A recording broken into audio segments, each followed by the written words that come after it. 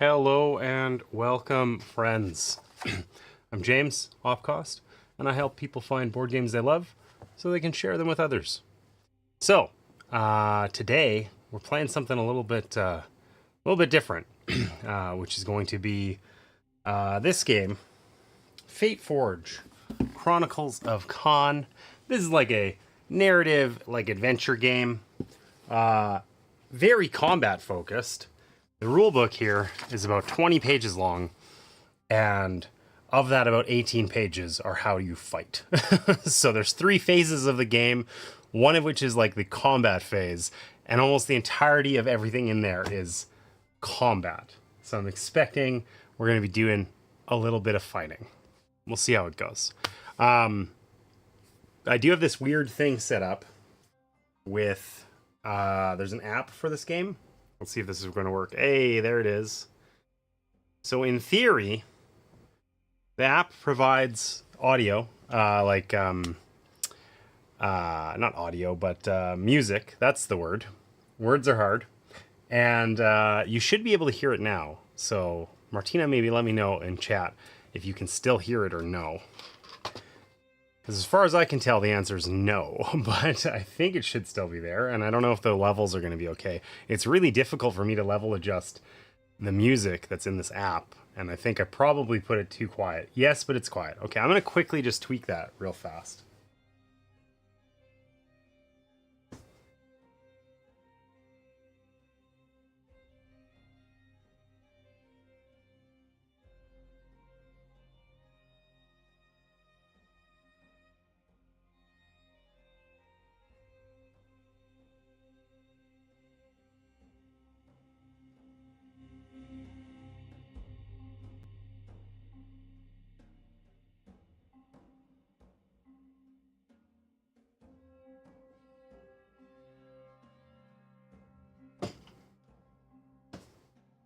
Okay, that was actually like, I forgot.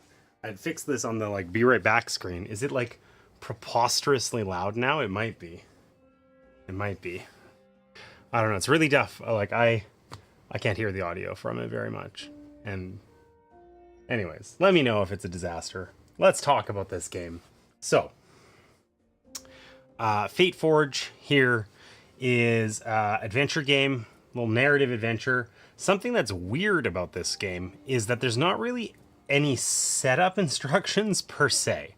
Okay, so I have this like huge bunch of crap just everywhere. No, can't really hear it if you're at a good volume. Okay, I was really worried it was going to crank it way too loud. Okay, I'll tweak it a little bit more, but I'll do that in a second. Firstly, these are some cool art prints that were included in this, which are just rad. These are neat. Thought I'd show these off. This is like I think Fateforge is like an RPG setting that's slowly been like built out, and this is like a board game in that setting. I don't actually know a ton about it though, so hard to say. But in any case, those are cool art prints that are included. And yeah, so there's not a lot to this game in terms of how we start. We're just going to have to kind of figure it out as we go through the app. There is a huge ass map here. It's like, oh, you start with just a old paper map. I don't know if we're going to need this, but it is, it's large. There's a bunch of locations. We do get to move around. One of those like almost excerpts in the rulebook is how to move on the map. So, good afternoon. Going to lurk today, recovering from a weird vertigo thing after driving this morning. Bring on the battles. Well, that doesn't sound fun, but I hope you recover, and maybe my voice can lull you into a recovery.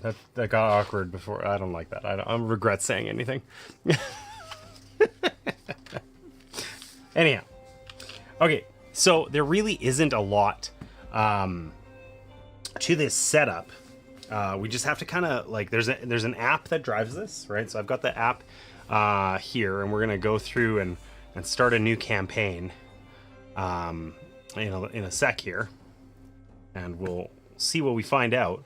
But before that, let's just take a look at what we do know. There's 5 characters included in the base game. We're just playing a base game kind of run here. And we've decided, we being me, I've decided that I'm going to try playing as the nobleman here and the shaman. Perhaps an odd pairing, I don't know, but that's just the way it's going to be. So, the shaman, Kila, the shaman, has her special ability is called Vigor, which basically gives her an opportunity to reroll. Also, did the slider cam die? What's going on here? It did. It came unplugged a second time. How does this keep happening? Just a second, friends. Let's fix that.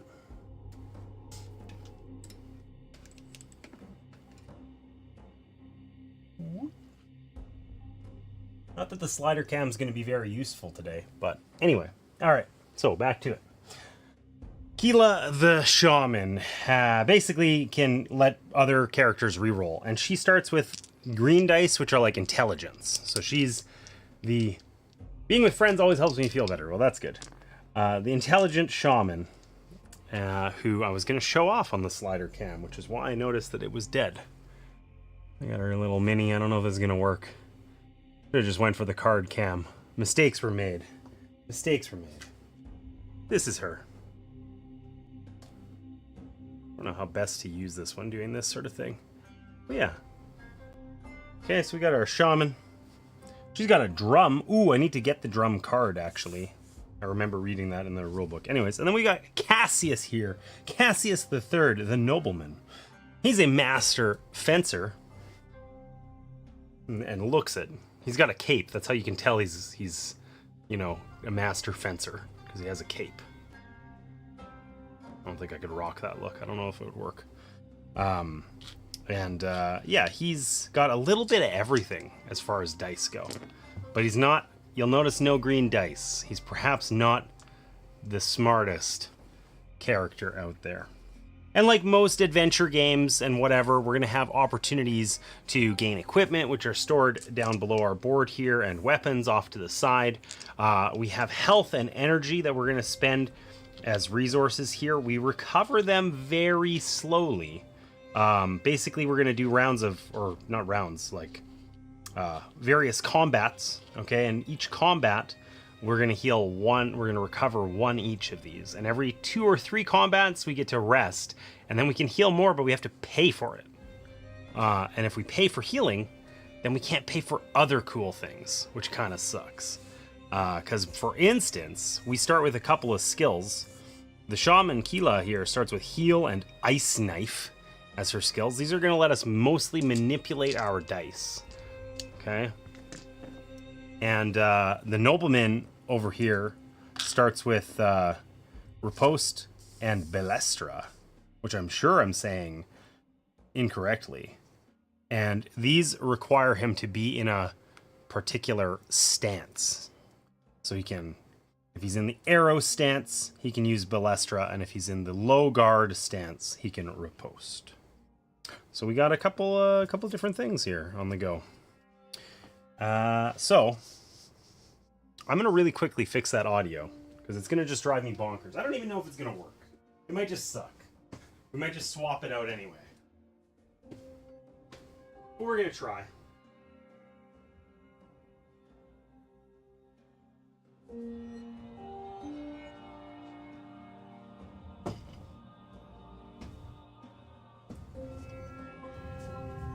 And yeah, okay, so before we start our campaign here, we received a letter. Naske's letter? I don't know. Read before starting the campaign. Alright, so what do we got? To the elder druids of the circle, of the spirits of Unsinoan. Oh my god, that is literally not pronounceable. My invitation to an audience with the Ilkral, the immortal emperor of Kartakal, was a deception from the start. I am kept now as one of the Enelar, the Emperor's consorts. That's a bad gig. Every luxury is lavished upon me, yet the gardens and chambers of the Imperial Palace are but a great gilded cage. Whenever I can, I make sure the forest's voice resounds in the palace, just as each of the other Enelar makes herself the voice of her own homeland. It is all my position allows me to do. The Ilkral has done much good for his people. He is well loved in Isafir. Man, these are, every word in this is like, every third word is unpronounceable. Which he has made into the pride of all Kaan. There is an ambition in him that will not rest until all Kaan, no, all Yana, bends the knee to him. He is fate chosen, and he will wreak terrible things. The Ilkral's eyes have been set on our forest for some time. He asks many questions about our lands. Dark schemes are being woven. I am doing what I can to frustrate these schemes, but I only possess the power to achieve so much. I beseech you, send the bravest champions of the forest to Isafir in the utmost secret. I have allies in the city that will make contact once they reach Isafir. May the ageless wisdom of the Stistainen, I don't know, God, guide our way. Oh my God, Tksittainen. Sitainen? I don't know. There's like, I don't think my tongue is physically capable of moving correctly to pronounce that. But in any case, sounds like a bad guy. There's a big bad guy, and we're the top secret mega heroes who are going to save the day. So, that's sweet. I like that for us. I like being a hero. So let's fire up this app here and see what we get. So we're going to play the Chronicles of Kaan base campaign. We're not going to use the expansion for this guy. And we are going to use the Shaman and the Nobleman. And they're like, the game basically doesn't tell us how to set it up. So I'm hoping that it's going to walk us through cool stuff here as we go. All right, Act 1 of 3. Sweet. Ray frames like this one contain instructions for you to follow. These will generally involve physical components from the game box. To begin your adventure, find Naske's letter in the game box and read it. I just did that. It was a challenging read, thank you.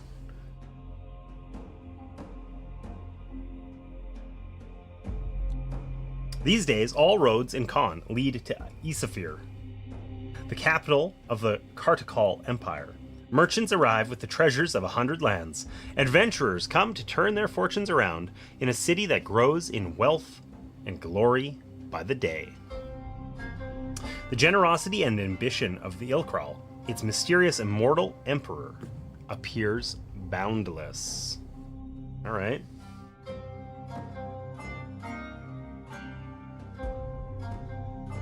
Your journey from the primeval forest has been neither short nor easy, just like reading that letter. But as you finally approach the city, you feel a shiver of excitement race up your spine.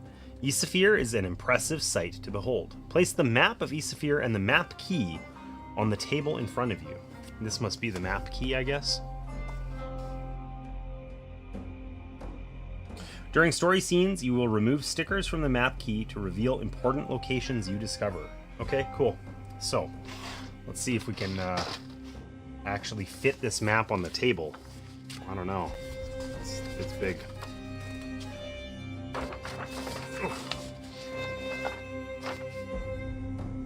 Oh, it worked okay. Your mind rings with the desperate words in Naske's letter. Few druids in the primeval forest... That was a weird sound. Few druids in the primeval forest are as beloved as she is. Some months ago, she journeyed to Isafir upon the invitation of the Ilkral. Over the past year, the Ilkral's troops have ventured deeper into the forest, and his agents have been exerting their influence over the tribes of your homeland. Naske accepted the Ilkral's invitation and journeyed here to better understand his ambitions towards the forest. She witnessed for herself the prosperity and security of the Kartakal Empire brought its subject. Kartakal, I don't know. But also its ruthless ambition and the obedience it demanded. That doesn't sound nice. As her letter revealed, the Ilkral's invitation was a ruse. Naske is now his prisoner, and I don't think just prisoner. That's not the vibe I got from that letter. I think it was a little more personal than prisoner. Naske is now his prisoner, and the elders' worst fears about the Ilkral's intentions seem to be well-founded. It is vital that you rescue Naske and that the forest hears what she has learned of the Ilkral's schemes. Travelers take many roads to the imperial capital, but they all meet here at the great caravanserai of Saint Mehebad. God, this is like a workout to pronounce this. And my worst, the thing I hate most is like stream anxiety over pronouncing names. It's worse when it's people, though. So at least there's that. You've been to the Solstice Festival, when all the tribes of the forest come together, but little has prepared you for the mass of travelers crowding the caravanserai's labyrinth of passageways. Remove sticker 1 from the map key. Place the party token on location 1 on the map. Oh, I don't have the party token out. So one thing we do get in this game is we get this little party box.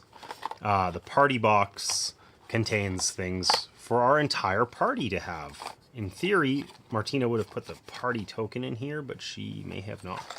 Oh, there it is. There you go. Oh, it's even marked. Party marker. All right, cool. I got Martina to help me set this all up because there was lots of components to sort, and she likes that sort of thing. Okay, so we are up here. Way up here. Maybe I don't know if I can even lay this map flat. We're up here. Oh, we're just on an angle. It's fine. At the caravan. I got to remove sticker 1 from this map key, which I'm certain I'm going to screw up. Please don't judge me, Martina. I'm doing my best. You doubted me. Maybe a little. Listen, there was the skill card incident, rather. The caravanserai of Saint Mehebad. Okay, so I don't know what these other locations are yet, obviously. So that's a thing. Okay. As you walk through the main gate leading into the caravanserai, the guards at their stations single you out from the crowd of travelers. Jerks. There you are, one of them exclaims. I told my friends to expect some forest folk coming through the gate. I knew you were coming from a mile away. That's how far your stink carries. The other guards laugh. One of them walks up to get a closer look at you. And no wonder, he smirks. Just look at yourself. What dead animal is it you have draped over you? All right, do we stand up for ourselves or put our heads down and keep walking? I feel like I just arrived here and I really don't desperately want to pick a fight with the guards. You know what I mean? Like, that feels like... Sounds about right. Sounds about right for me. What, the stink? You saying I'm stinky, Martina? That's rude. Unnecessary and uncalled for. Okay, so what do we want to do here? Do I want to put my head down and keep walking or stand up for... I want to stand up for myself. I really do. But I feel like getting an ass kicking by the guards is a bad way to start our journey. The stank. Thank you for clarifying. Appreciate you. Appreciate you. I'm gonna say that we're gonna try and be a little bit pacifist here. We're gonna put our heads down and keep walking. You decide it's best to let the matter go and not cause a scene. When you put your head down and move on, the guards' laughter increases. You keep walking and let their laughter fade away behind you. You avoided getting a negative reputation with the militia and thus making yourself known. The app tracks how you interact with certain factions in the game and influence how they react to you in the future. This will have consequences in the story, although the game will not explicitly tell you when these are triggered. You can view your reputation with the factions in the statistics button at the bottom of the screen. Okay, so let's see. With the Empire and Daralos, our reputation is 0. Our reputation is 0, but it's not negative a million, so that's cool, right? You find yourself in a wide, dusty plaza, packed with travelers, milling in every direction. Under the colonnades, I don't know if that's a word, colonnades, that surround the plaza, you can see stables, taverns, inns, and shops. Everything a weary traveler could need to restore themselves after a tiring journey. You are not even in the city proper, and already you feel like this bustling labyrinth could swallow you whole. No one pays you any attention, except for a cat standing in the middle of a narrow street, looking at you with a strangely intense focus. Surely this is one of our friends, right? You are a stranger here, and you know no one in Isafir. You are about to head to one of the inns around the plaza, but a young girl steps out in front of you. She's carrying a massive bundle of flowers and is wearing more flowers. in her hair. She moves towards you and extends a hand, holding a single pink rose. You notice a symbol tattooed on her wrist under her sleeve, a circle of dots. Are you the heroes from the forest? I have a message for the heroes from the forest. We're going to confirm that we're the heroes from the forest, and she's going to be some evil shapeshifter and kill us, right? The girl squeals. I knew it was you. I just knew it. Please, you must follow me. I will take you to an ally that knows your druid friend. Before you can reply, she turns away, beckoning you to follow. Without warning, a band of militia jump out of the shadows and surround the girl. You'd have expected a child like her to be scared, but what you see is something else entirely. She throws her bundle of flowers into the air. Before they come back down, you see the flash of a blade. A guard falls to the ground. He clutches at his throat, uselessly trying to contain a jet of blood. She fights like a cornered rat. Another flash of the blade, and another guard falls. The leader notices you, points your way, and shouts, "They're with her! Get 'em!" A few of the militia rush towards you. Their leader blows twice on a horn to call for reinforcements. Well, that escalated quickly. Round frames like this one give you a summary of the combat scene you are about to play. This will include an overview of the objectives you need to complete in order to succeed. You've gotten yourself embroiled in an altercation with the militia. Defeat the militia officer blocking your path to avoid arrest.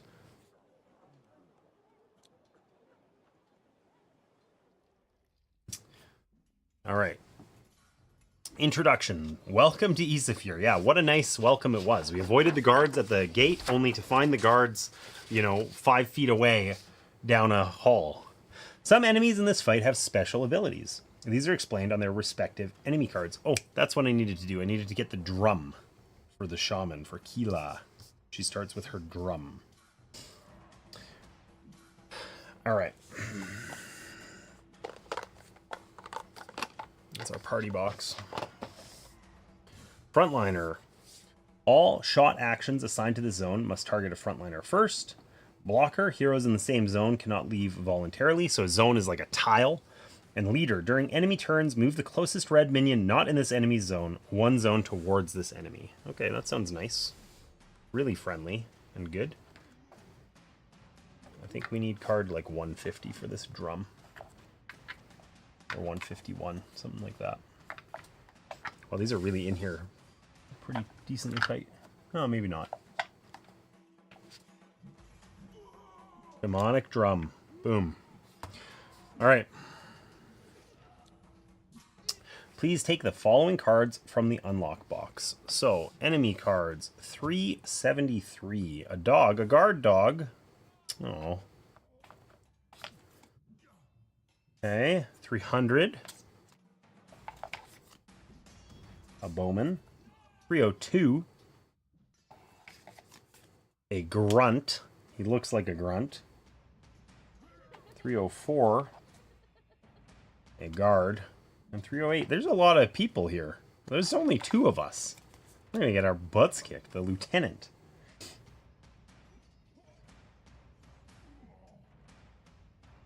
Alright. Please take the following components from the tokens tray in the enemy box. Let's see what we get. Oh, these are like individual tokens like per enemy. I see. Okay. Well, that sucks. I gotta find them in here. Oh, but it represents like their color. Like blue, green, red, and purple. So these must... Are the guards just gray then? Or the not the guards, the dogs. There's like tigers and cats and stuff. The hell is that thing? I'm gonna wish I hadn't looked at that. I can tell.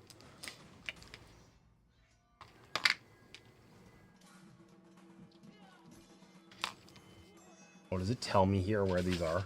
It does. Oh, well, I didn't see a dog. Oh, are they double-sided? They're double-sided. Fail. Okay, so we need a bowman. which is this guy up here.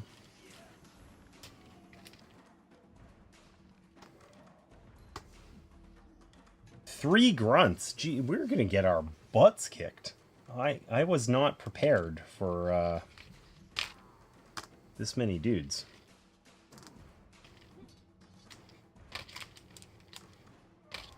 Oh, these ones are in the wrong order. I blame Martina, who's personally responsible for that, I'm sure. Sure of it.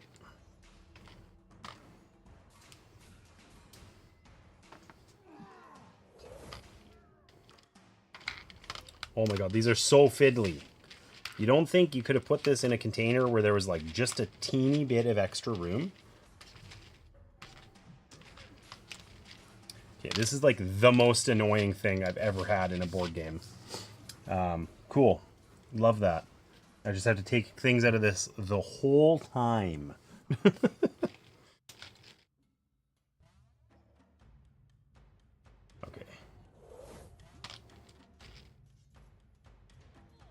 The right guy? It is. And then this lieutenant dude must be this guy. All right. I didn't touch those ones. Yeah, the box is just super irritating. Like they were in like reversed order. Like some of them were 1 to 5 and some were 5 to 1. Literally unplayable, you know? Okay, so what do we need here? We need some A and B exits. Oh my god. One day I'm going to know what these tokens are, and this is going to be really fast to do, but right now it's like, it's pretty bad.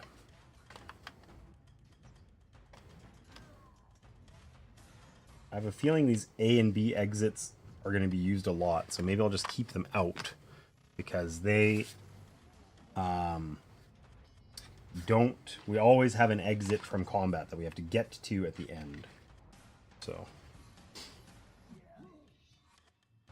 And we need a gem. A single $1 gem. When we get gems, we drop them in the party box and we can spend them later to either heal or buy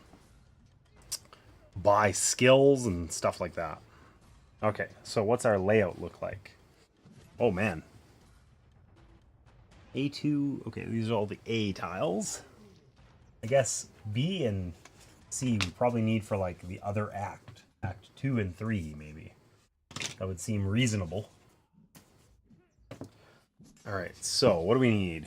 We need A2. Are these in order? No, they are not. A7.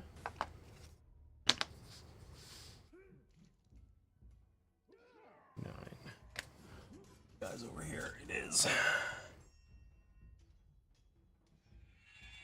A4 and A1. Okay, cool. Why does this have to be vertical? Why does it have to be huge?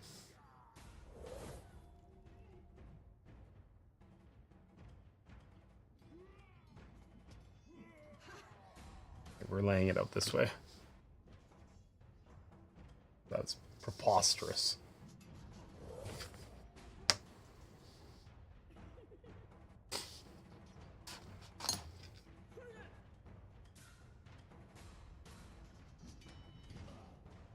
All right.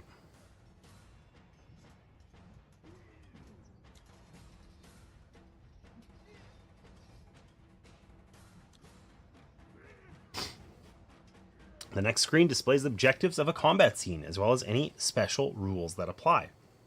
You must complete all objectives to succeed. Make sure all players understand these objectives, then click Next to begin guided combat scene setup. Okay. Hey, that was weird. I didn't like that. Okay, main objectives. Defeat the militia officer guarding exit A and leave from exit A. So there's exit A and B. We always have to leave through an exit. B is going to be like beside us where we start. We either get knocked out and we fail, or if we leave through exit B, we also fail.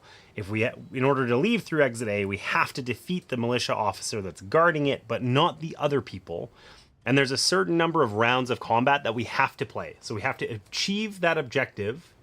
We have to achieve the objective in less than that number of rounds, but also survive that many. Even if we're done the objective early, we can't leave before that many combat rounds have completed. All right, this combat scene serves as an introduction to allow players to get familiar with the combat system. Make sure you have read the rules for combat scenes before continuing, and then follow the instructions shown by the app to set up the combat map. You have 3 rounds to complete this combat. Okay, so I have read the instructions, but literally the entirety of the rule book is the combat instructions. Like it's like 18 pages out of 20. Let's see how this goes. All right. Combat scene. For this fight only, you may reset the health and energy of all your heroes after the end of combat. If you fail to achieve the objectives of this combat, the app will bring you back to this point to try again. So don't suck, basically, is what it's telling us. You know what? I have a... I just had a weird feeling. There's this thing in the app here where we have to pick that we were playing the solo mode. And it says it'll like, oh, it'll just introduce extra rules. It doesn't ever tell you where they are. But I have a sneaking suspicion that I didn't do that.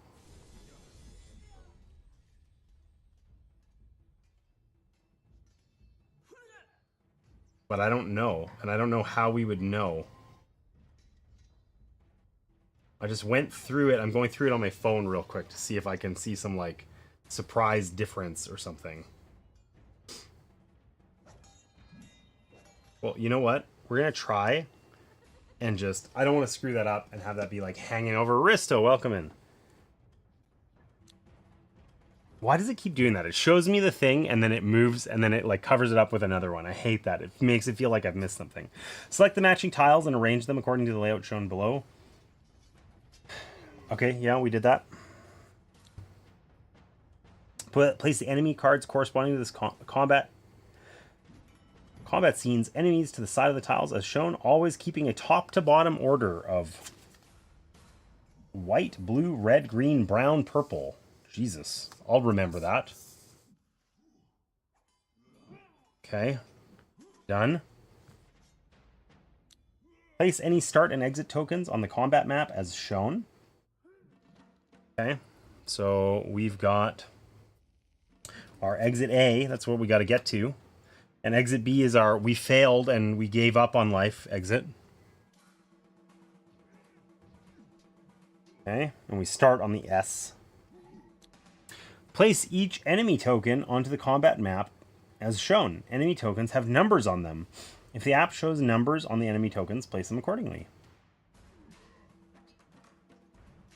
Otherwise, just do it with their numbers randomized. It'd be great if I could, like, read that. If I could see, that'd be really swell. So it does not look like those are numbered. So we're going to place 2 random grunts on A4. 3 and 2. And this guy's going to go, wow, we got to, like, run through this hallway. There's a dog there. There's this guard with a big axe. There's this mean bowman here. And the person guarding the exit is the lieutenant. So we have to kill probably the hardest person. Sweet. Love that for us. What could go wrong? What could go wrong?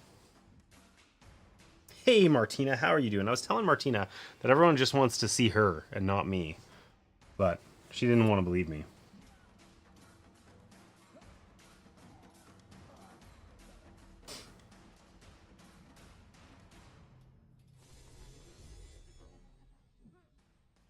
Okay, so the leader's enemy card indicates that he has 2 armor. Place 2 black cubes on the purple token to represent his armor. That sucks for us. I don't like that even a little bit. Okay.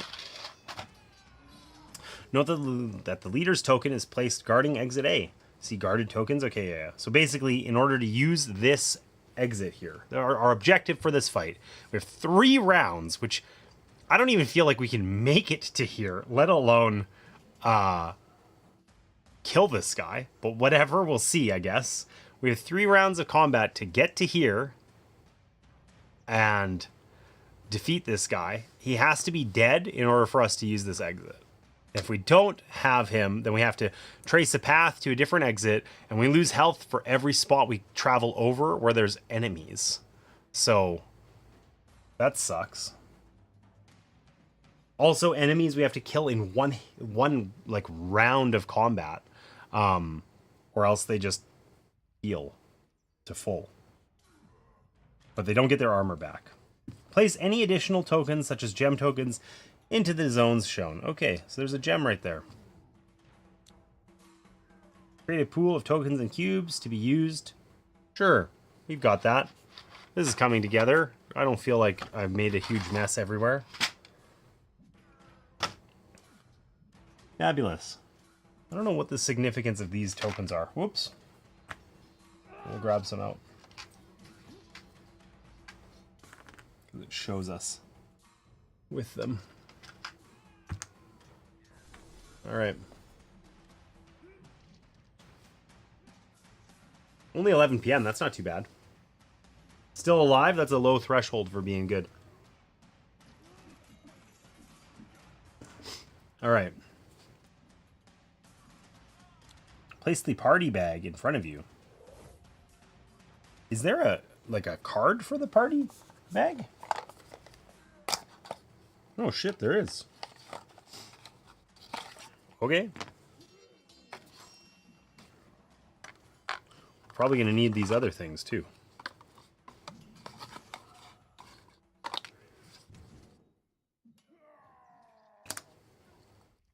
But not that one. Okay. Place the turn tiles for the preparation phase, enemy reactions, and enemy turns in front of you. And add the turn tiles representing your heroes as shown in this example. The order does not matter for now. Well, it should matter, but okay. We'll go Shaman, enemy reactions, Fencer, and then the other guys. Maybe I'll put this over here where anyone can see it on stream. It's an idea. Place each player's hero miniature onto the tile with the start token. You're ready to begin. All right.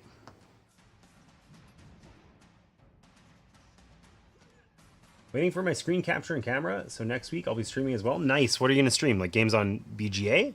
Or like physical games?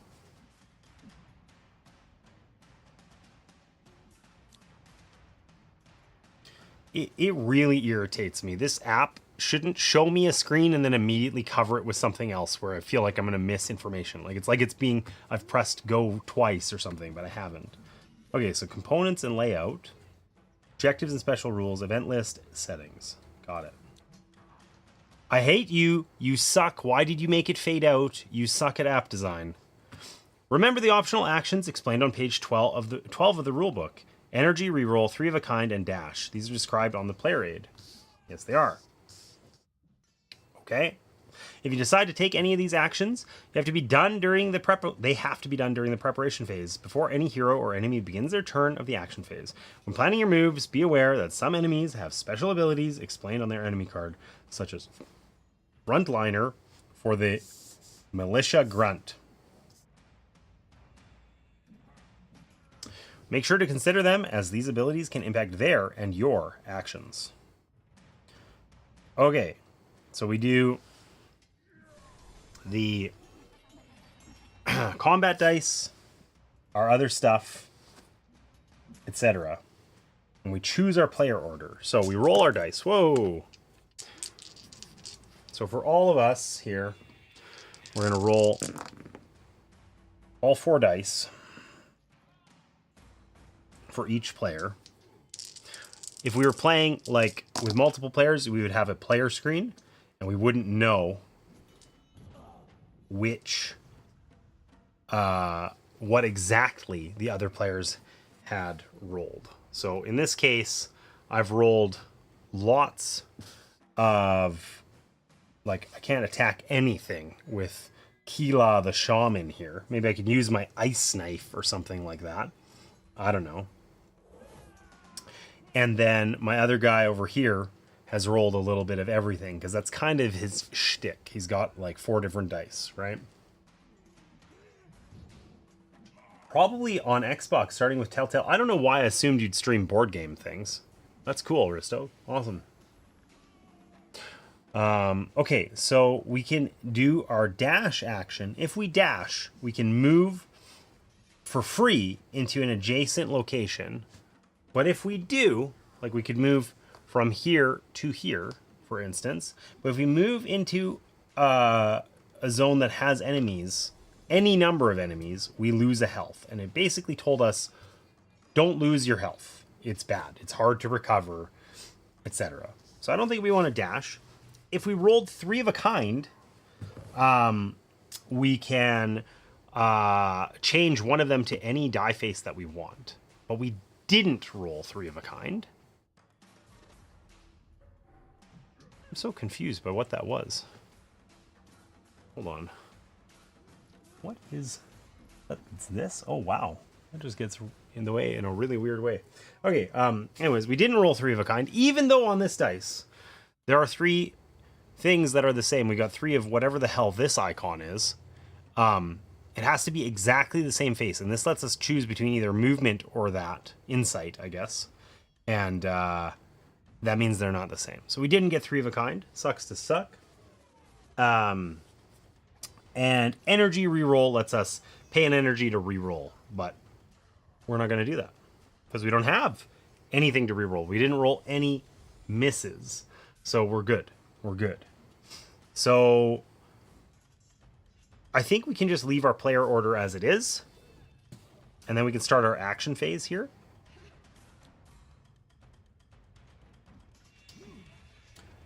So I guess we play our player 1 phase, and then the enemies react. This is like not a particularly well done tutorial, in my opinion, but that's okay.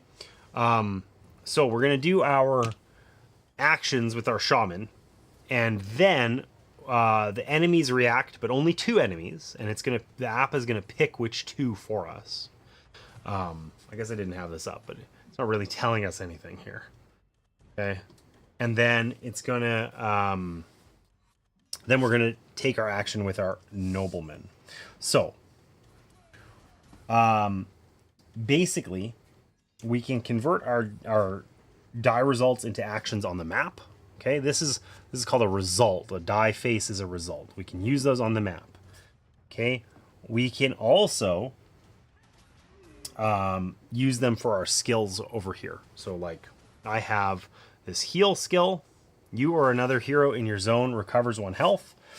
And I have this ice knife skill, which I can use to switch around some of my things there. I can only use that once per round of combat, though. So I'm going to try to convert some of my results. I'm going to try to do useful things here. Now, this would allow me to do like a ranged attack, but I don't know that I can. Maybe I can. I don't know if I need a weapon. We'll see. I think I can. Yeah. Okay, so I can just deal 1 damage to an adjacent zone. How much do these guys have as health? They only have 1 health anyway. Oh, sweet. Okay, and these guys are grunts. So it says here, these guys are grunts. It says they're a frontliner. All ranged damage assigned to this zone must target a frontliner first. So the grunt is gonna go down first. He's gonna take 1 for the team, and that's great because I'm gonna shoot him with this arrow, and this grunt's gonna die. See ya, nerd. And then we have 3 things left that we can use. So I can move with 1, which lets me move into an adjacent spot. Okay, and then I have these 2 actions, which aren't particularly useful for my like combat here, right? Like what am I gonna do? I'm gonna like, talk to the guy. I'm gonna reason with him. Not actually. He wants to kill me. Okay, so I have to do something else, basically. And what I'm gonna do is I'm gonna use my skill to change these around. So I can use my ice knife here to use one of these to turn it into an attack. So then I can do a melee attack against this guy. And this guy is actually dead because he only has 1 health. So, see ya, nerd. And then I got this 1 extra die, with which I don't really have anything to do, but I can use my shamanic drum. At the end of your turn, use one of these to add a focus token to this card, up to a maximum of 2. You may use these tokens as successful results in future combat rounds. Discard the tokens at the end of the combat scene. So I don't know which tokens I'm supposed to use, but I'm going to use green because that feels cool. All right. That was pretty successful. We ran around, we broke some stuff, you know? I like that. I like that.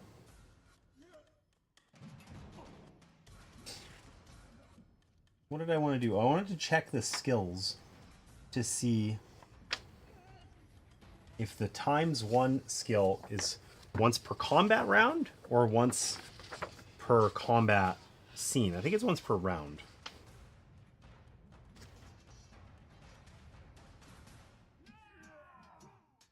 But it doesn't tell me in a way that's easy for me to reference, so that sucks.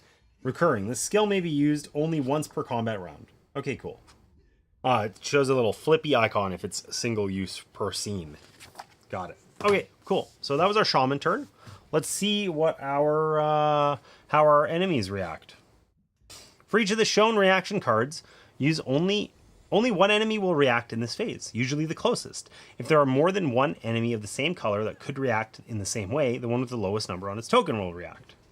Some enemies will show a little icon, which basically targets the first or last heroes, respectively, in initiative order.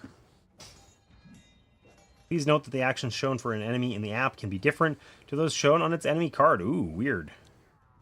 Okay. So only 1 enemy reacts for each card displayed below. If you've defeated all the enemies of the type shown, click on the skull button below the respective card. This will mark that enemy type as defeated and generate a reaction for a different type. Okay, so we're going to first react with this guy. Oh, I can't zoom in here. But basically what it shows is the grunt, right? So our grunt over here, we do still have 1 grunt out. We killed the other 2, but this one's still available. And basically what it shows over here is that if we have a hero within range 0 on the same tile as it, it will get attacked. We don't. If we have one, if we target the first hero in initiative order and it's like 1 away, it will move. And if it's 2 away, it would move. And if it was more than 2 away, it wouldn't. It wouldn't do anything, but it will move 1 spot toward it. And then our orange, or not orange, our Jesus Christ, green guard, it's beside an orange gem, that's my excuse, is going to do the same thing. So if there's a hero within 0 or 1 of it, it's going to either attack or like gain a block, but it's not going to do either of those things. And that was the enemy reaction phase. So now our nobleman gets to do stuff. And then every enemy on the map will take a turn, right? Yeah, maybe one day, but I'll start with easier. Board game streams are crazy to manage, it seems. They're a little bit harder. I would say physical anything. Thanks for taking care of me, though, by the way, for that hydrate. I would say that anything involving, like, physical games, way harder. Because, like, you know, the relative ease of just, like, opening up a game in OBS, like capturing the screen and you're done, is like awesome compared to screwing around with lighting and physical cameras and all sorts of other things, right? So definitely easier to just like stream League of Legends or something. All right, so we get to do our nobleman turn. Now, I think I was supposed to pick a stance, and I totally forgot. So we're just gonna pretend I had made a choice that made sense.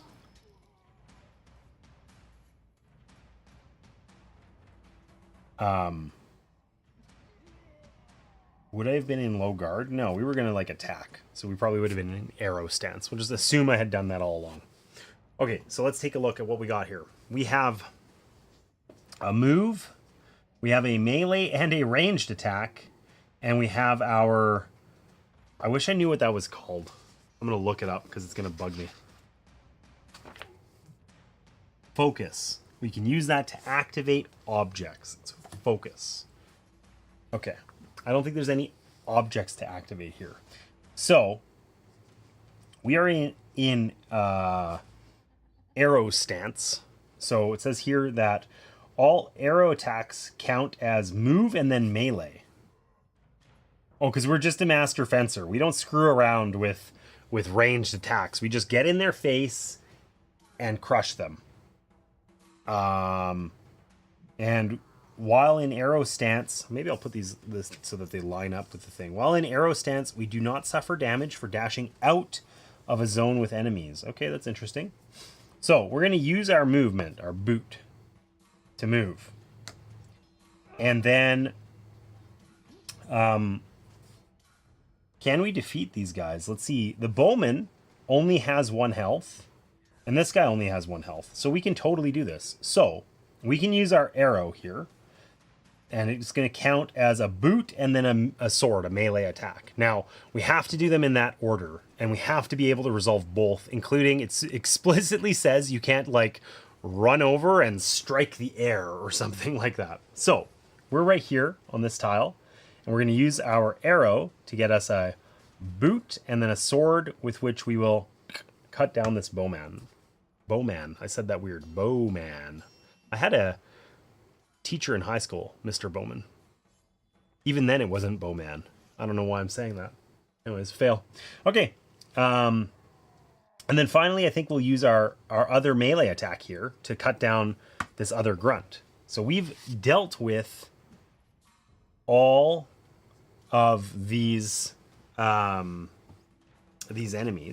And then I don't think there's anything we can really do with this focus die. This is where we'd want to have like additional skills where we can manipulate our dice more, because there really isn't anything that we can do with this one, right? It's just, we can interact with the map with it, but there's nothing in particular to interact with. So here we are, just looking at it. Just gonna make sure there isn't some clever way that I can spend that. I don't think so. Also used to activate skills in some items. Yeah. Okay. Well, nope. We don't have anything we can do with that. I don't think we get any benefit for having dice that we, that we didn't use or whatever. So we are finished.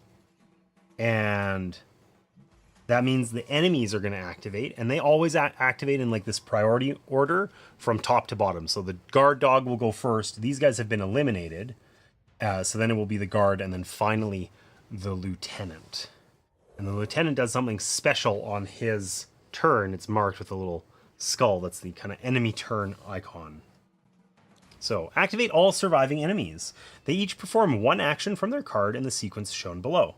Multiple enemies of the same color take their action in initiative number from lowest to highest. So 1, 2, 3 with the guards, for instance. Okay. So the guard dog will activate first, right? So the guard dog card here shows us that if we're range 0, he's going to attack us. If we're range 1, he's going to target the person who took an... Interesting. He targets the person who went first in turn order, which is not 1 away. It's 2 away.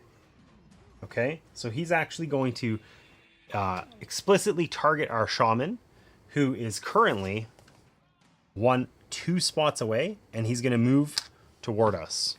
So... Guard dog not that bright. He could have bit this guy, but he's really upset because they do mention that that's a mechanic a lot. Basically, people who activate first earlier in turn order are more likely to get attacked because they kind of catch everyone's attention. So The shaman starts stabbing people, and this guard dog runs over while our fencer goes and cuts some other people down. Okay, so then what's our guard here going to do? This guard is blocker. Heroes in the same zone cannot leave voluntarily. Okay, so when we're in this zone with this guy, we're there. We cannot leave, but he only has a range of 0. He's just going to attack at a range of 0, which isn't going to do him a whole lot of good right now. And then our leader, he's going to attack with a range of 0. He attacks +1, and he has 2 armor and 2 health. So to kill this guy, we're going to have to potentially do 4 damage to him in 1 round of combat, which seems unlikely, but we will see, I guess. Okay. The armor, health comes back. If we do 1 damage to this guard has 2 health, right? This guard, 2 HP. We do 1 damage to him, he gets that HP back the next turn. This guy, the lieutenant, also has 2 armor, which we put little black cubes on, but the armor doesn't regenerate across turns. So it needs to be a total of 4, but we could potentially get rid of the armor on 1 turn and then deal with the health on a subsequent turn. All right. And it says during enemy turns, move the closest red minion not in this enemy zone 1 zone toward this enemy. So we would get the grunts to retreat towards him, but we killed them. So sucks to suck. All right. So we have to mark defeated heroes, return any unused block tokens to the supply from heroes and enemies, remove any stun cubes from enemies, remove red damage cubes from enemies that have not been defeated. Okay, so that was 1 round of combat. Don't forget to remove any damage from enemies that were not defeated. See toughness and armor. Yeah. Round 1 has ended. There's even a coffee stain or something on the... I don't know what that is. In this round, the layout of the combat scene will change. A pop-up will show you the new map. Add tiles and enemy tokens as shown, but leave the rest of the tiles and tokens unchanged. Well, that frickin' sucks. We were doing great. I don't want to add more. Holy crap! We're adding like a ton of stuff. Okay, so we've got... I guess I shouldn't put these behind the monitor where they're like impossible to see. So A11 goes here and it's going to have these guys on it. I don't care for that at all. A6 going to go over here. Have one of those and a dog on it. Oh.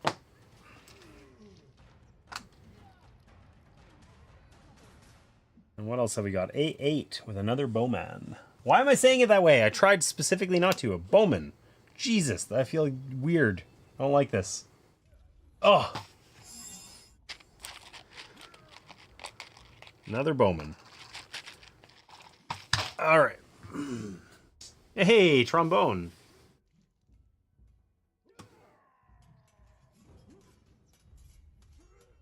Copa America. Even if you don't watch football, that's the thing. Brazil is out, but Canada is still running. Okay, I don't know anything about that, but I'll take your congratulations. Thank you. All right. I've just finished hiding 62 tiny flamingos around the house where I've been cat sitting because the husband of the house has a visceral reaction to mentioning flamingos and thinks they're ugly. Wow, that's rude. That's intense. You have 100 flamingos? Jesus. That's a lot of flamingos.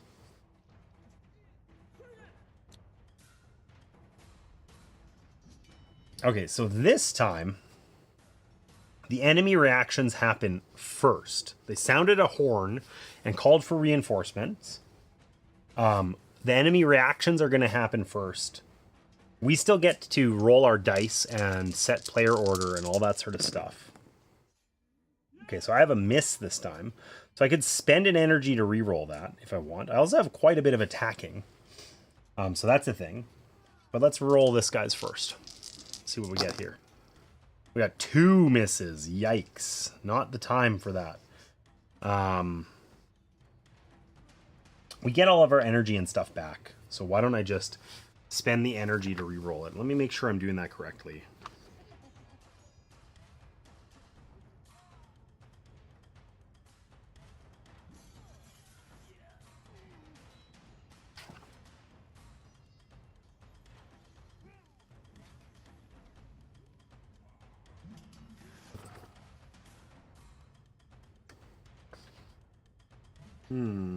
I think I can spend energy to re-roll, but why do I feel like... Why do I not see that here?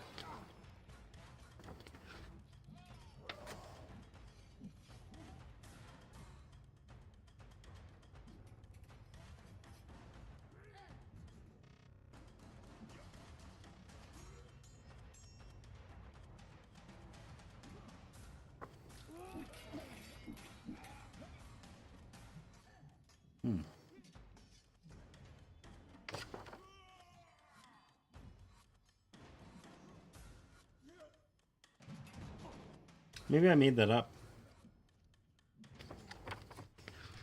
I might have. First playthrough. Always rough. Anyways, trombone, that seems like really committed. That's a lot of... that is a lot of flamingos. 100? Oh yeah, energy reroll. It's one of the abilities right here. What am I doing?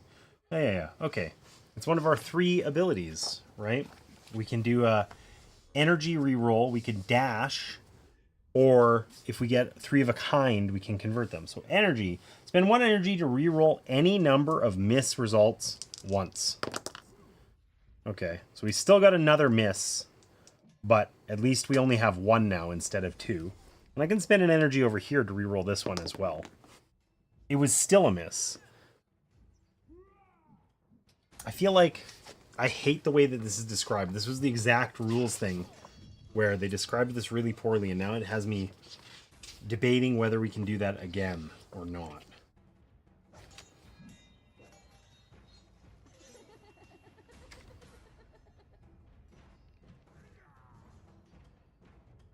You can only do this once per combat round. Okay. Cool. So, we still missed. We suck. We can discard a miss to allow another hero to reroll a miss, though. So we can do that at least. We can try again over here. It's still a miss. They just really want us to miss. This is just the way it goes. Okay. Why don't we go into low guard stance, because we know that they're bringing the fight to us here. And I guess we'll see how this goes. We're not going to dash, because that would suck. That will hurt us. We don't want to do that. So, yeah. Enemy reactions. Okay, so who's going to react? The dog, and then a bowman, this one. Okay, so the dog is going to attack us. Because he's within... Oh, I didn't show this on the thing. Whoops. So the dog, the 0 action is if he's within 0 range of somebody, which he is. He's right on top of us here. He's going to attack. So he's going to attack us for 1. Which sucks. What are you going to do? But we are in... we can riposte once per combat round if you block any damage from an enemy in your zone. Oh, if you block. I thought it was if you take. We didn't block any because we didn't get any of the correct results to do that. We can... Yeah, okay. So we won't be doing that. I thought we were really clever here, but we're not. Anyways, and then the bow dude is going to attack us, right? He's within 1 of us. And I don't remember how we settle targeting ties. I cannot remember. They had like a whole ass thing about it that was really confusing, because they basically said, oh, you get to pick how ties are done, except then no, you don't. So for targeting.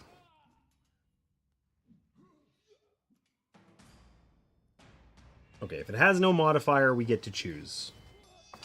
All right, so, well, we're going to target our shaman because she hasn't taken any damage yet. Done. Okay, so now our nobleman gets to do stuff. Now, a problem is, listen, I'm going to pretend that that I was better at this game and that I had actually used the correct stance because we otherwise can't move, and we're going to be really sad with that. So, let's attack and kill the dog. Sorry, Poochie, you're gone. I mean, we could ignore him, I guess, but whatever. And then we're going to use our... Ooh, we're just gonna ignore these guys. These guys are a distraction, right? In 3 rounds, we gotta get over here and kill the lieutenant. We don't care about these new guys that showed up. So what we're gonna do is we're gonna use our arrow result, because that counts as move and then attack. So we're gonna move and attack against this guard. That's 1 damage, and then our other attack is our 2nd damage, and he will die. And that means we can collect this gem, and we can just put it in our party bag. And we are out of actions. We're done. And then sadly, like, do we just get to stand here and do nothing, basically? I think the answer is yes. Because we have a bunch of attack, but we can't actually do anything with that. So... sucks to suck. But, oh well, what are you going to do? So here's what our results are on our shaman. We've got 2 melee attacks, and a ranged attack. That's not going to help us move very far. So let's use that ranged attack. We have to kill the frontlining grunt, because that's the way it works, which means this other grunt is going to move towards the lieutenant when he activates, but oh well. And then the only other thing we can do, so we've used this one, and then we can turn one of these into, you know, the other face, basically, right? And then you could spend these in order to heal one using our heal ability. You or another hero in your zone recovers 1 health. So that was not particularly useful. Trying to get like 5 tiles across this thing and having your ability to move be determined by dice rolling feels a little yucky. But we'll just remember that for next time. We'll roll better. That usually works on this stream, right? I walked away for a moment, so I didn't hear James's response to my chat messages. How could you do this to me? Trombone. I said that was a lot of flamingos, and that seemed cruel. All right, activate all surviving enemies. So the dog first. So the dog is within 1. He's going to run over and he's going to attack our frontliner, our guy here. That sucks. And then the bowman, all of them attack in initiative order. So first this guy, who will shoot the shaman, because he's 1 range away.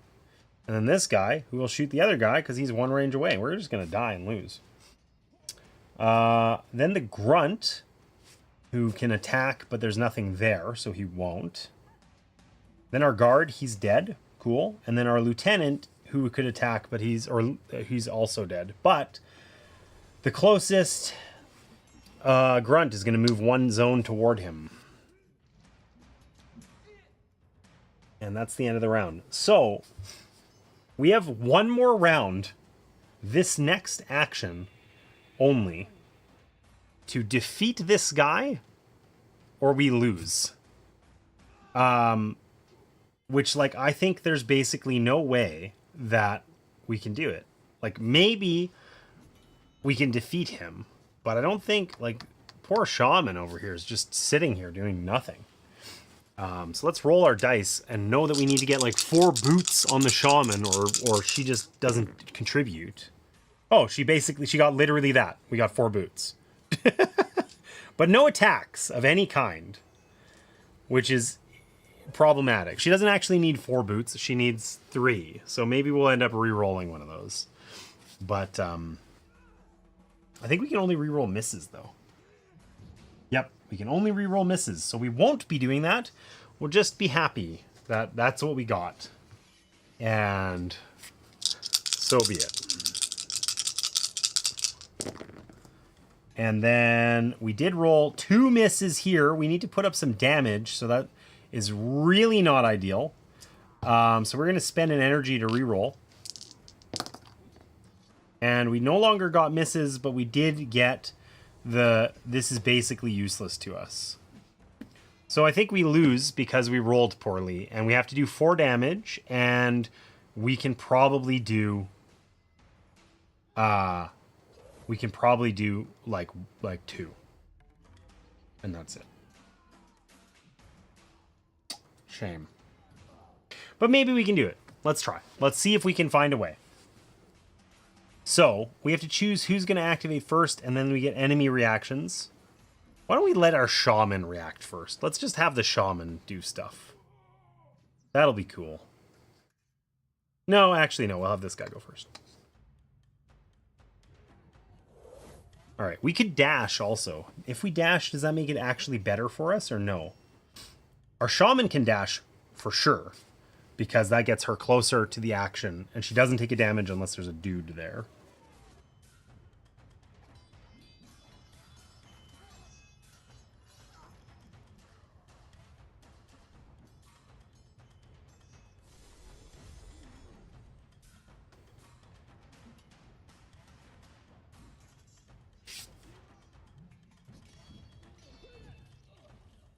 Oh, you only suffer damage if there's an enemy in your starting zone, not in the zone where you go to. Whoops. I misunderstood that. Okay, so if we go in arrow stance, we can dash out of here without suffering damage. But we don't actually want to be in arrow stance. We want to be in low guard, because we might actually be able to do this. So we are going to dash with this guy. We are going to dash with him. And he will take a damage for that. And we will be sad. And then we're done with those. Okay. So, Cassius III, our nobleman. It's time for him to attack. Okay, in my defense, I was only going to hide 1 or 2 decorative flamingos. Then my mother got a bag of 100 tiny ones when I told her my plan. That does seem like quite a lot. But, you know, it's the gift that keeps on giving. To continue tormenting somebody, you know? That's healthy and good. Okay, so. The only things we can do here... Oh, I can only do that once per turn? Oh, that sucks. So, I can attack with my dude here, right? You can attack this lieutenant and get rid of 1 of his armor, and then he can spend 1 of these in order to block. And get a block token. And then when he blocks, he can use that to deal a damage to our lieutenant. That's the goal. That's the goal. Okay? Now, I think we can always move to adjacent zones, and whether there's people there or not doesn't affect our ability to move there. So, we rolled 4 boots like I asked. I guess we don't get to do that yet. We get to do enemy reactions first. So let's see who reacts. First, it's the dog. So, the dog is going to target the person in that's first in order, and he's just going to run over. He doesn't actually attack. So that's cool. And then it's the lieutenant, because of course it is.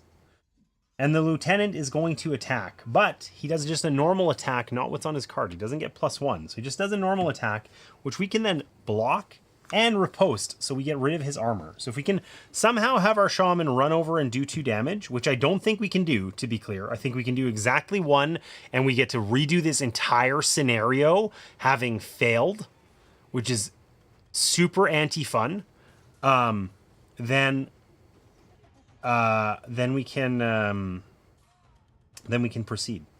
We're almost there. We can almost do it, but instead we can't. So it's our shaman's turn, who has 4 moves, like we asked, which isn't what we needed at all. We cannot reroll because that would be cool. So, oh, hey, what we could have done though is we had 3 of a kind, so we could have set one of these to any one that we want. So we can do it. I think this means we can live the dream. So we can move once. We can then shoot this guy in the face. He's now taken 1 damage. And then we can move 1 more time over to give him a nice snuggle. And then we can use our thing to get to turn this into a attack, right? We can switch out this die. We can use our ice knife to turn this into an attack, and we can slice this lieutenant down, and he's actually dead. So we did manage to do it. Thank God, because if we were 1 die short of doing that whole thing and had to do it all over, I would have been really upset. But we do have to survive this next phase, which might be surprisingly hard to do, because this guy only has 2 health left. So, all of our surviving guys go for it. So the dog is going to attack, but he doesn't have anybody in particular he's targeting, so we can choose. He's going to attack the shaman. Cool. The bowman. This one's 1 away, so he's going to attack, and likewise, he can also pick the shaman. Our grunt over here is going to just sit there and do nothing. The guard is dead. And the lieutenant also dead. So we're done. Start the cleanup phase. All right. After the last round of combat, the heroes need to escape by tracing a path to any of the exits. They all need to use the same exit and might take damage on the way, or even get knocked out. See exiting the combat scene. So yeah, we have to trace a path. Every tile you go through that has any number of enemies on it, you take 1 damage. For this combat scene, the heroes must use exit A to win. If they cannot use the required exit because it is guarded by an enemy, or because they would all get knocked out from taking damage while exiting, then they can use a different exit. It means they survive, but they lose because not all objectives were achieved. Some combat scenes allow the use of any available exit. Okay, so let's see. Do I lose a health for leaving, for passing through? Like, am I going to lose a health for this dog, basically?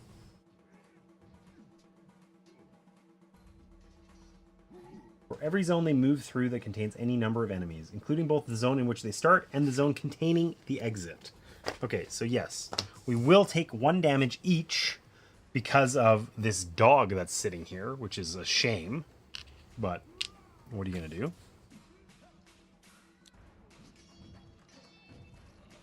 And you want to play an extra combat round? No. So we can always do an extra combat round, but if you do an extra combat round, you take a curse card. And the curse cards are really bad. Main objectives. Defeat the militia officer guarding exit A. We did that. Leave from exit A. We also did that. Okay. We did it. Usually after every combat scene, you perform recovery and reset and record the health of your heroes. So normally we would get 1 of each thing back. But because this is the tutorial, we get everything back. Thank goodness, because we were hurting. That was rough.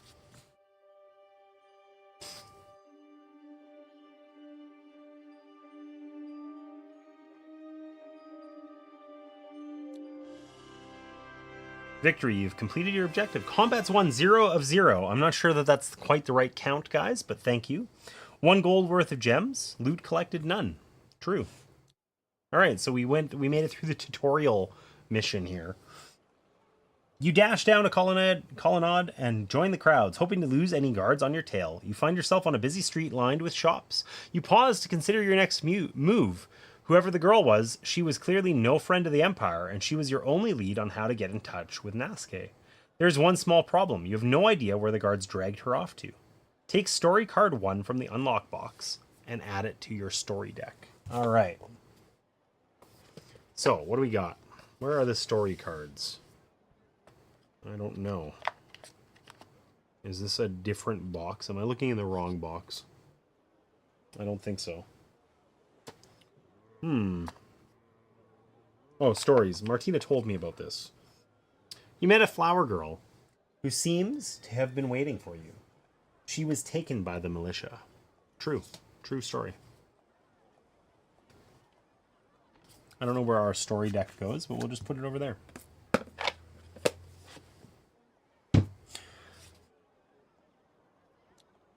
You stop a passing orc dressed in a fine tunic.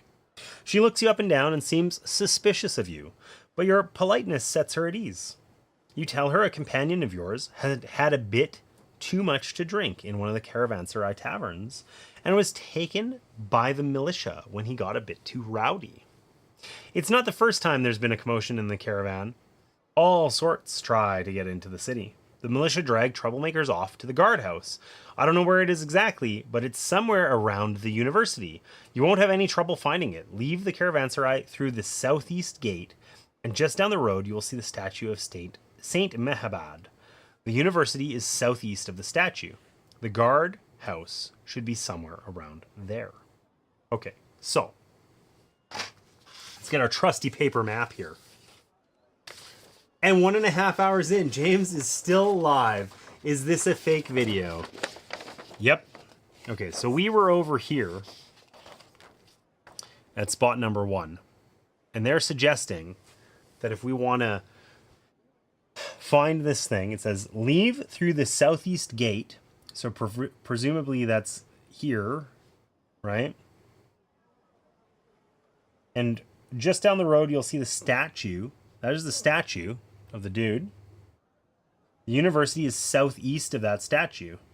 So 8, I guess. The guardhouse should be somewhere around there. 8 is the closest location based on what we read. Unless it's being really dumb and it's actually just this. I mean, there's a big key on the side, on a banner on the side of what looks like some big, like, parapet. That looks very guardhousey. I don't know. Leave through the southeast gate, and just down the road, you'll see the statue. That's true. So we've left through the southeast gate. University is southeast of the statue, so it has to be like down here somewhere. None of those look like a university building. It must be this building. Surely it's 8. That's the university.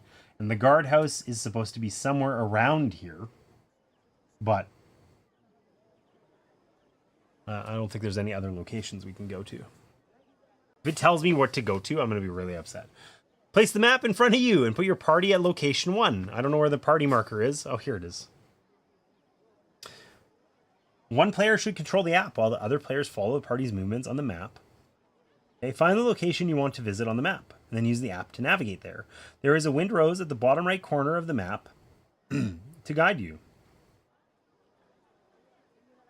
Oh, okay, so southeast is literally, I mean, the windrose, like north is not straight up and down, but it's like this road, this wall runs north. So that is still southeast. We're still right. Pay close attention to clues and directions given in the story to find your destination and discover Isafir's secrets. If necessary, review the section on map exploration in the rulebook.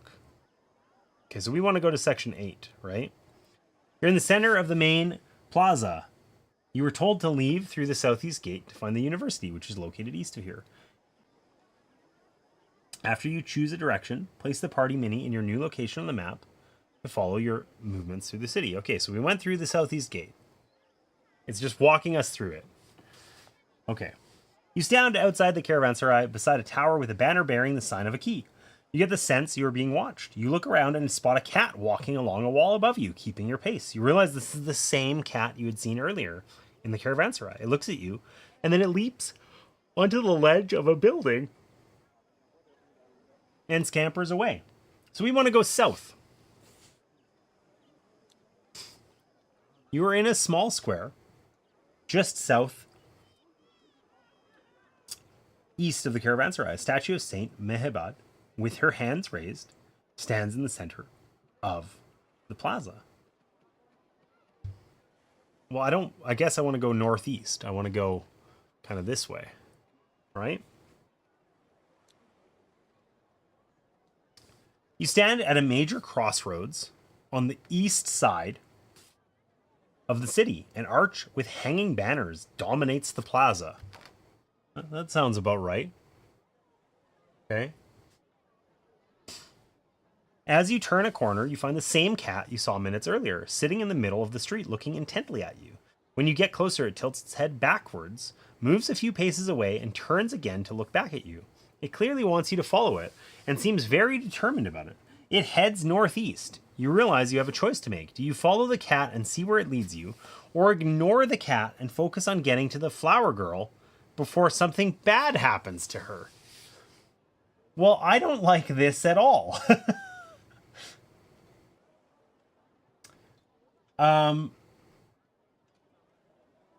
Oh, this sucks. Okay, so what do we want to do? Do we want to head south toward where we were told the guardhouse was? Somewhere around here, somewhere.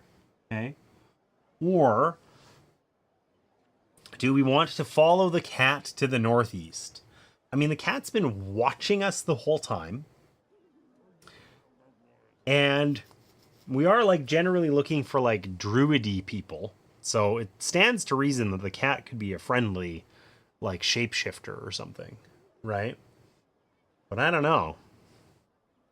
We don't want this poor flower girl. Like, look, we're just going to let the poor flower girl die? I don't think so. That seems like a bad idea. Seems like a bad idea. The cat also didn't help us, right? This cat has been hanging out, watching us, and just didn't do anything for us. Could have killed all those guards for us or something, you know? Didn't. I don't know what to do. I'm tempted to follow the stupid cat.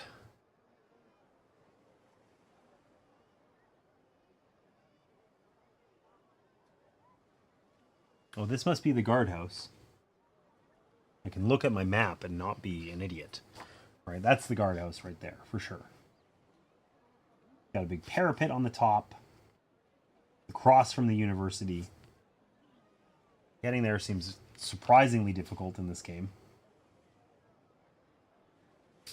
Nobody helped me. Okay, I'm just gonna go. I'm gonna go to the guardhouse. You stand in a bustling crossroads in front of a statue of a sitting scholar in academic's robes. To one side, you can see a large plaza in front of an ornate building. An archway leads into a wide courtyard where scholars, young and old, hurry about carrying knapsacks filled with parchments. You've found the University of Isafir. Remove sticker 8 from the map key. Okay, cool. We found the university. I feel so special. All right. There are several large buildings in the surroundings, which could be the guardhouse where the girl is being kept. Which shall you investigate? I think we clearly investigate the fortified building in the shape of a cross. What am I going to do? I'm going to go into this guardhouse and I'm going to die. I'm going to get my butt kicked. I regret everything. I shouldn't have done this. You approach the imposing, high-walled building. There are guards on either side of the door and banners bearing the seal of Cartacol billowing on the breeze. This must be the place. Cool, we found it. Suddenly, you hear the sounds of a commotion. Cries of "Stop! Thief!" ring out from down the street. The guards at the door rush to investigate, leaving the entrance unguarded for a moment. You open the door and slip inside. Maybe that was the cat. You find a series of small chambers ahead of you, sparsely furnished, apart from a heavy chest that catches your eye. The flower girl is bound and lying on the floor of a cell at the end of the furthest chamber. But between you and her, the rooms are crawling with guards. They look at you in surprise for a moment, but quickly spring into action. Well, that didn't work out, did it? Break into the guardhouse and free the flower girl. To do so, you will need to reach her cell, defeat the militia officer guarding her, and carry her out. Easy. What could go wrong? What could go wrong? I regret everything. This was the dumbest idea I've ever had. Hey, you know what I'm not great at? Fighting. Why don't I break into the guardhouse and see what happens? I feel so clever. Oh, fuck. Okay, I will be right back 1 sec. It's getting cold in here.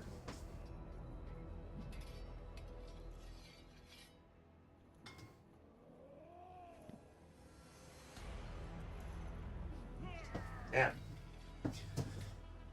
Getting my butt kicked. What's new? Nothing. All right.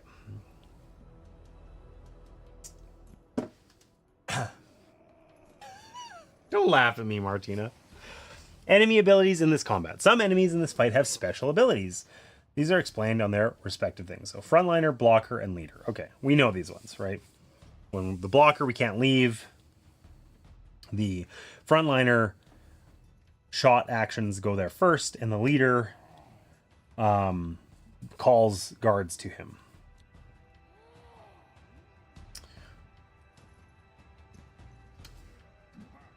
So I think these are all the ones we found before.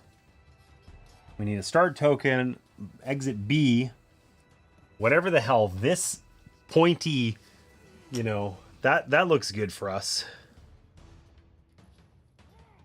Token. I don't know what this other one is either.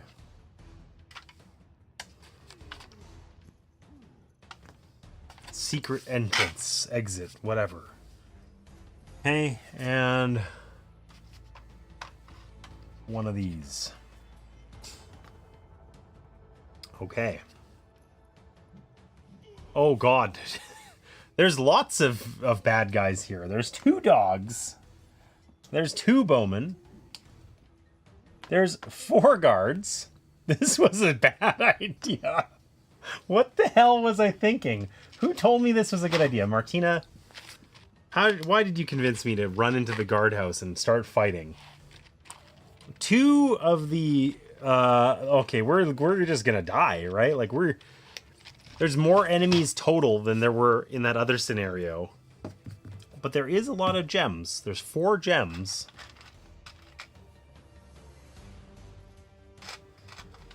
And a turkey leg. Too late. It wasn't me. Yeah, I think it was. Okay. So, these are all like higher numbered things. Okay. So, I think we're going to have to ignore a significant number of these guys in order to make it through. Also, I feel really weird that it hasn't told me anything specifically about solo rules yet. And I'm nervous that means I made that mistake I mentioned earlier, where maybe I didn't pick solo mode.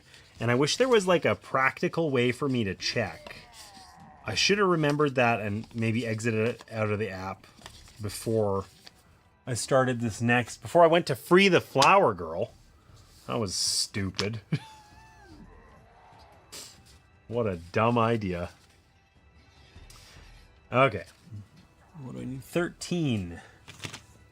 A 13. Really?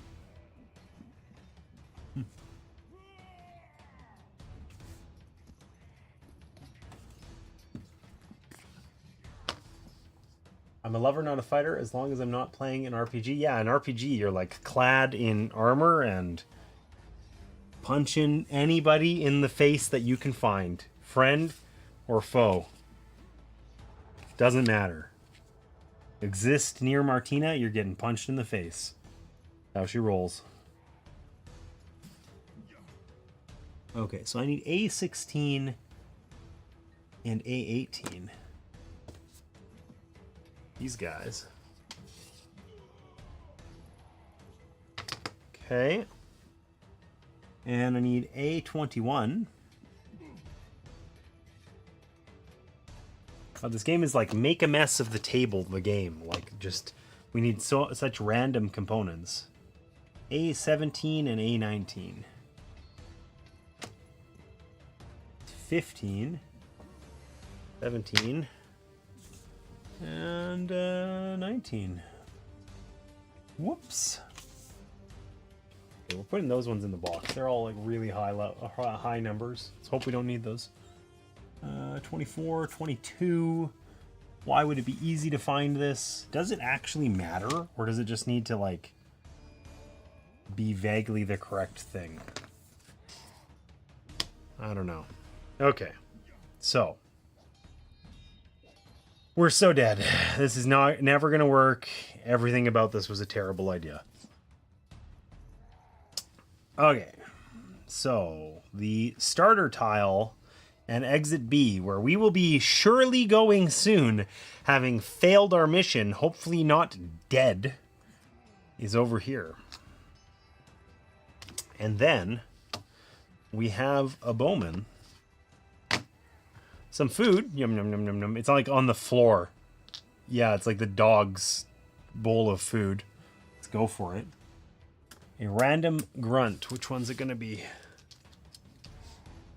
I'm a very violent person, you see. Such a naysayer. I don't feel like... Have you seen the number of enemies in here?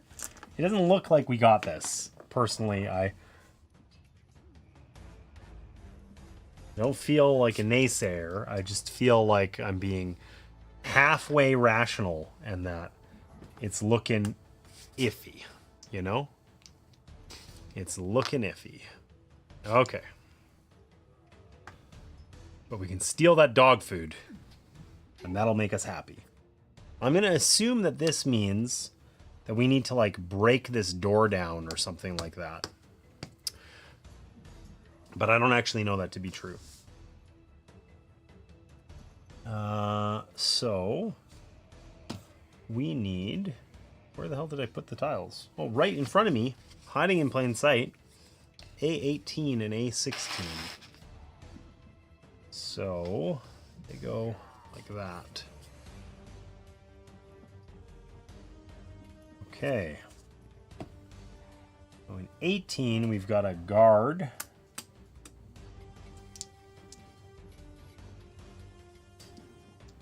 And a grunt. So there's a grunt. One of the guards.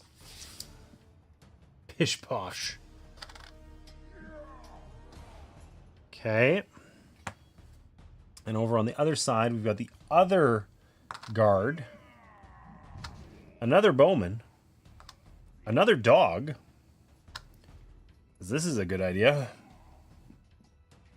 And then we've got A21 here in the betweensy zone.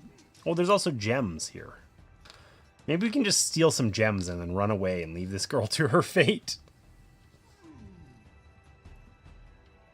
It's the best we could do, I'm sorry. Okay, we're going to put this like really...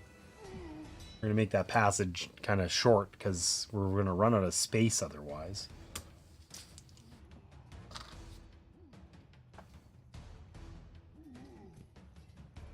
Okay, and then A17 and A19. This dungeon does not look like a happy place. This is where dreams go to die. We've got the leader and one final grunt. And a gem, in case we get that far. Maybe we can just steal some money and run away. Because we have to get to the lady and carry her out. I don't know if that's another exit or not. Maybe? Whew. Okay, what could go wrong? This was a great idea. I'm feeling optimistic. I think we got this. Easy.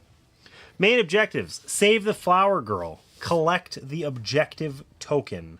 I'm going to assume that that's this one. right? That is the objective token, but I don't actually know that to be true. Maybe let's find that out first.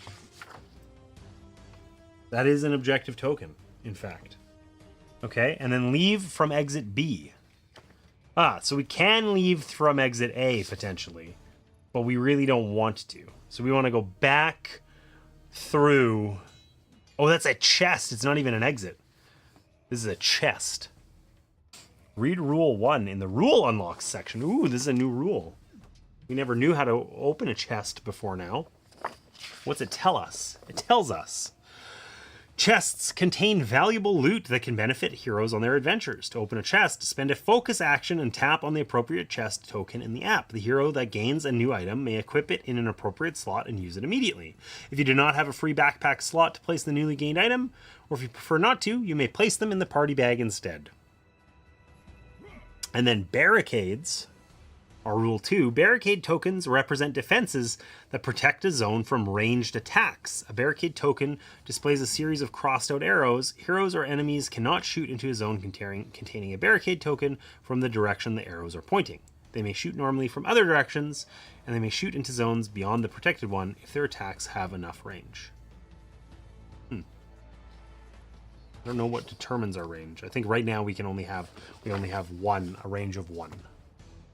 Okay, so this actually, we can just walk right through here and steal the money, but we can't shoot those guys in it. Frankly, it's got more money and fewer enemies than the other side. So, surely we'll go that way, right? All right, so we're gonna do our preparation phase. We're gonna roll our dice, pick all of our stuff, and then choose who's going to go first. But before we conclude this wonderful fight where I swear I'm not going to die, surely everything is going to go really well, I need to take a 2-minute break. So I will be right back. I'm going to run a quick ad here, and when we get back, we'll see how long it takes me to die. Be right back.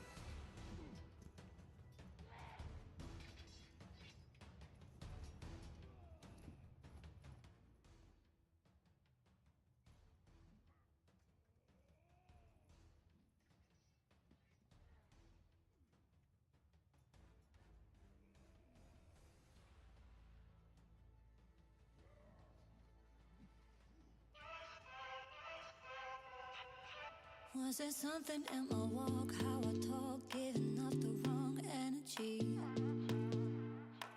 Was there something in my stride, too much pride, telling you to back down? Slowly, slowly you became my enemy. But you can't seem to get enough of me. So if this is the last time, I guess I better make it worthwhile. Yeah, if this is the last time, I guess I better give it my all. If this is it. If this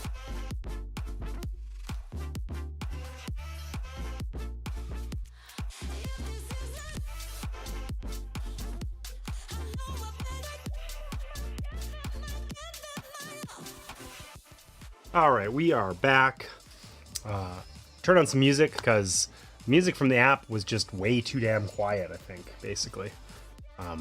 It was there. I don't even know if anyone could hear it. It, just wasn't working out. So I've muted it in the app now and just put on some other music, which actually I need to turn down a little bit in the room. One sec.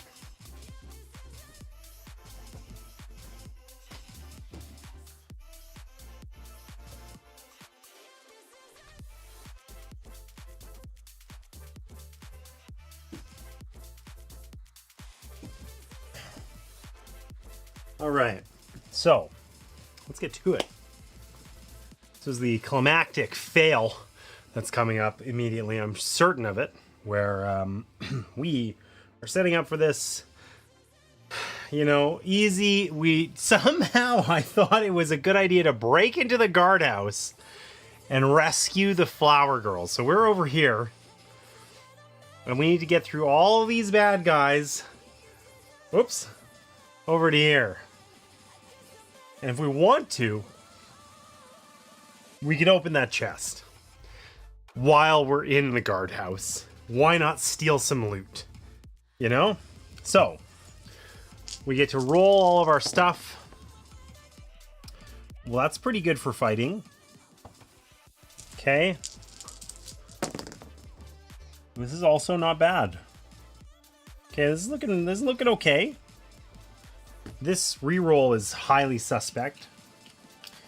What are we going to do with our nobleman here? We're probably going to have to use our arrow stance, balestra, where we can move and attack. We can actually go inflict some real pain over there. I don't know that re-rolling this for our energy is worth it. Let's save our energy for now.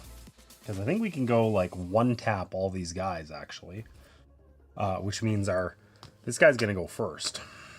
And then the enemies are going to respond. And then our shaman will go. And then they'll all take an action. Alright. Do we want to dash? I mean, that's a thing we could do too. I don't think we do. I think maybe our shaman wants to dash. But we don't want to here because we have to be able to move first in order to do this action correctly. And we don't want to leave these guys behind. I don't think. I think we want to just go clean up. So we're done.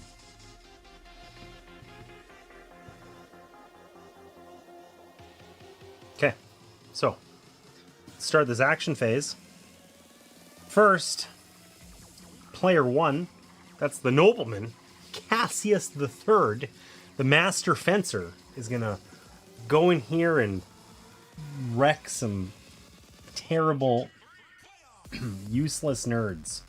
So, he is in his arrow stance, which means that while in arrow stance, all arrows count as moving and then attacking. So we're going to use that immediately. We're going to use his arrow here to move and then attack. So he will move into this spot and he will then attack. Now he can't attack any of these guys. And I don't think it's going to matter because we have 2 other attacks and these guys all have 1 health. no armor. We're just going to end up boom, boom, boom, killing all of them and recovering this delicious turkey leg. What could go wrong? Surely we won't get food poisoning eating the turkey leg we found on the floor of the guardhouse. What could go wrong? All right, that was a pretty wicked move. He walked in, slice, slice, slice. They're all dead. Unfortunately, now the enemies react. So, who's going to react? A dog and this guard. Okay? So, the dog is going to move toward the lead person because he's at least one zone away. And this other dude is one away, so he will gain a block token. Now, the block tokens go away at the end of this round of combat, and we can't fire arrows in there anyway. We're probably going to go this way. I don't know. We'll see. All right. Well, I guess I didn't have that up on screen, but not very exciting. And it's back to our shaman, our less talented at killing people person, but still talented enough, I guess. Now, a challenge here is that the guards take 2 damage to kill. So, everyone here is going to activate. I wish this was slightly differently placed so we could see just a little bit better. There, we'll just do that. Okay, so everyone here is going to activate at the end of the shaman's turn. All enemies activate. Now, generally, they're just doing what's listed on their cards, which means that guards and grunts are only going to attack us.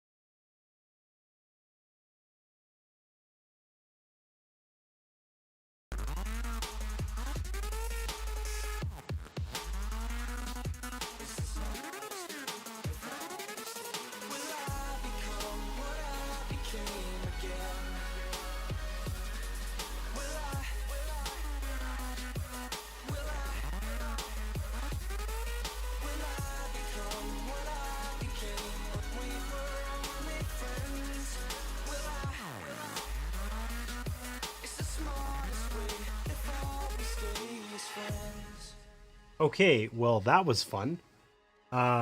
So, everything crashed horribly. I think probably because of the thing I was using to get the screen sharing from the app, right? It's a little utility called Screen Copy, but I don't know if it... I think it probably caused the problem, right? Computer blue screened horribly, and the tablet that I'm using locked up at the same time. So I think it was related. So unlucky.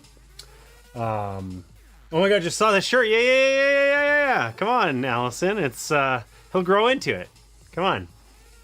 So anyways, hopefully everything's working on Twitch again, and it looks like it's working on YouTube again too. I don't know how we resume on YouTube, but it looks like it just did it. So that was fun. Love that. Everybody left stream, and sucks to suck. So I'm not gonna do screen that is fantastic. Looks even more spectacular in person. It's fun. It's fun. So I'm gonna try and continue this this game and see if we can get it to work. and we're just not going to use the app again. I'm not going to screen share the app. Apparently I have to set up the fight again, but otherwise it's saved our stuff. What is that sound? That sounded awful. The fuck is that? You guys hear that?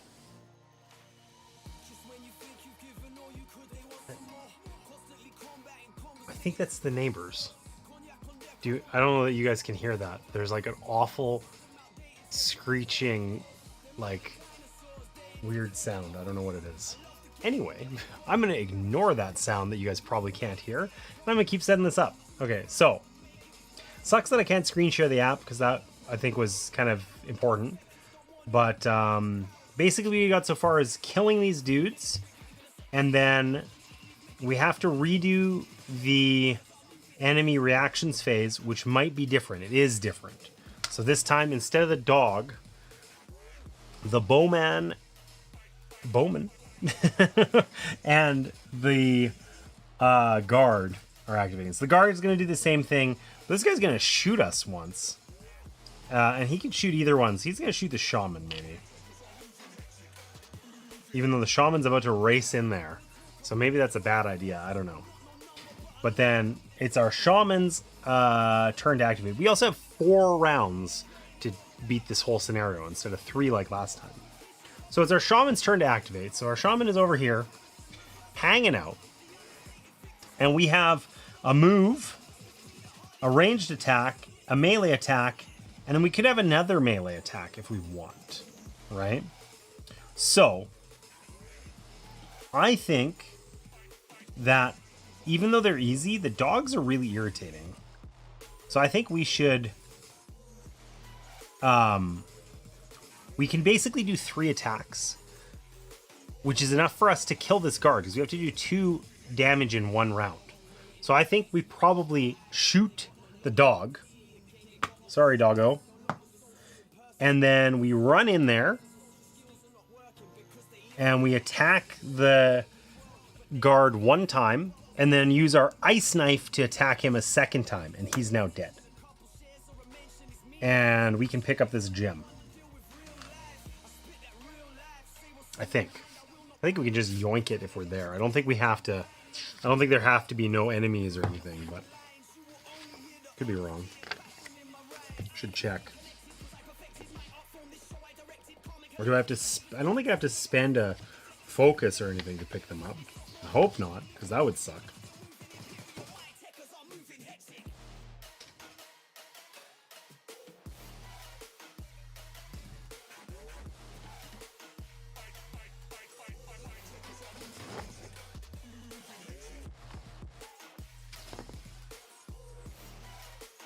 Let's see.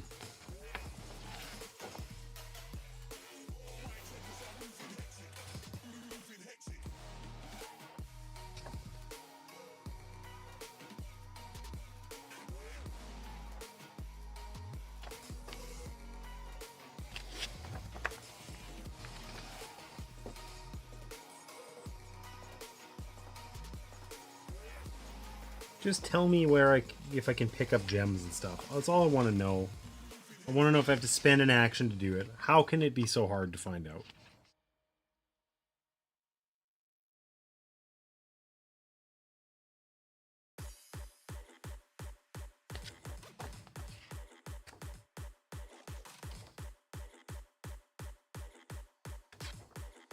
I just want to know. I'm just going to say yes. I think we have to interact using focus to interact with, like, other things. Right? Not, like, objects. Like, we'd have to use focus to interact with the chest. That's why it's marked with the focus die. That's right. We'll just say yes. Okay, so Shaman's done cool things. We're done here. I'm not staring at a rulebook for 4 hours. Okay, so sadly now it's the enemy turns. So we do these top to bottom, all surviving enemies. There are no dogs. We don't have to worry about them. This bowman cannot attack the shaman, but is 1 away from our other guy and can attack him. So he will take a damage. Sucks to suck. And then our grunts don't do anything. They just hang out. Our guard doesn't do anything. And then our lieutenant doesn't do anything, but the closest red minion will move towards him. That's this guy. Comes to help him out. And then we do cleanup, where they're going to lose all their block and whatever. All right, that's 1 round of combat. We have 3 more rounds. This actually is maybe doable. Maybe doable. Time to die. I don't know. I don't know. Maybe it's not time to die. Maybe it's not time to die. I'm feeling more optimistic now. So round 2 is the same deal. One of us gets to activate, then the enemies, then us, then the other one. So let's roll and see what we get. Oh, and then we can decide if we want to dash and stuff as well. Okay, so we got 2 moves or attacks, an arrow. We're doing okay here. This is looking promising. I think we want to be in arrow stance again, so we can use that arrow. I mean, I guess if we're in... Yeah, we can't use it here anyway. Yeah, we want to do that. We want to go kill dudes with... Our master fencer walks in there and just wrecks dudes. That's all he does.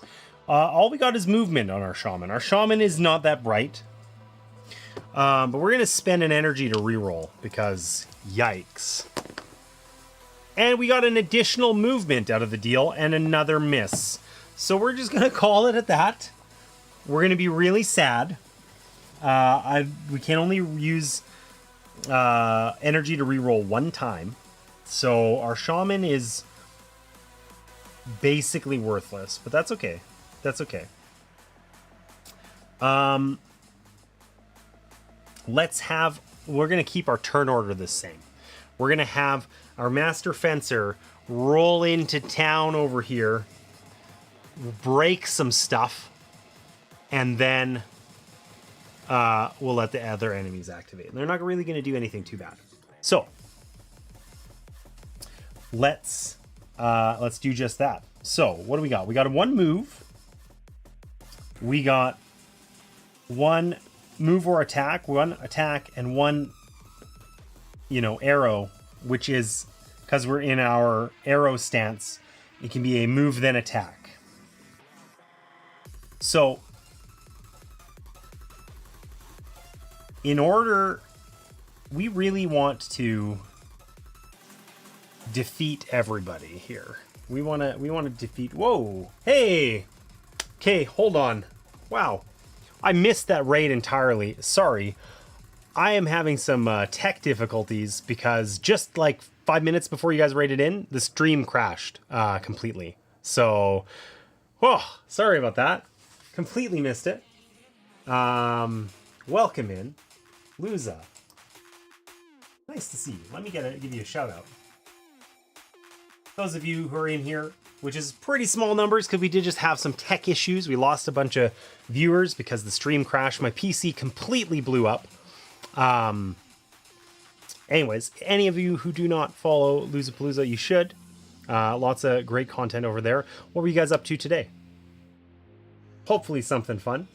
Yeah, I noticed the probable crash as I saw your uptime, and then I see you being mid-game. Yeah, totally. So, so this is a app-powered game, and I'm playing it here on my tablet. And I was using a setup so that I could like screencast my tablet, and I think it caused the crash. So we're not using it now for the rest of the game. It's mostly like kind of like hand management type things in the app. It doesn't really need to be screencast anyway, but it was nice to have. But we're just gonna leave that out. So anyways, I should tell you guys, those of you who just joined me, I'm James, Off Cost, and I help people find board games they love so they can share them with those they care about. And today, the game we're playing is called, I can't show you the box lid, Fateforge, Chronicles of Kaan. This is like a 1 to 4 player kind of dungeon crawly narrative adventure game, right? So in this particular case, when you jumped in, we were just chasing after this girl. We came to this city. Oh, apparently the the card cam is also not working. Well, never mind. We apparently that's part of the tech crash. We're chasing this girl. So this is our first time playing this game. It's a campaign game, and basically we got a letter from our dear friend that said, "Hey, I'm in trouble. Come save me." And we came to this city, and we found this flower girl. And the flower girl said, "Hey, I know about your friend. Follow me." We were attacked by the militia. They abducted the flower girl. And we were kind of left to our own devices at that point. And I, in my infinite wisdom, decided, you know what we should do? We should break into the guardhouse, murder everybody, and rescue that flower girl, which we are in the course of doing. Right now, that's what we're in the midst of doing when you guys write it in. So, Sunday is Codenames again. 3-1 for Team Red. Nice. Awesome. Friendly promo reminder. Meeples by mail too. Okay, Allison, you're a good guest. While we're at it, I will tell you guys about something else that I've started. Unrelated to this game. We'll get back to me dying in just a second. But I started this interesting little program that I'm trying out called Meeples by Mail. I'll drop a link in the chat right now. Apparently the bot isn't running. Okay, I'm gonna fix the bot really fast, and maybe the card cam. And I'm not gonna do that. I'm gonna tell you about this first, and then I'm gonna fix it. Anyways, I started this thing called Meeples by Mail. It's meeplesbymail.com. Pretty easy to figure out. We're trying this thing where we're going to get people to sign up, figure out what kind of games they like, and then put them in groups, send one of those people a game, and they're gonna play it, post about it, and then they're going to send it to the next person in the group. And then that person's going to do the same thing. And we're doing a little trial run right now. Allison knows about this because she's in our first group and is anxiously awaiting something in the mail, unless it's shown up today, which I think she would have told me about, so probably it hasn't shown up just yet. But yeah, that's kind of this cool initiative that I'm working on. I'm trying to type Meeples by Mail, trying to type the URL, and failing at that too. Man, tech difficulties are never fun. What? Just put me right off my game, you know? Okay, I'm gonna really quickly fix the bot and maybe the card cam, because at least that would feel good. In the meantime, check out that website, meeplesbymail.com. And if you're interested at all, sign up. Doesn't matter where in the world you are, anything. Like, we're figuring this all out. This is something that we're doing. It's in its infancy right now. We're just giving it a try. It would please me greatly if you could sign up, and hopefully I can send you something. So I will be right back.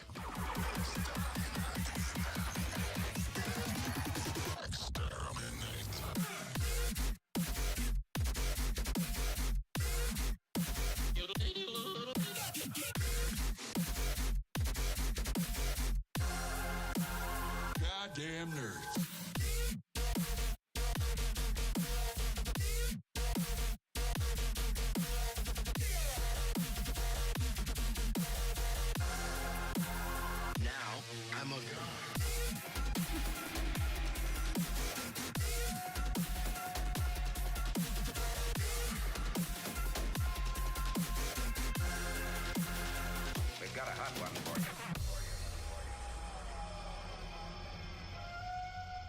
All right, apologies for that. Let's see if the bot's working again. It is. Sweet. And let's see if our card cam is working, and we can show you this flower girl. Camera decided to go to sleep. Apparently that one is still busted. Well, you know, 1 out of 2. I think OBS didn't save my settings. I think actually it's just not visible. The layer is hidden or something, but we'll deal with that one later. All right, so where were we? We had broken into the guardhouse to foolishly try to save this flower girl, who we don't even actually know is our friend or not. So, in this game, we have Cassius III, the nobleman, a master fencer, as one of our characters. We also have Keela, the shaman, as our other character. So, our Cassius over here, a little bit better with the sword than our shaman is. Usually the guy to come in and make a mess of stuff, you know, and rough some people up. In this game, we roll some dice and do a little planning phase where we basically figure out what do we think we're going to do. In the case of Cassius here, we pick a stance that he's in. He can either be an arrow or a low guard stance. And for Kila, she doesn't get to do anything cool like that. She just does shaman things, okay? But we kind of figure out what we want to do. If it was a multiplayer game, we would talk about it, but not specifically like which dice we have. We would roll them behind a shield and kind of generally speak about what we're looking to do. And then we decide on our initiative order here, okay? And generally speaking, the earlier you are in initiative order, the more likely you are to be attacked and take damage, okay? Now, sometimes the app will tell us this. Sometimes we will go like us, and then enemies activate, and then us, and other times like the enemies would go first or after both of our players or whatever. But in this case, we have to pick one of us to go first. Then two of the enemies are going to react to us, and then the other player is going to go, and then all of the remaining enemies attack us. So in this particular case, we decided that Cassius the Third here, he was going to go first, and it's basically where we were at when we crashed. Now, this over here is a new thing that we've just seen. It's a barrier. I believe that means we can only not shoot through there, but we can still walk through. So Cassius is going to run in there and mess some dudes up. It just stops ranged attacks. Yeah. Okay. So what we're going to do here is we cannot shoot our arrow, but that's okay anyway, because we're in arrow stance. We aren't actually going to, our arrow, all arrows count as a move and then a melee attack. So we're going to actually use that to do just that. We're going to stroll in here and we're going to attack this grunt. He only has 1 health. That means he is eliminated. Okay, and then we have 2 remaining attacks, which we are going to use on our guard here. Okay, this guard has 2 health, so it's going to take both of those in 1 round of combat. We have to do both of those damage, which thankfully we can do to eliminate that guard. And then our last remaining die is we have 1 move. So if we wanted to, we can move over to this grunt here. But I think that the only thing we're going to get out of that is it's going to cause us to take some damage. So I don't think we want to do that. We're going to take this money, though. We like money.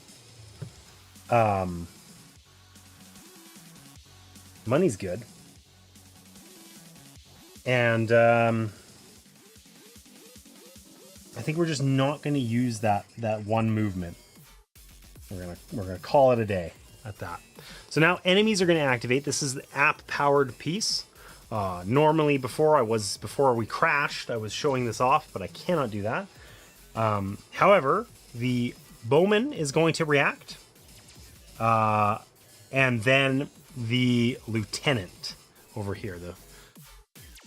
So, the bowman is going to shoot someone if there's somebody range 1 away from her, which there is not. So instead, she's going to move, but there's a weird icon that I don't know what it means. It's for targeting. I think she moves toward like the furthest person or something like that. But I'm going to check because we have not encountered this before.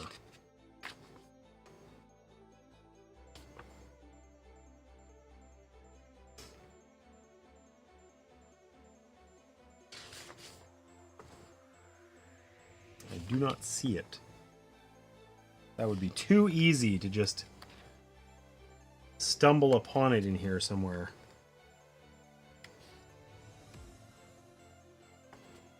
I don't know what that icon means. Modifies moves toward a specific exit. She's going to move toward exit A. Okay, that doesn't make a difference though. She's still going to move that way. Okay. And then our lieutenant over here is going to either do a melee attack, which you can't do at range 0, a ranged attack, which you can't do, or he's going to guard. He's going to get a block, which lasts for one round only. So in this case, not going to matter because we're probably not attacking in this round. So now our shaman gets to activate, and then all of the remaining enemies will activate. So what's our shaman going to do? She has 2 movement, and she can attack once. And that's essentially it. So I think what she could do is she can run in here with 1 movement. She can then use her ice knife to dispatch the last remaining bowman. And then she can strategically retreat and run away so that she doesn't get attacked by this grunt. Just like that, she runs in a flash, stabs that guy with the ice knife, bails. All right. Now all enemies are going to activate. The grunts here are just going to attack if there's someone at 0 range. Same with the lieutenant. He gets an extra strong attack, but only if we're on the same tile, which we are not. They lose all their block, and that's the end of the round. For the next round, same deal. The turn sequence didn't change this time, so one of us is gonna activate, then they're gonna react, and then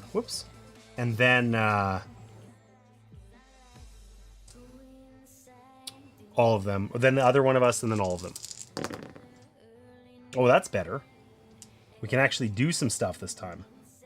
That's cool. Okay. We're feeling a little bit better about our roll. Now, there is some stuff we can do when we're rolling. Okay, so if we get 3 of a kind, we can turn any one of them to a face of our choosing, but it has to be an identical thing. So like these 2 dice both show the same thing. I was going to use the card cam, but I can't. But because they're not actually identical, it doesn't count. So we didn't get 3 of a kind. Now we can also spend energy to reroll any misses. We don't have any misses, so we don't have to worry about that. And finally, we can dash, which lets us move 1 zone. And if there's enemies in our starting zone, we take damage. But there are no enemies here, so we can both dash forward so that we're more set up to deal with this. And we don't have to worry about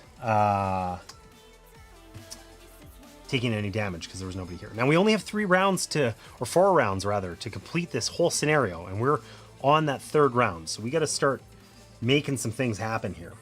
So I think we have to make some good choices about who do we want to go first. And I guess an important thing here is, do we want to greed for this chest? I think the answer is yes. Surely we want to steal the chest. I think this is looking achievable. So we could maybe do that with our friend Cassius here. Because the way the chest works is we just have to spend a focus action in order to open it up. So we could, like, for instance, defeat this guy, move, focus action. That's kind of what he's got available. Now, alternatively, we do have an extra attack. So we could not do the focus action, and we could get rid of this other grunt. That's also an option for us. And this guy's probably going to block, but let's have Cassius go first and let's see what happens. So we know he'll attack and dispatch this 1 grunt before we do anything else. Then we have 2 moves and a focus action. Oh, if we attack, we have to stay put there. If we get rid of that grunt, it takes one of our moves to do.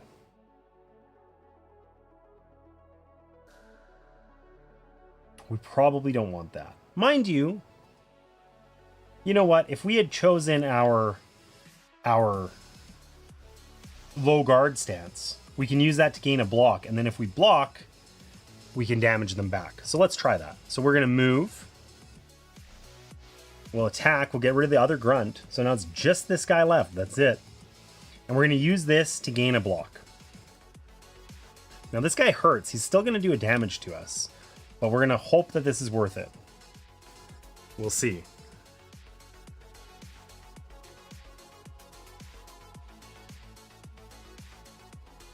All right, so enemy reaction phase, because we've done our phase. Our attack, I guess. I think we can take this. I think we just have to be present. All red enemies have been defeated? Yeah. All blue enemies, too. All green enemies, too. Sorry, app. It's just that guy. Okay, so he's going to react by attacking if there's somebody in his spot, which there is, and it's just a normal attack. So he's going to do 1 damage. We're going to block that damage, and we're going to riposte once per combat round. If you block any damage, deal 1 damage to that enemy. So we'll deal 1 damage to the lieutenant here. That gets rid of 1 of his armor. This guy has 2 armor and 2 health. So health regenerates if we don't defeat him in that round. Armor doesn't. So he now has 1 armor for the rest forever now. But if we want to defeat him, we'll have to do 3 damage to him this turn, which we're probably not going to do with this shaman. We can do 2 though. We can do 2. But we can't do 3. Unlucky. So what we can do is she can shoot the guy with her bow. Bunk. It gets rid of that other armor. Now she has 1 attack and 2 boots. So that really doesn't work out super well for us because she can move once, attack him, but he's going to heal it anyway. And then she can run away to over here. So she can hopefully open the chest next turn with a focus action. She gets lots of focus actions. And unfortunately, our friend Cassius is going to take some damage here, I think. But we'll see how it goes. So all surviving enemies do 1 action. This guy's going to attack anyone who's in his space for +1 damage. That's 2 damage to Cassius. Sorry, buddy. Sucks to suck. And then it is now round 4, our final round. Same. It's been the same every time through. I don't know if that's this scenario or just random or what. But one of us gets to activate, then the enemies react, then the other gets to go. We get to do all of our planning first. How's it going? I was outside doing gardening. I've missed some of the game. I'm sorry. What do you mean you're sorry? You don't have to be sorry. No need for that. I'm just glad you're here. So what you missed actually was the game, not the game, but rather the Twitch stream crashing. My computer crashed. My computer crashed 20 minutes ago now, 30 minutes ago now, while you were out, and everything came horribly crashing down. This is an app-powered game, and I was streaming the app, but I think that might have been related to why it crashed. So we're just not doing that for the rest of the stream. So you just have to bear with me talking out, like reading, narrating what's happening in the app. It's mostly determining enemy actions and stuff. It really doesn't affect things much, but I wish I could have shown it off. Okay, so one of us gets to activate first, then the enemies, then the other person. We're going to do it the same way because we can actually defeat this guy with Cassius this turn, right? Cassius the third here, he needs to do 2 damage in 1 round to this lieutenant, and he has 2 attacks right there. So he's going to do just that. Now, wait, do I need a focus action to pick this up? I don't know, whatever. We're going to do it. So he's going to attack this guy for 2. And then I don't know if we get this objective immediately or if we have to pick it up. I feel like we have to pick it up.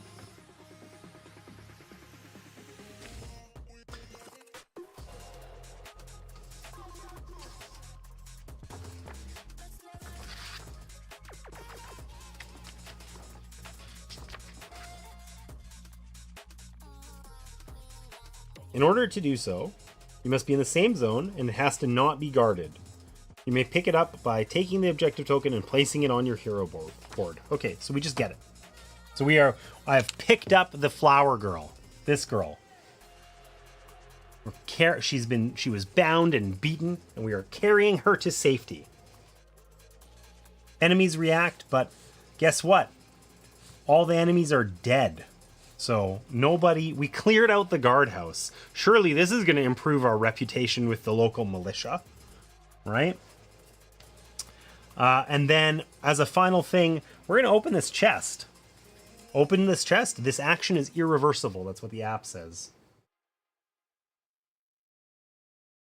Sure is hot out there. I was working in the shade. I missed all the fun, did I? I am known for my monologues. Get out of here. I am not known for my monologues. I've never monologued once.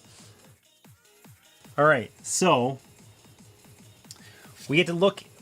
This is actually something useful in the app that I wish I could have shown off. Take the following item from the unlock box or token tray and place it in the party backpack. It's number 101. We found any weapons or equipment you find may be equipped by the hero who found them. So we found the Officer's Yataghan, which gives us a combat die. I think this actually might be best on our shaman, funny enough, even though it's like a sword. So what this does is it gives us a combat die. So we can only ever roll 4 dice, but we can choose to roll 1 fewer of our base dice, and instead roll a combat die, which I don't know where they are, actually. Is it one of these guys? No, surely not. Oh, they're over here. Haha. Okay, so it would give us one of these, which is then, you know, very good at one thing, and that one thing is fighting, which is kind of our weakness on our friend, the shaman here. So, and it gives us a reroll if we miss. That's rad. That significantly increases our combat power for our shaman. So I think let's let her keep the cool sword she found. How's Lady Opcost today? Well, she's been sassy. She's been harassing me. So that probably means good. All right. So, enemy turns, nothing happens. So we get to the cleanup phase and we end the round. Do we want to play an extra combat round? No, we don't. So, save the flower girl. So we collected the objective token, we did it, and we leave from exit B back where we came from.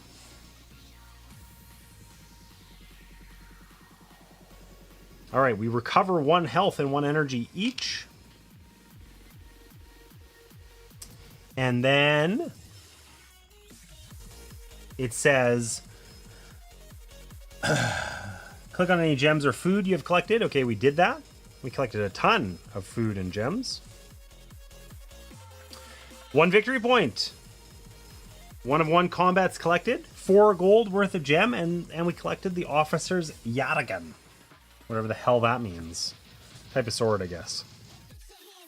All right. Once you've left the guardhouse far behind and you're standing in the secluded alley, the flower girl embraces you, one after the other. Oh, thank you so much for saving me, she says, in a voice that seems to have become even more childlike. I don't know what those horrible guards would have done if you hadn't come for me. She looks like she's fighting off tears. You try to make this scared little girl fit with the savage creature you saw murder 2 guards earlier that day. Take story card 2 from the unlock box and add it to your story deck. All right. So, stories are here. You rescued the flower girl from captivity. You don't have too much time to think about it. The shadows come alive around you, in front of you, to the left, to the right, and behind. Figures emerge from the dark. It's kind of my job to harass James on stream, at least a little. Keeps him on his toes. Someone's got to do it. I think there's like a good contingent of people willing to do that, frankly. Anyways, shadows come alive around you, in front of you, to the left, to the right, and behind. Figures emerge from the dark. On a wrist that flashes a blade in your direction, you see a tattoo of a dotted circle. It's the same as the flower girl's mark. So we're getting attacked. We saved the flower girl and she's actually evil.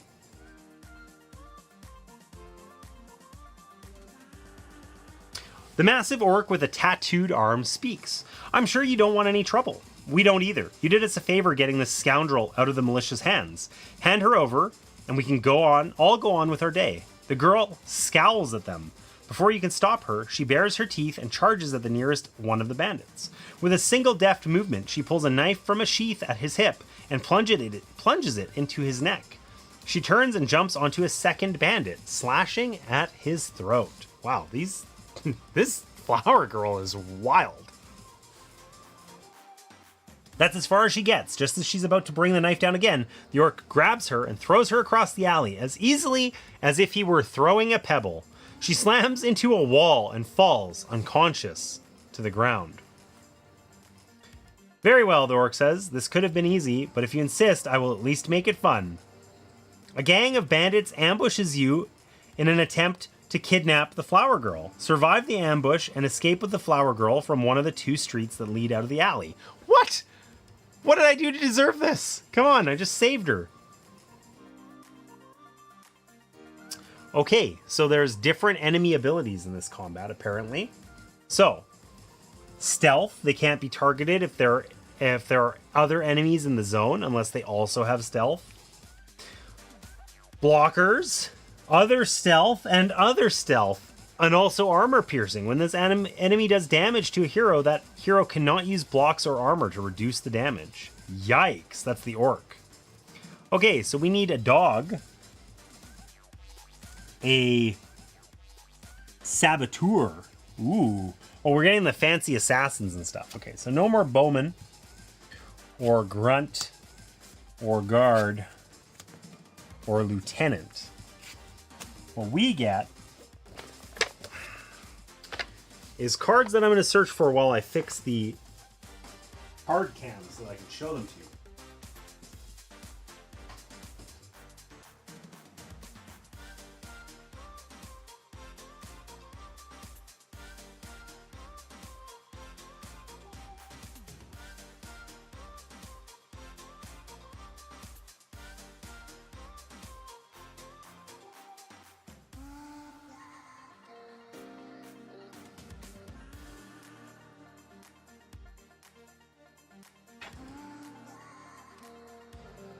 All right. Let's see. Did it work or not? Oh, it failed. It failed horribly. Didn't do anything. In fact. Okay. Let's try the low-tech way.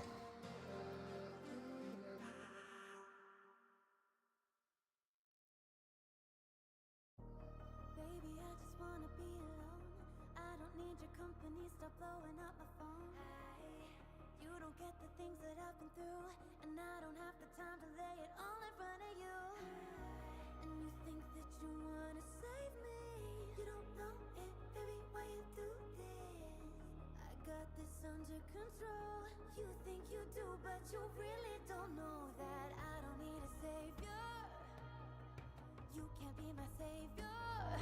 I'll save myself. I'll save myself. No, I don't need a savior. You can't be my savior. I'll save myself. I'll save myself.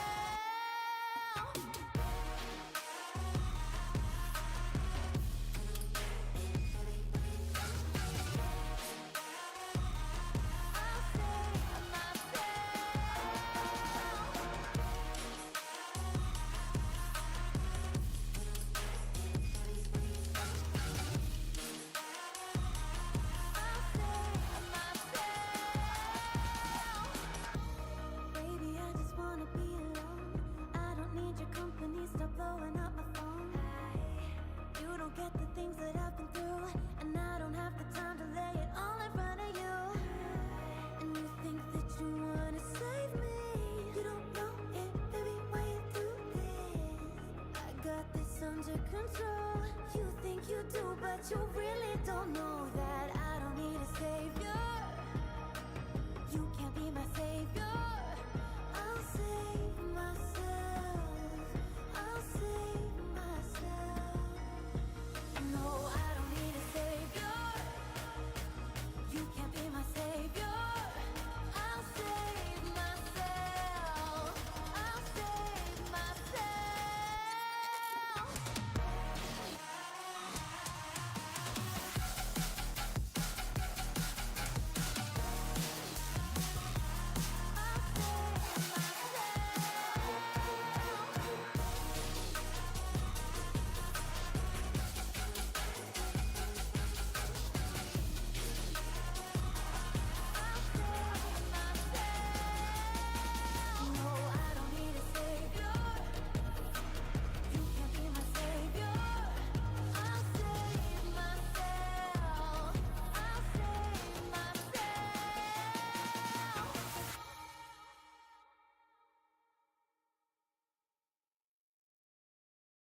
All right, that was fun.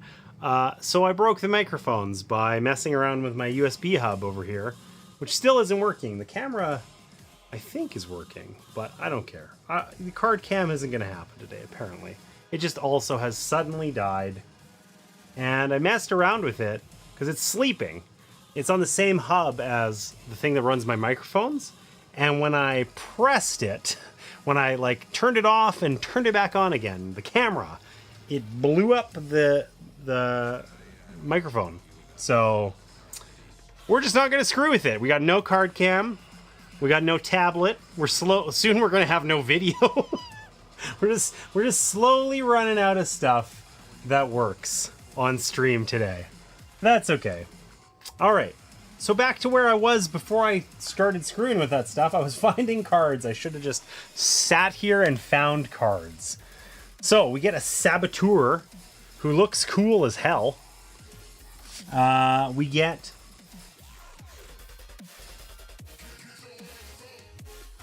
this guy. Who's this? A recruit. Okay.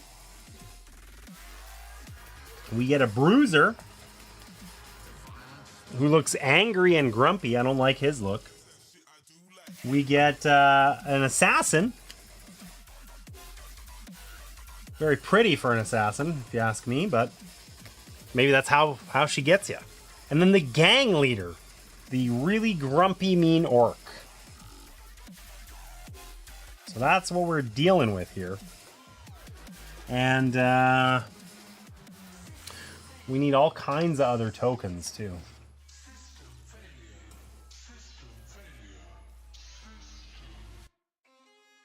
Oh, wait, there's exit B. Oh, there's more opportunities for loot in this one. Okay.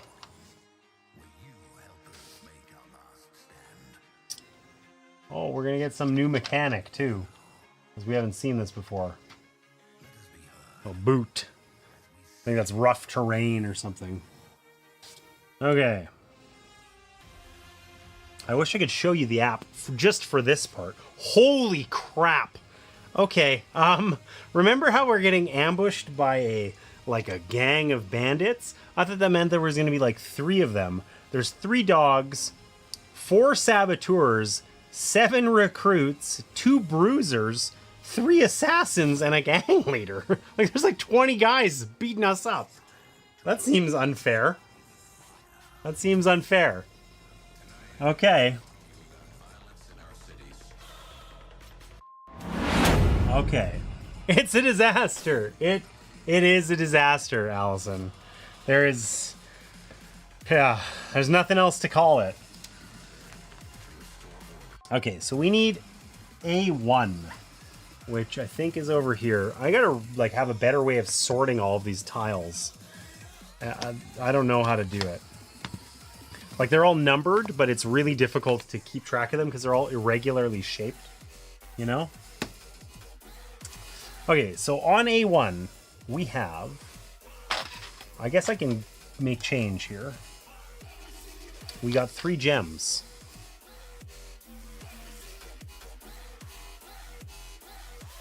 We got an assassin.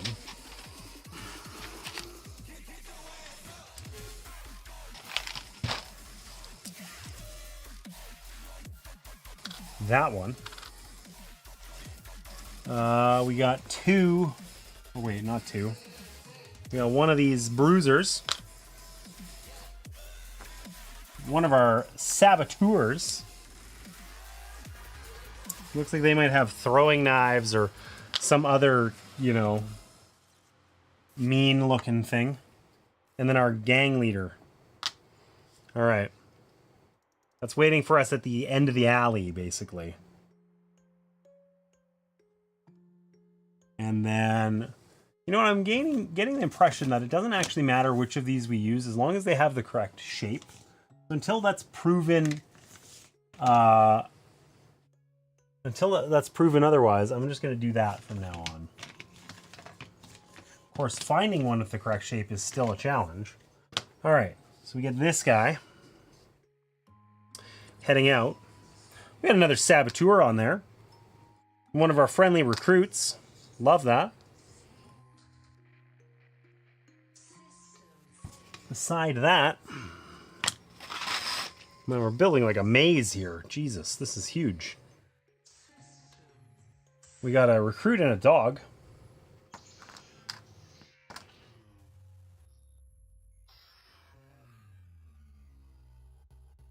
I better have like 20 rounds of combat. Oh no, we just start in the middle of everything. Fabulous. Okay. So. I'm running out of space here. Jeepers.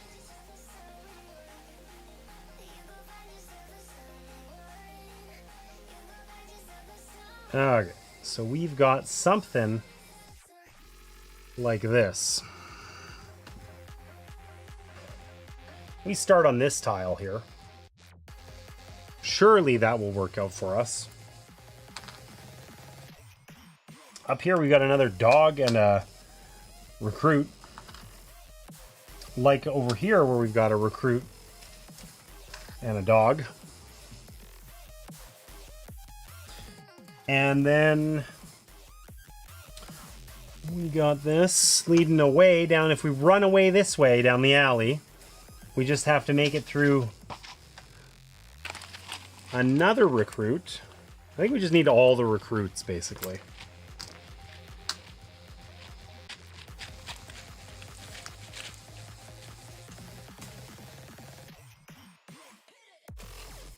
We got some little hideout over here where we've got another bruiser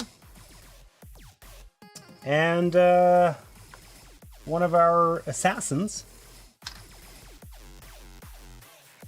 I'm not liking our ability to make it through this, frankly. It's looking iffy. This is a big map, and there's a lot of bad guys. We have to be like expert level brawlers now, suddenly, to survive. This gets this token, which we don't know what the hell it is. And a gem. Oh, I left them on here. Whoops.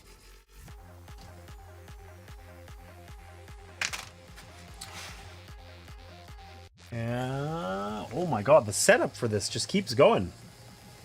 This thing's huge.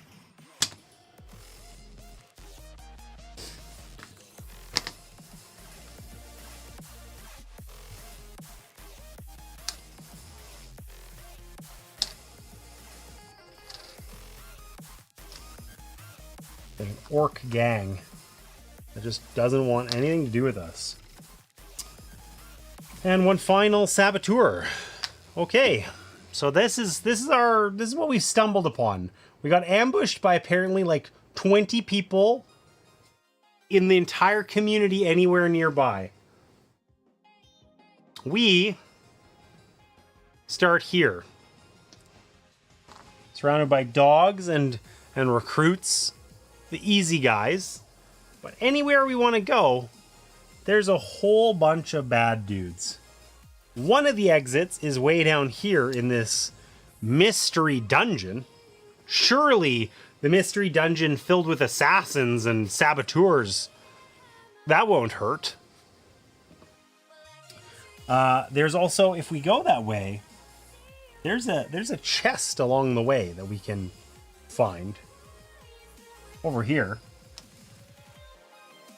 And there's another chest over here protected by the gang leader. And that's where the other exit is, where we have to defeat this saboteur in order to use it. Yikes. Okay.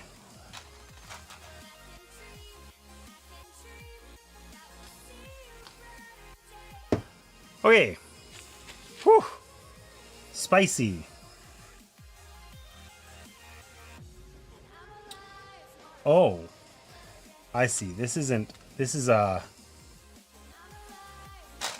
red gem, which is worth 3. There we go.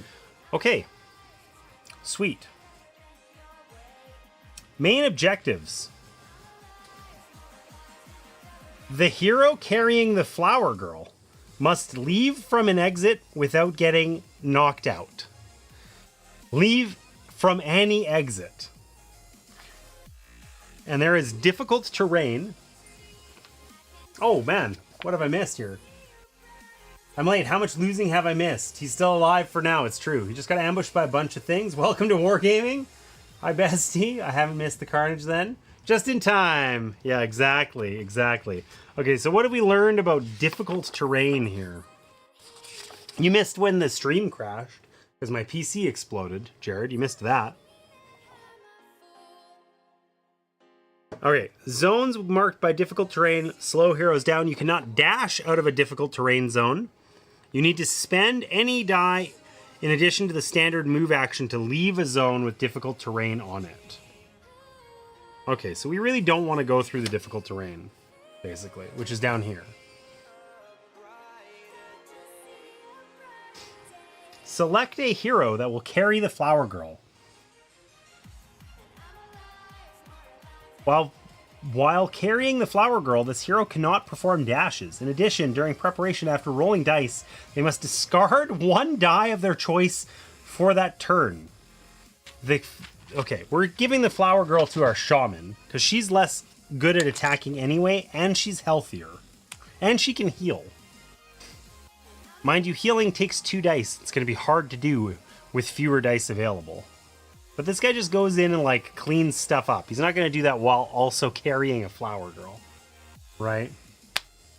That is a full table. Listen, we had to, like, construct this huge scenario. There's a lot going on here. There's a lot happening. It actually is less bad than it looks, but, like, there's lots of individual pieces. It makes it a little bit hectic. And I can no longer stream the app, because I had that set up so that I was screencasting it and it was kind of taking up this area of the screen right now where there's just a bunch of bullcrap.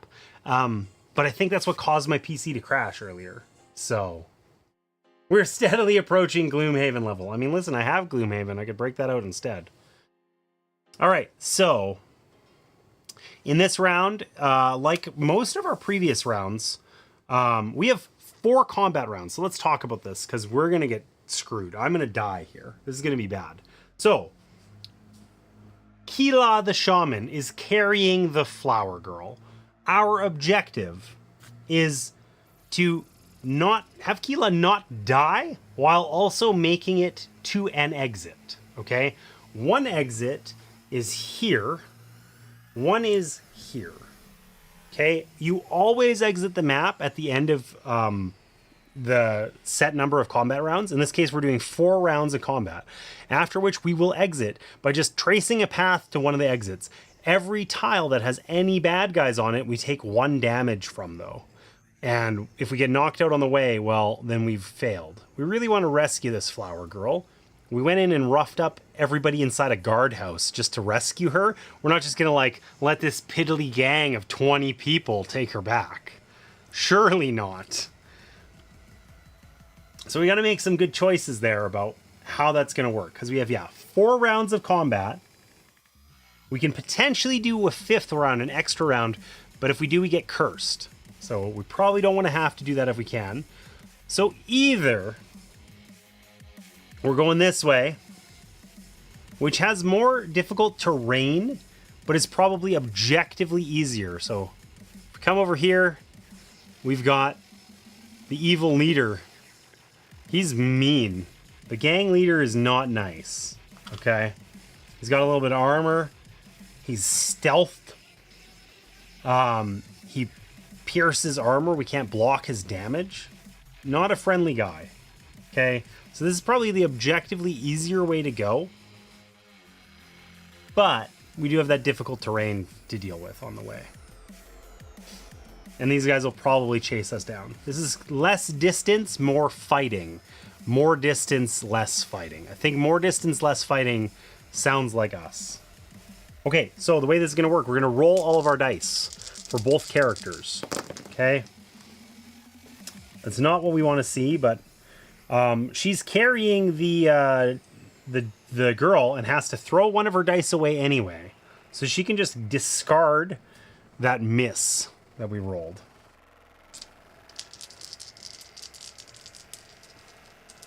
You'd have to take the shrink wrap. Listen, it doesn't... Oh my god, we rolled 3 misses and a movement. Jared, who invited you? Who invited you, my man? You know, we're going to pretend we hadn't discarded that yet because we might need it. We're going to spend 1 energy to re-roll our misses. We can do that once per combat. Okay, that's much better. We got 2 moves, 2 attacks. That we can deal with. Okay. So, we still are going to discard that one. And probably we're going to actually have the shaman go first. Oh, she can heal. I don't know. Maybe we'll have him go first. We're going to leave this unchanged. So we have to choose who goes first. We also can optionally...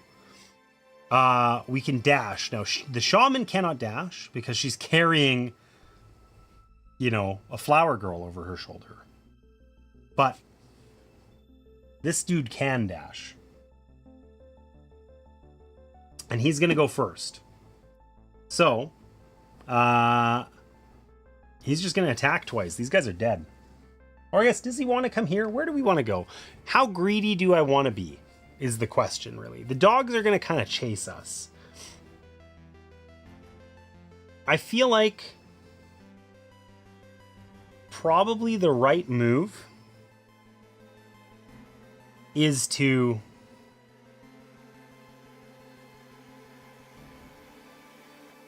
go the less aggressive way and probably spend less time dying.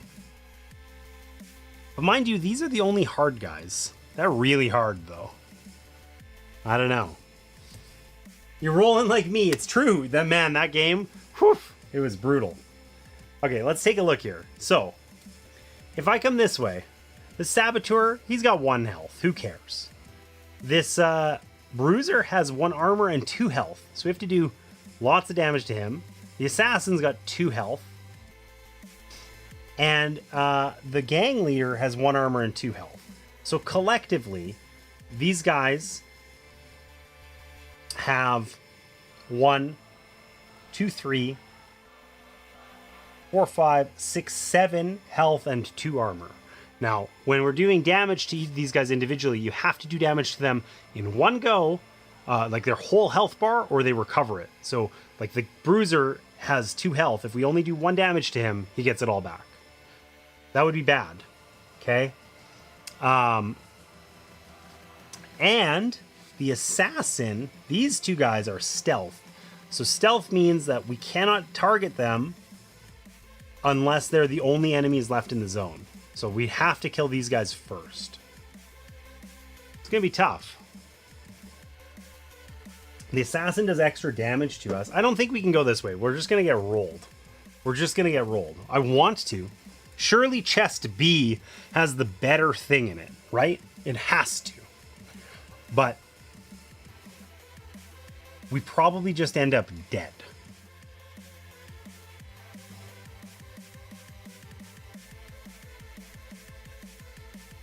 Yeah, all the enemies this way are pretty easy. I kind of, you know me. I kind of want to greed here. To quote the immortal scholar, Dark Helmet, greed is good. Listen, I'm really tempted to greed here and to just... There's a 3 gem here. Gems are good. I like gems. Gems are good.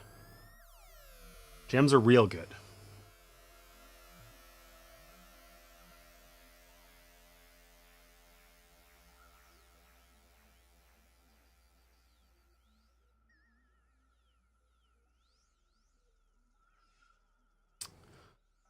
Okay. Alternatively, we do have enough that we can go eliminate the Bruiser over there this turn. But we don't have enough to eliminate both the Bruiser and the Assassin, which is a problem, because then we're going to take a bunch of damage. That Assassin hits hard. Do we want to go for the lame chest or the good one? We got 4 rounds. Surely 4 rounds is enough. Let's go for the greed. You convinced me, Allison. Let's do it. Let's greed. Okay. What could go wrong? So, also, one of these exits is like blocked. How do I see the layout? I think I can. Oh, it's this one. So we can't go out this exit. If things get bad here, it's going to get really bad. We're just going to die, basically. It's either going to be fine or we're dead. And there's little in between. Okay, so our dude here can dash if we want. I don't know if it's actually useful, because we don't really want to move in range of people. So we're going to go 1. We're going to attack twice.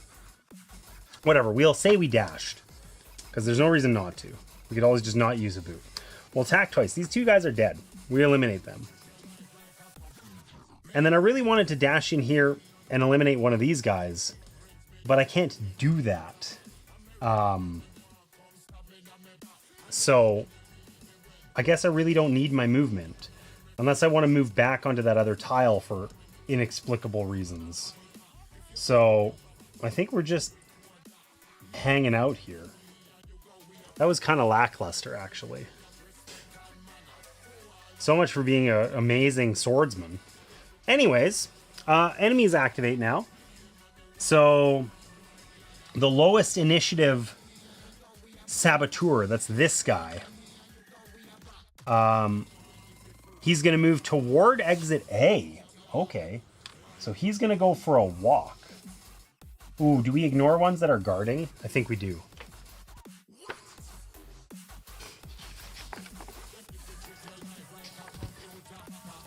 Because he's guarding the door. He would never... Yeah. That would make no sense. So it's actually this one is going to go for a walk.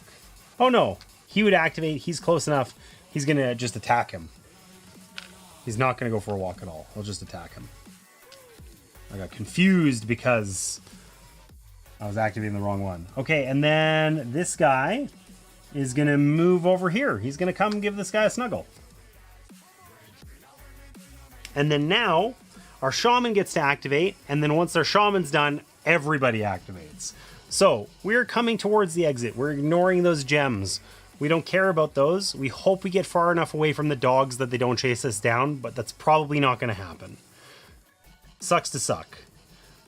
So we have a move and 2 attacks. And that's it. So we can... There's no really useful way to use this. We can just move and attack. This guy's dead. And then we can't attack this guy. And what we can do, though, is we can use our ice knife. So we can turn one of our attacks into a focus action. And then we can use that focus action to, like, basically we can save it for later. We can save it for a future turn. Because we decided to, instead of fighting, we're just going to bang on this shamanic drum.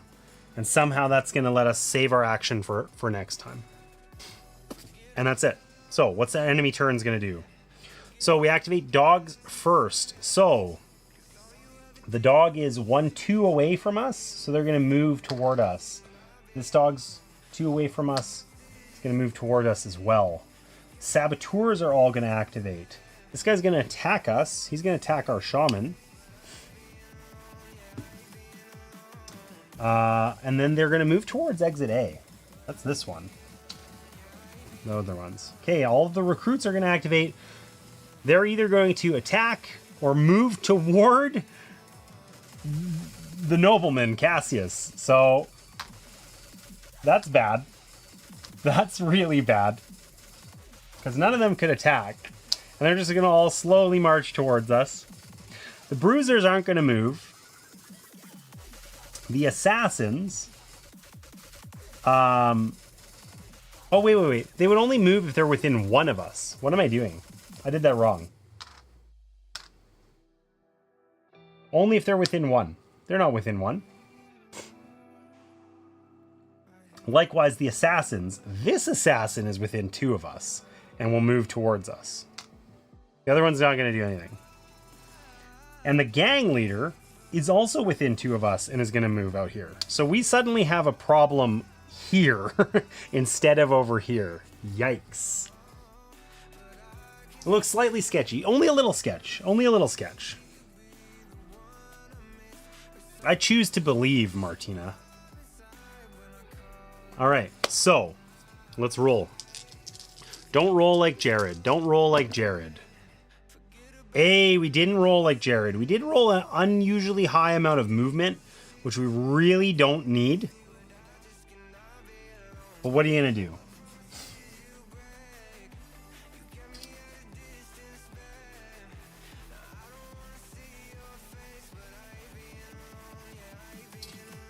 So, let's roll for our carrying a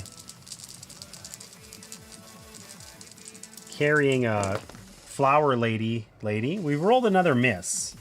So we can just huck out that. Because we have to discard 1 every time. And that overall looks pretty good, actually. So, unfortunately, I think this gang leader is just going to kill us. And, like, that's going to be a real problem. It turns out getting killed by a gang leader isn't my favorite thing. So who's going to go first? If our friend here goes first, then he can kill this assassin and run away. Which would be big. Because then he's still going to get shot by the gang leader. Actually, the shaman's going to get shot by the gang leader. But at least he's not going to get kicked in the teeth by an assassin. These guys all have stealth. So... okay, so he's not going to dash. He's going to go first because he can do 2 attacks. And our shaman has 1 attack, a move, and can attack a second time. The shaman also has 2 attacks. Maybe we just kill the gang leader this time. Means we're suffering from the assassin, though. Okay, well, we can't eliminate the gang leader right now anyway because he has too much armor. Right, he's got 1 armor and 2 health. We would need to do 3 damage with 1 character, which we can't do. So, what we can do is keep our turn order the same. And we're going to have our... we're going to take arrow stance here. We're going to zip in with the arrow move. We're going to move in, attack the gang leader for 1. So that breaks his armor, okay? Then we're going to attack him again, and he's taken a damage. And then we're going to run away. Strategic retreat. In and out. In and out. You'll be fine.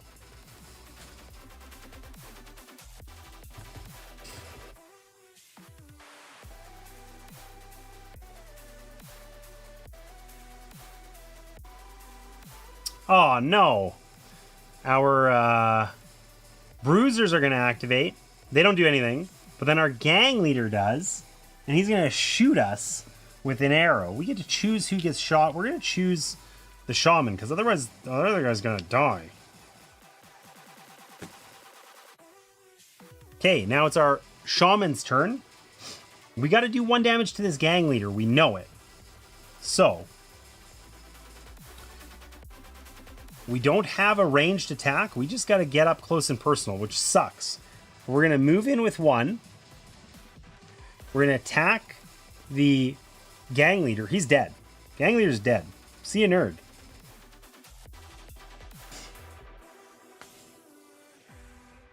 And then we have 1 extra attack that we can do here. Where we can... eliminate this saboteur. And then we can actually spend an energy once per turn to move, so we can move away from the assassin with an energy.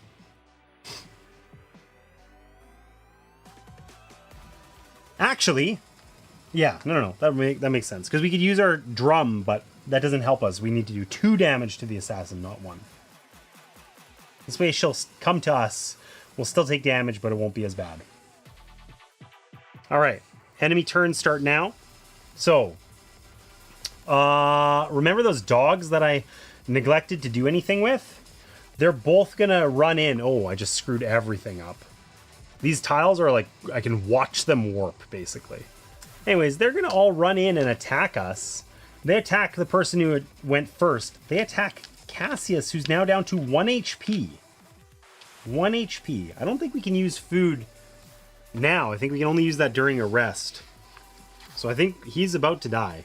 If he takes any further damage, he gets KO'd. And we are sad. Anytime outside of a combat scene. Surely I would have done that before if I knew that, but oh well. Too late. The saboteurs aren't going to do anything.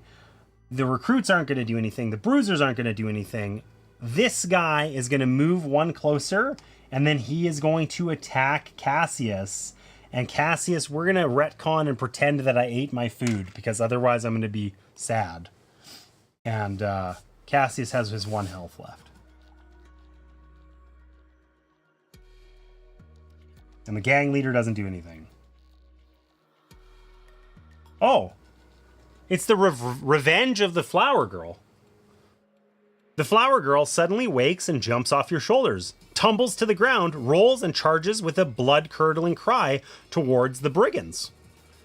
In the blink of an eye, she leaps onto the enemies, brandishing a shiv and stabbing furiously. Who is this flower girl? And I'm just glad she's on our side. Place objective token A.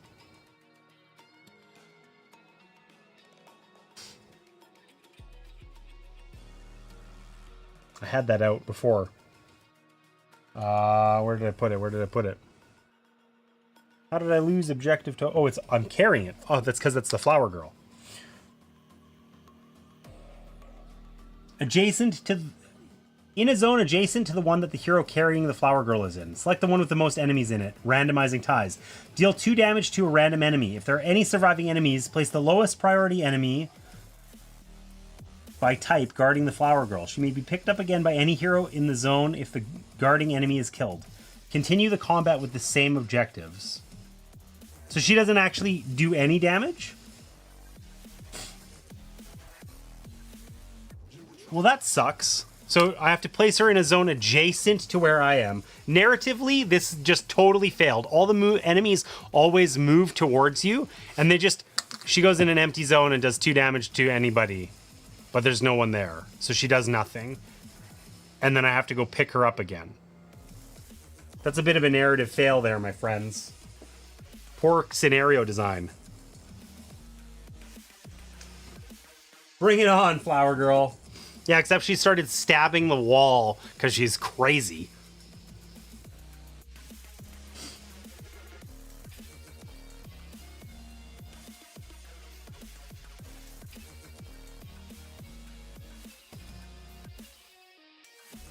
I have to leave from an exit without getting knocked out and leave any exit. Those are my goals for the scenario. Okay, we got 3 rounds left. Let's see what we can do here. I mean, now we can change who's carrying the flower girl if we want. But I don't know that that's useful.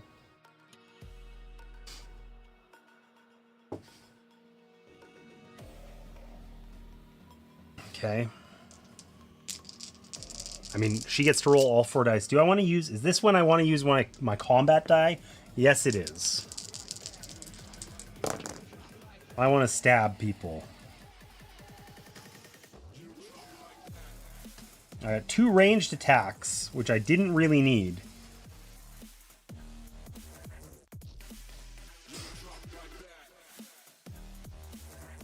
Unlucky.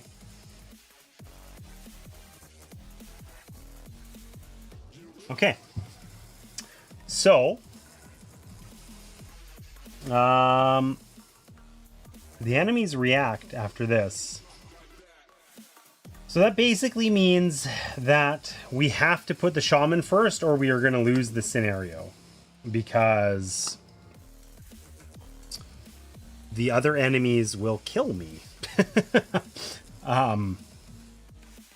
They attack. Oh, but that also means that I can't leave, and I need to leave in order to use my arrows. This fucking sucks. He's gonna die. I don't know that there's anything we can do to prevent this guy from dying. I mean, he could be in low guard stance, I guess. He just wastes his arrow. He doesn't do anything with it. Or he can spend an energy to leave. Okay. If he goes first, here's the problem. Here's the problem. We got 3 enemies and we need to do a total of 4 damage in order to not die. All of these enemies target the person who goes first. He has 1 health. If he goes, we can't kill the enemies with the shaman. We can almost do it, but then the dog that remains will just attack the person on the tile, which would be him. But if we get him to take his low guard stance, he can use this extra die to block. So I think the way this is going to work is he's going to go first. And he's going to attack the assassin twice. So she's dead. Oh wait, he can't attack her twice because the dogs are there. Okay, so because she's stealthed. So we're going to kill the dogs. Okay, dogs are dead. He's going to spend an energy in order to move. And then he's going to shoot the assassin for 1 damage. And then he's going to use his other thing to gain a block token. And then the enemies are going to activate. And if the assassin activates, it actually makes it okay for us.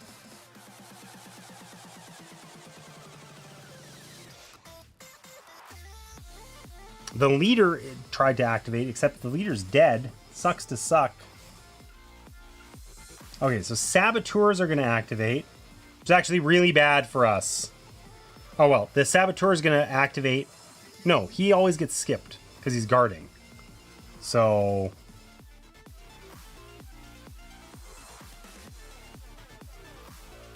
I guess he just wouldn't move? I don't know. Does he get skipped? Now I'm confused.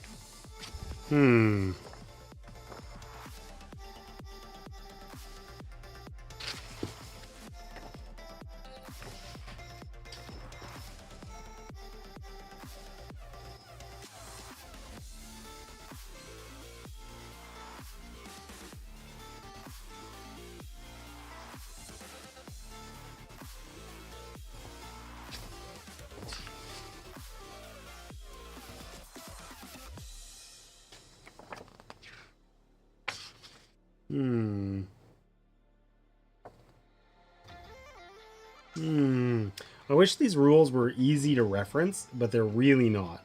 Like, they're kind of awful, actually, in that regard.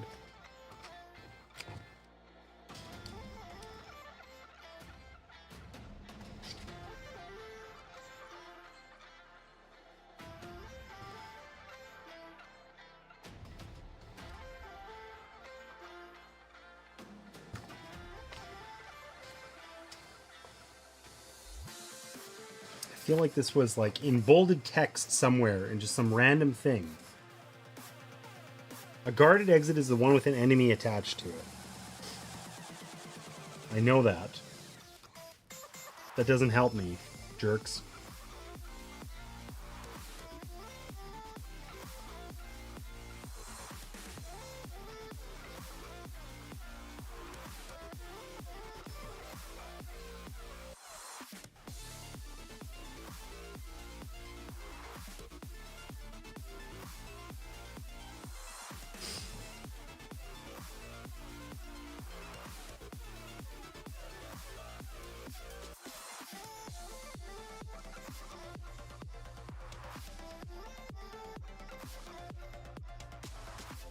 Okay, I think that these guys... I feel like I'm missing some stupid... I know there's some stupid, like, bolded text rule hiding in here somewhere that tells me about this. But I think this guy can shoot me. And he's just going to waste my block token. It's going to go away anyway. But I better kill that assassin. And then this guy's going to activate. He doesn't do anything. Okay, so now our shaman has one move, an arrow, 2 arrows, and an attack. So she's going to attack this girl for 1. She's dead. The assassin's dead. See you later, assassin. She's then going to move.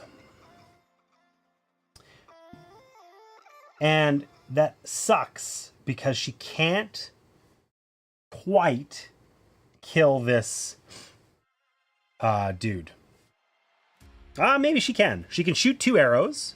He'll lose his armor, and he'll take 1 damage. Okay? So he's got 1 health left. He'll heal to full if we don't kill him this turn. But she could spend an energy to move, and then she can use her extra thing in a future combat round. So she can use this as an ice knife and stab this guy, and he's dead. Ha! And then she's hanging out with the saboteur, but the saboteur really only does range damage anyway. Hopefully he's not just about to kill this guy who has 1 HP. But he probably is. In fact, he definitely will kill that guy, and I don't think there's anything we can do about it. He's just going to die. This guy activated twice in a really cheeky way. I can't eliminate him because he's stealthed until I get rid of the bruiser. This is just the way it's going to be. Unlucky. Okay. Enemy turns. So all surviving enemies. So none of those guys do anything because they just attack people that are close by. But this guy attacks somebody at a distance of 1, which is exactly this dude. And he's going to die now. So he's knocked out. We can resurrect him, potentially. I got to figure out how that works. Because I don't remember.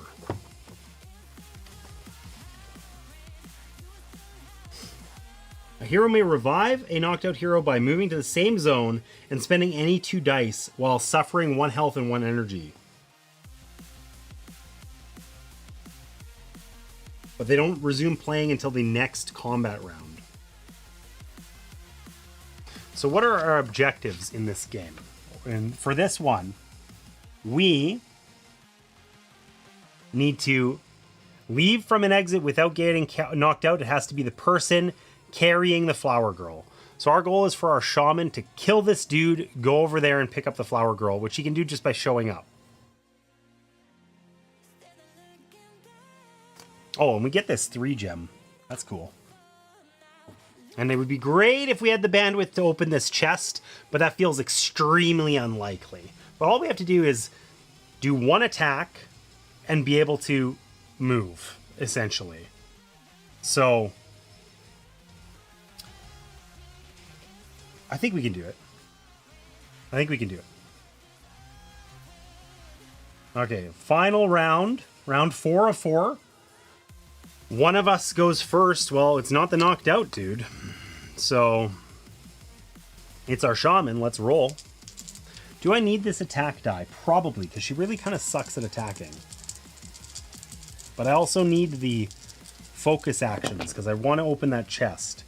Oh my god, we failed. We got 3 attacks and a miss. That is dog shit. Okay, we're going to spend an energy to re-roll that miss.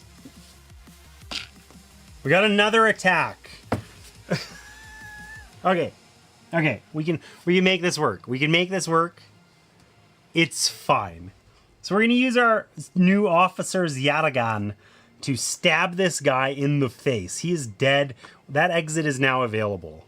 We are then going to use our ice knife. We can turn one of these knife results into a focus action, and we can use that to open chest B. Okay? So, what do we get? Sure, this action is irreversible. Yeah. Take the following items from the unlock box or token tray and place them in the party backpack. Any weapons or equipment you find may be equipped by the hero who found them. So we found a vitality potion and a potion of speed. So 177 and 174. That guy. Man, I wish the card cam was working. But we found these two things. Potion of speed, gain 2 movement, then return this card. Vitality potion, at any time recover all of your energy, then return this card. That's cool. If we had one extra focus action, we could probably revive this guy. Actually, maybe we can anyway. We probably have to use our vitality potion though. Okay, so we opened the chest. We're happy. That's cool. We did it. We just have to move to this spot in order to be able to win here. So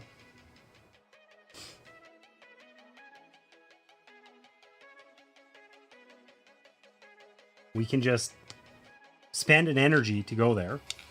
And if we either let our friend Cassius here gain a curse card, or we can use our vitality potion and spend our remaining actions to heal him, in which case he won't get a curse, which is probably worth doing, I think. So let's do that. So we spend this at any time, recover all your energy. Then we spend 1 health and 1 energy in order to get him back on his feet.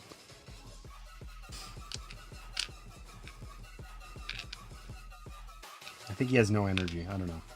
God, these are bending so bad. They're like warping before my eyes. All right. We spent all of our dice to do that. Everyone's happy. We have the flower girl. Life's good. We do have to survive, though. So enemy reactions happen. Nothing occurs. The dogs are dead. But it doesn't matter which enemies we get here. None of them are going to come to get us because they're too far away. And then we're done. So all of them activate, but nothing happens because we're too far away. See you, nerds. All right. Main objectives. The hero carrying the flower girl must leave from an exit without getting knocked out and leave from any exit. So we're going to leave from exit B because it's no longer blocked.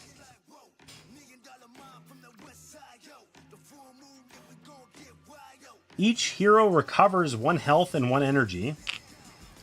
Then enter each hero's health below. So in the app, I have to track how much health we have, which is not very much. 3 health. Yikes.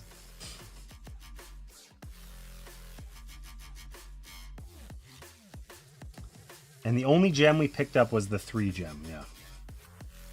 Victory, +1 victory point. 2 of 2 combats won. We gained 3 gold. We gained a vitality potion and a potion of speed, but we did immediately use our vitality potion in order to recover our friend.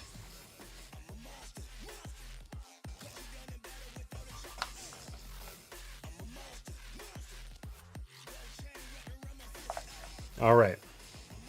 The exhausted flower girl falls unconscious again, and you hoist her over your shoulders and run before the surviving bandits can catch up with you.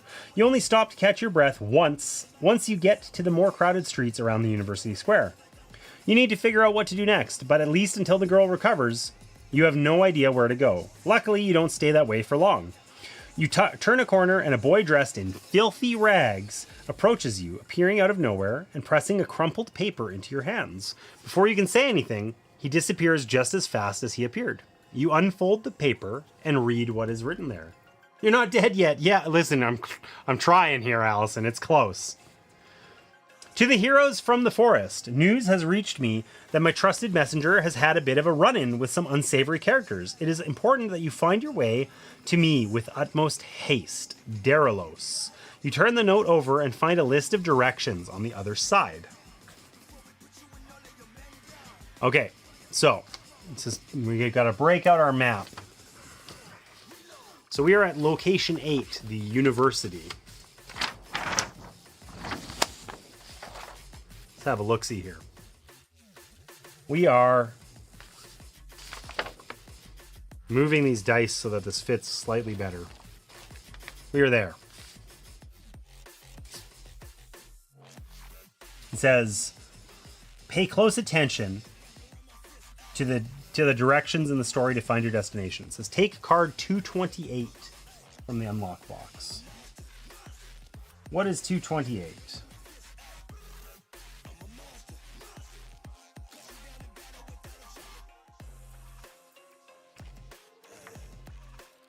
It's trolling me. There's like 5 227s. 228. Use the clues on the card to find the indicated location on the map, then use the app to navigate there from your hero's current location. What? That's what it shows me? I don't know if you guys can see that at all.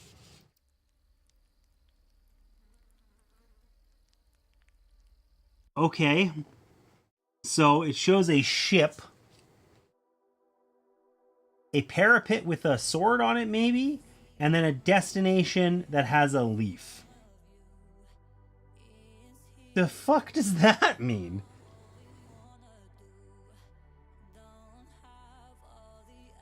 There's something written, but it's not written in words I can read. Okay. There's ships down here. Oh, it's probably this ship. It's got a swirly-doo on it. So it's probably this ship down here that you guys cannot see. That one. I maybe. From there to the sword thing, and then to the feather. 16 is where I need to go. I don't know why he drew a map that's completely unrelated to where I am. That was kind of a dick move, but surely that's the place.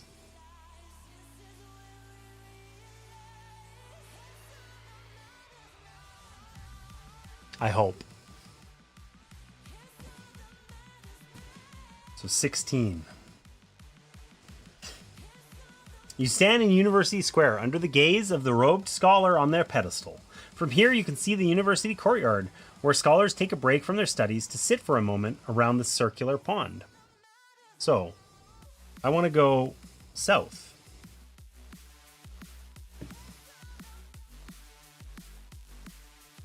You stand south of the university beside a small temple with a star above its dome. That's here. I want to continue south. You stand in a square in the southeast of Isafir, between the first and second wall. A small temple of Maker stands in the middle of the square. You can hear chatter from a nearby restaurant. Okay, so that must, between the first and second wall, I'm in here. That's the restaurant. Small temple of Maker, that must be the arrow. Okay, so I want to head southeast, out through the gate, towards 16. You stand outside the southeastern gate of Isafir, outside the outer walls. A banner of a watchful eye marks the gate. And I want to go southwest. You're in the south of Isafir, in the Halleck district. On one side, you see a monument with 2 obelisks in a square. On the other, a blacksmith's shop is in view. And we want to go south. You're in the south side of Isafir. No. Yeah. A temple is nearby. A rundown little building bears a small sign with a feather emblem. You barely spot the entrance through the heaps of trash that surround it. Surely that's a good sign, right? Heaps of trash. Let's do it. Enter the building with the feather emblem. Inside is a surprising scene. Rooms comfortably laid out with divans, carpets, and rich tapestries. Divans? I don't know what that is. Remove sticker 16 from the map key. All right, so what did we find? What's sticker 16? Where are we? We have found... Dun, dun, dun, dun. Ooh, I love me a good map. Welcome in, Buckle. Darilo's hideout. Oh, the sticker didn't peel off nicely, though. Saved it. All right, we found Darilo's hideout.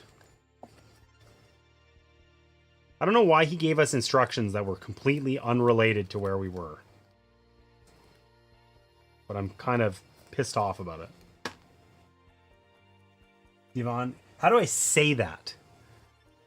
And it's a couch, really? Okay. A half-elf in fine robes rises to his feet. He has an air of easy confidence about him. Darilos makes a sweeping gesture. "Welcome to my humble abode," he says. "My home is always open to my friends. You've traveled long, and I'm sure your journey was tiring. Please, make yourselves at home."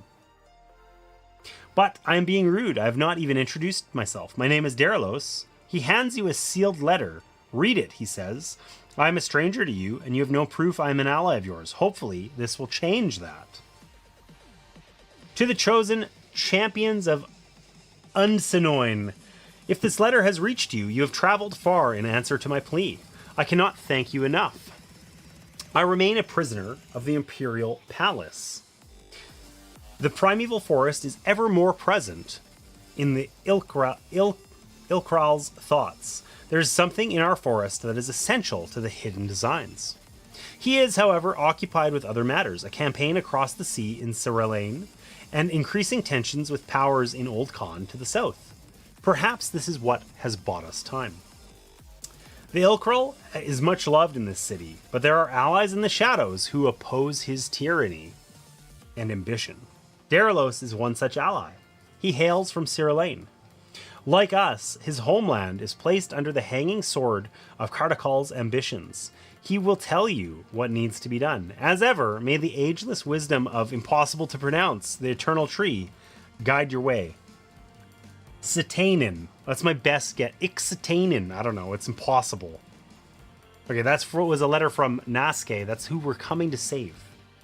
Okay? Divan. Okay, Divan. Divan? Whatever, something like that.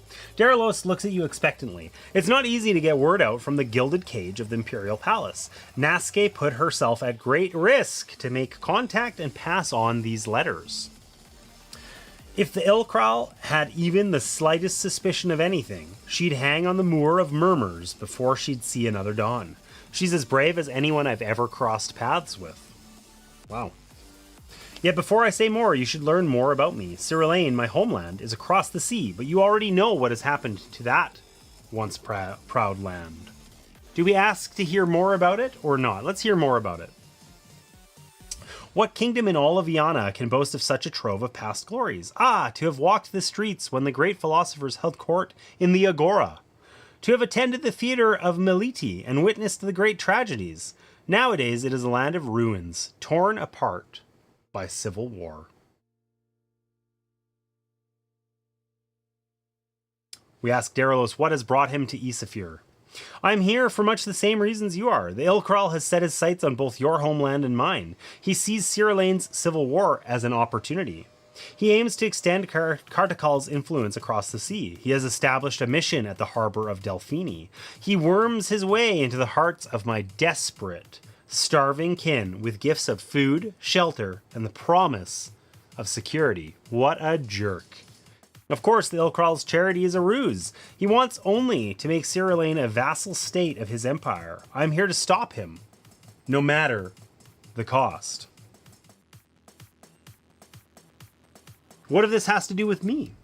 True, he says, you have more than your fair share of troubles. Why should you care about mine? I won't ask you to, but our lands are both under the Ilkral's greedy eyes. Here in Isafir, us enemies of the Ilkral are outnumbered, hunted, imprisoned, killed. We're up against the armies of an immortal emperor, and all we have is each other.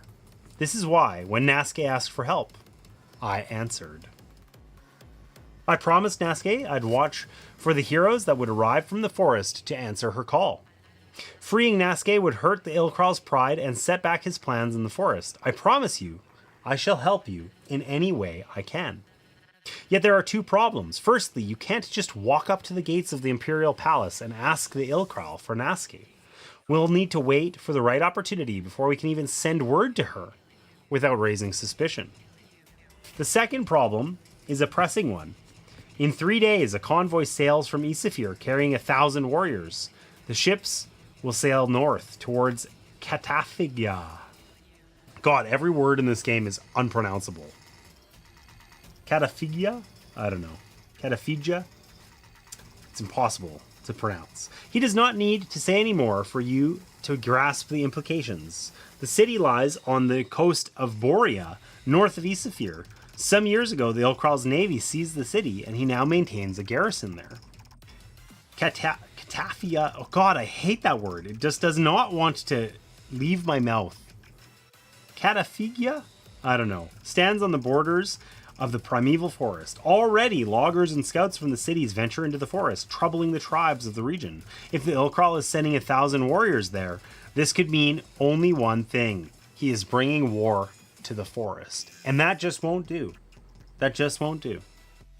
This must be the reason why Naske is bringing her kept prisoner, the Ilkral, or why Naske is being held prisoner, rather. The Ilkral did not want her bringing this news to the forest. Okay, so we take story card 9.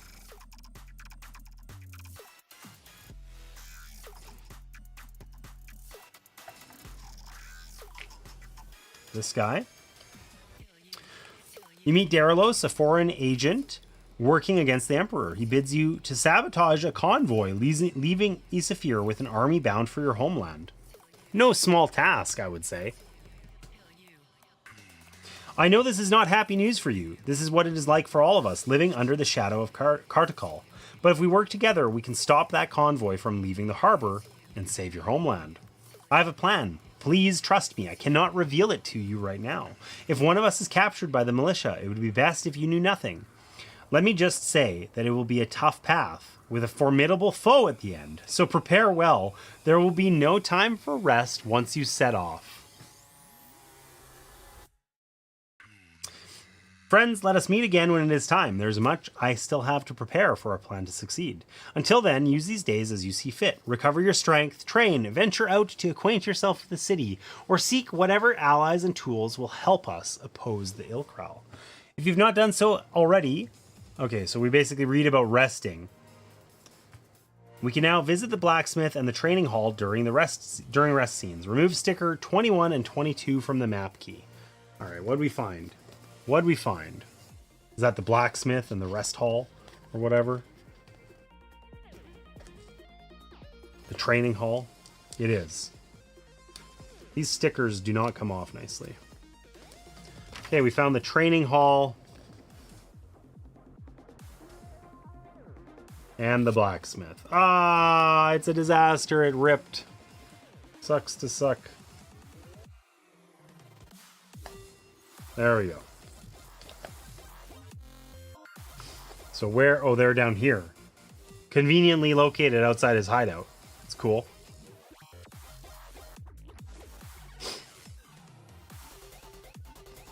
Okay, so it says that we take the following items out of the box. The location cards for Daralos' hideout.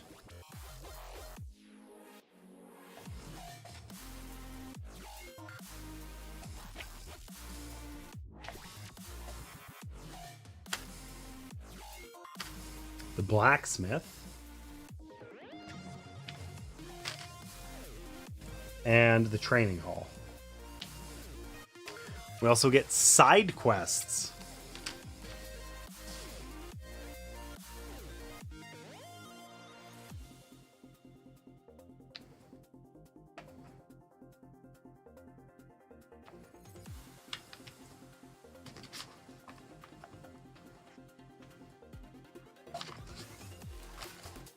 Once again, I wish there was just slightly more space in this box. These would be like 40 times easier to get out of here. But we're getting there. 207, 208, and 218.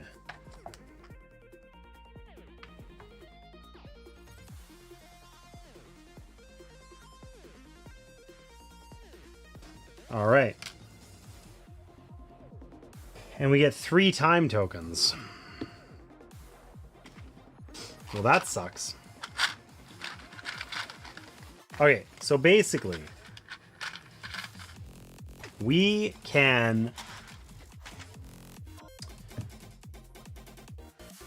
have these locations that we can go to.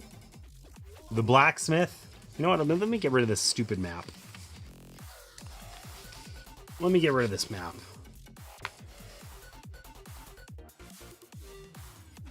Not that it's better under there. There's just more shit. But at least it's flat. At least it's flat shit. Okay. No what?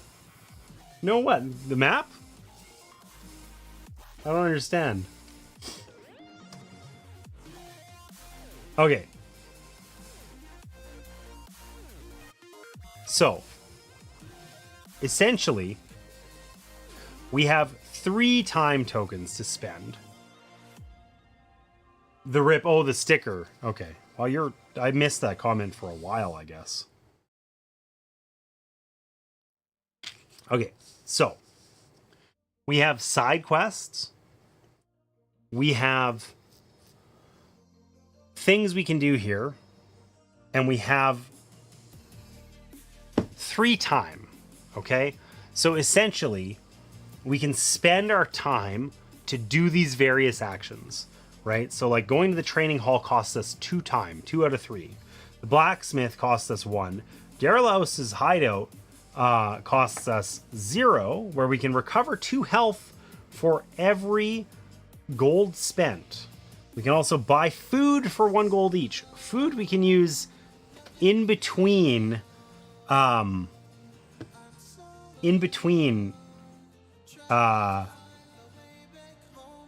fights and stuff like that, right? Like we basically get a rest scene. That's what we're doing right now, where we can recover to full if we want at cost. But we only get 1 of those every like 2 or 3 combats. Food is half as effective. It's essentially one health for 1 gold instead of 2 health for 1 gold, but we can carry it with us, right? Oh, hey, as you get ready to set out into the city, Darlos approaches you in your chambers. He hands you a purse heavy with coin and waves you away when you ask questions. You are newly arrived in Isafir, he says, and you will not get very far with empty pockets. Consider this an investment. I expect great things from you. Take 1 gold worth of gems? Well, that's not very much. I can buy a turkey leg with this.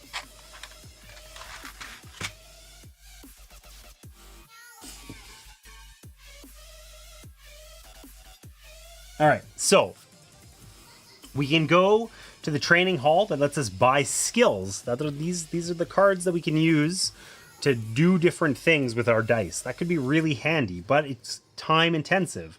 If we go to the blacksmith, we can buy items.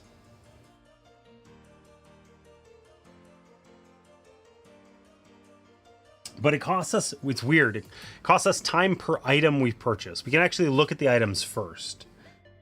And then these side quests that we can do. Get all the health you can. Apparently you need it. Hey, Jared.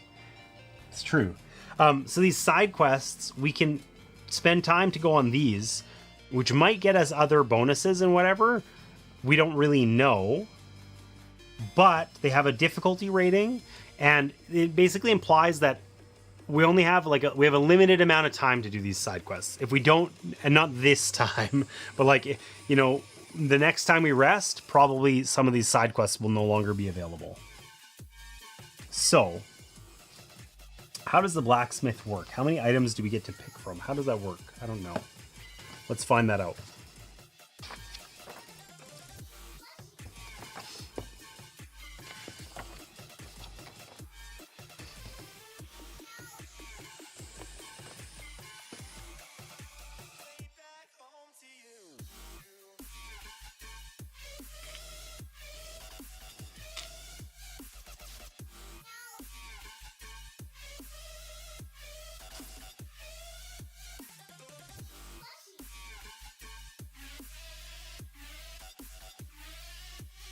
Oh, do I do that on the app? I see.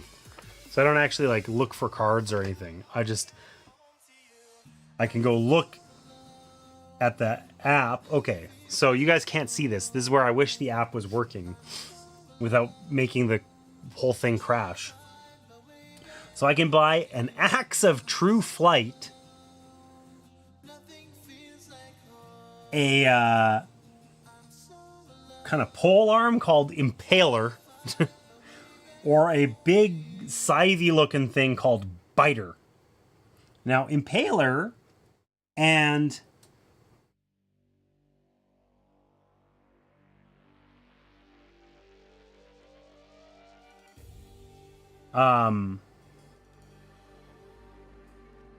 Impaler and Biter both do additional damage.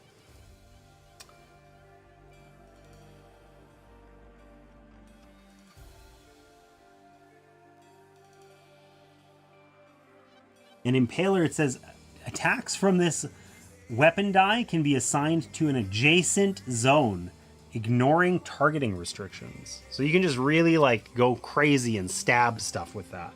It's kind of cool, but it would cost me $4 and a time to get it. I don't know about that. Going to the training hall might be cool. We can each get skills. And kind of the skills, I feel like we're really skill limited, especially on the shaman.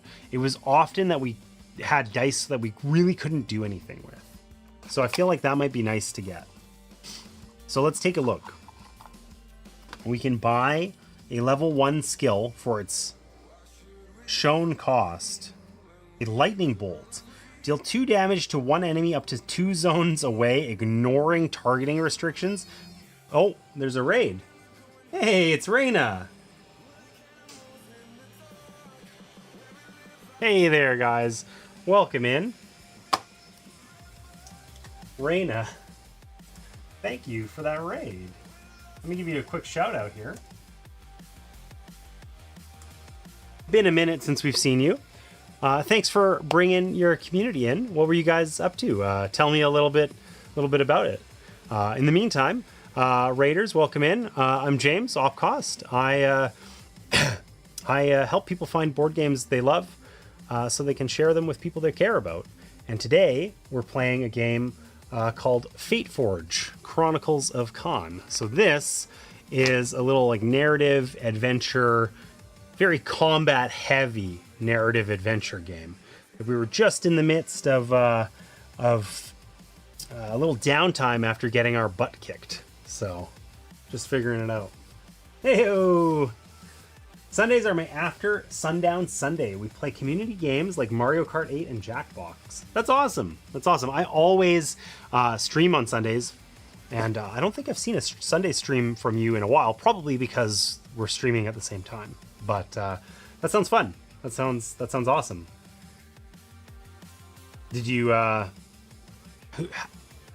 do you usually win, Reyna? Or are you like you know? Are you like who's the prime, like the champion of Jackbox in the community? No. Okay, well, I don't know. It's worth asking. I'm not a top tier racer, but sometimes you win Jackbox. Okay, that's fair. That's fair. My Mario Kart skills, not that good. Not that good. In fact, I feel like it's just video games all around. I remember when I was good at video games, but now I'm old and I suck at them. So, just the way it goes. She won everything. It's believable. It's believable. That's awesome. Well, I'm glad you brought your community here. I'll set the scene here. This is an app-driven game that I have a nice little setup here with my tablet where I was showing off the app on stream, and my computer crashed horribly and like blue screened, and everything went very awry. And I think it was related to me streaming the app. So I decided not to do that. So we're playing this app-driven game without the app. It really mostly does sort of management tasks. There's a couple things in there that I wish I could kind of show off on stream. And this looks messy as heck because it kind of is. Every time in this game that we get into combat, we build out this huge map of stuff and put out a ton of different enemies. And there are cards that control what they do in combat and all sorts of stuff. So there's a lot on the go here. It's kind of getting out of hand, actually. But so far, what we've done in this campaign is we've come to this city of Isafir. Not 303 years old. Okay. Age is not an excuse. Yes, it is. Age is totally an excuse. Sorry to raid and run, but I have to do some cleaning. Have an awesome stream. Thanks for bringing your community in, Reina. Have a good one. Good luck with your cleaning. I hope that goes well. And I will say, age is totally an excuse. It's like, I used to be a really competitive Counter-Strike player many years ago. Counter-Strike 1.6 was new. That was like a long time ago. If anybody in chat knows what that means, I'd be surprised. And I was good. And now I'm just not capable of being that good, but I remember what it was like, and it's infuriating. So I play like Apex Legends or something, and I'm like trash tier now. But I remember being good at FPS games, and it hurts my soul. So age is an excuse. All right, so in this game so far, we've come here to this city of Isafir. Ooh. We got this big ass map. Okay, there's all kinds of stuff on here.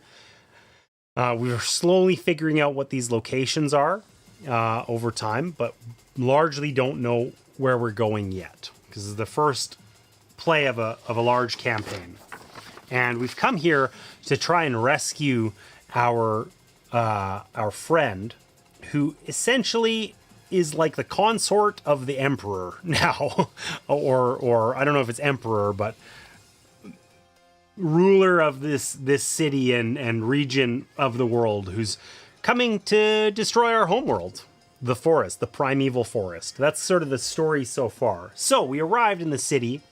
We found this nice flower girl who was like, hey, I know who you are. Let me help you, you know? And we took her up on her offer. It turns out she's crazy.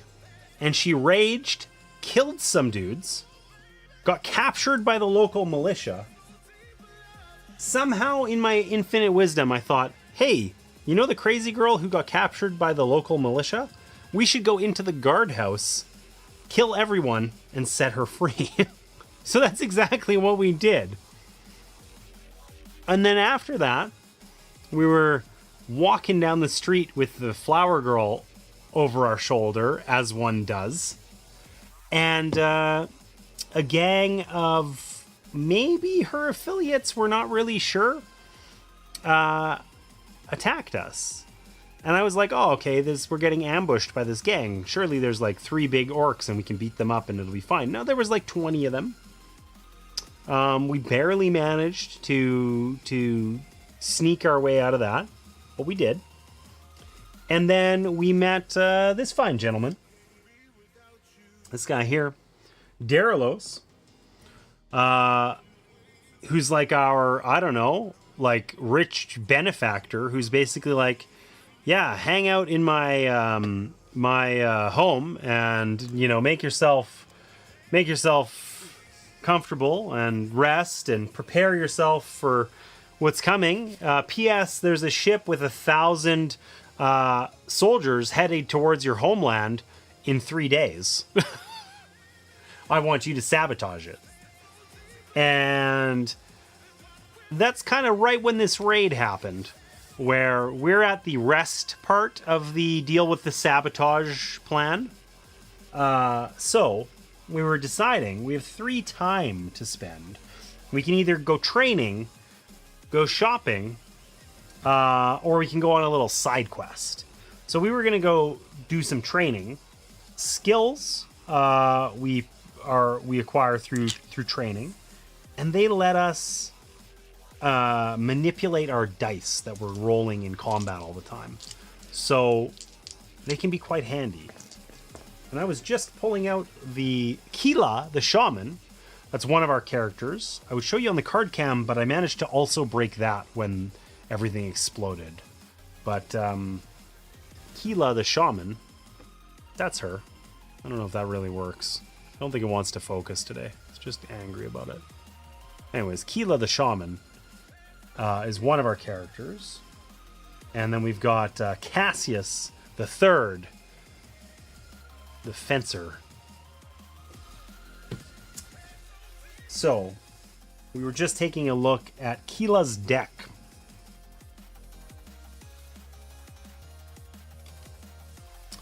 Because we can purchase one card, and we probably don't want it to be wildly expensive.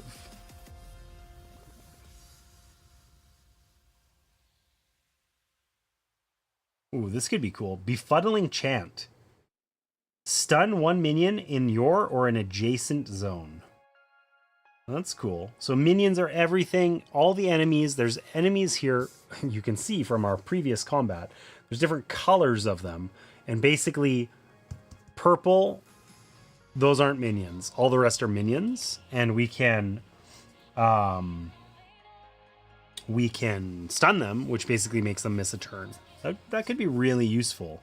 It also uses our the dice that we get the most of. So that'd be cool. Turn a miss into a focus die. That would be really good too. I wanted something that was going to help us move, potentially. Project Spirit. Turn a focus die into a ranged attack. That could be really useful. Recover an energy.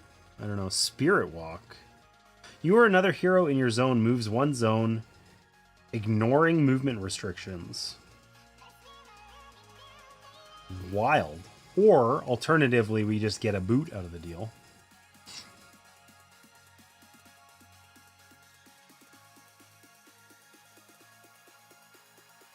Command Beasts. Wow, there's cool stuff in here. There's all kinds of wild cards in here. So, the really expensive ones we don't want to do, because we also have to be able to purchase something for our friend Cassius here. But we could either command beasts. There's been beasts in every single fight we've done so far. That seems kind of cheesy, though. Spirit Walk was the thing that we kind of wanted to deal with the most. We don't have a ton of ways of moving, but we can always spend energy to move. Project Spirit. Having more ways to attack could be really nice. Because that's a thing that we're missing on that character. I think that this would be... It's cheap, too. Let's try that. Let's try getting her a way to attack. A ranged attack also gives us some options there. Okay, so we got to pay $3 for that. Okay. And we spent 2 time. So we went to the training hall. So that's 2 time tokens gone. We have 1 time left. But we do get to get a skill for our friend Cassius. Oh, I had missed a skill. I hope this isn't like the coolest one ever. That'd be a shame. Blessing of the Ancient Forest. During preparation, discard 2 things to allow... Yeah. This would basically... Oh, it's a one-time use thing. Like 1 time per combat phase. Basically, it'd be... You roll like 6 misses, and it saves your turn from being a total disaster. We're just going to not roll badly. That's never failed before. We've always rolled well. Okay. So... What do we want on this guy? I don't even know, actually. So, currently, our friend Cassius here, he's the master fencer. So the way that this works is we have to pick a stance for him to be in. Either the arrow, where he can use ranged attacks in order to move and do a melee attack, or in low guard, where he can gain a little bit of block, 1 block, and then if he is attacked, he can riposte and do damage. But he chooses one of those stances every time, and generally, he's been able to sort of like slide into combat pretty aggressively with his arrow stance and just kill dudes. Oh, another stance, duelist stance. If you are using a sword and your second weapon slot is free, you may reroll a combat die or the melee weapon die once per turn, in addition to any other rerolls allowed. That's cool. Not useful for us, I don't think. What the hell is this? It's like interesting music. That's okay.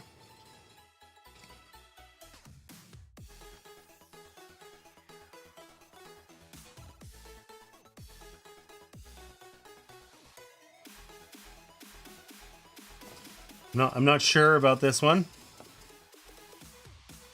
I just picked the playlist and things happened.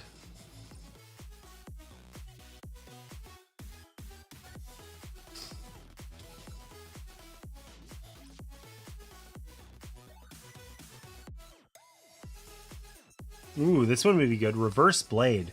So basically it turns like a crit into 2 single attacks. Normally this would be 1 damage, and then we would essentially get 2 damage out of it. That's a highly likely to be. This one, we can, if we miss, we can gain a block. That'd be good in low stance, potentially. Or a miss and attack becomes a crit. That would be good with the Reverse Blade. Ooh, compound attack becomes an attack and a block. Because often we're in melee range and then we end up taking damage, right? So being able to do a little extra damage means we're more likely to actually be able to eliminate the enemies, which would be really nice.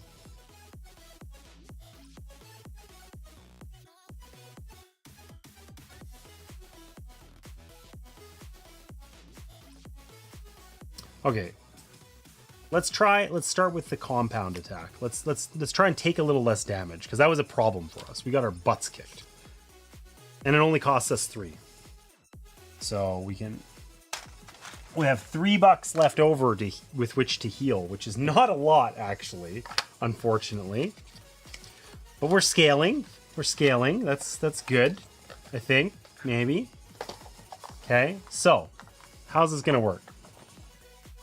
For each dollar we spend, we get 2 hearts worth of recovery. So if we spend $2, we can get 1, 2, 3, 4. We're full health. And then we have $1 with which we can buy a food, which is going to let us recover 1 health out and about. We spent all of our money. We got a turkey leg and some new skills. I think we're living the dream, actually. And we have 1 remaining action, right? Like, we have 1 more time left. We could either... Well, we don't have enough money to go buy anything from the blacksmith, so we can do a side quest. So...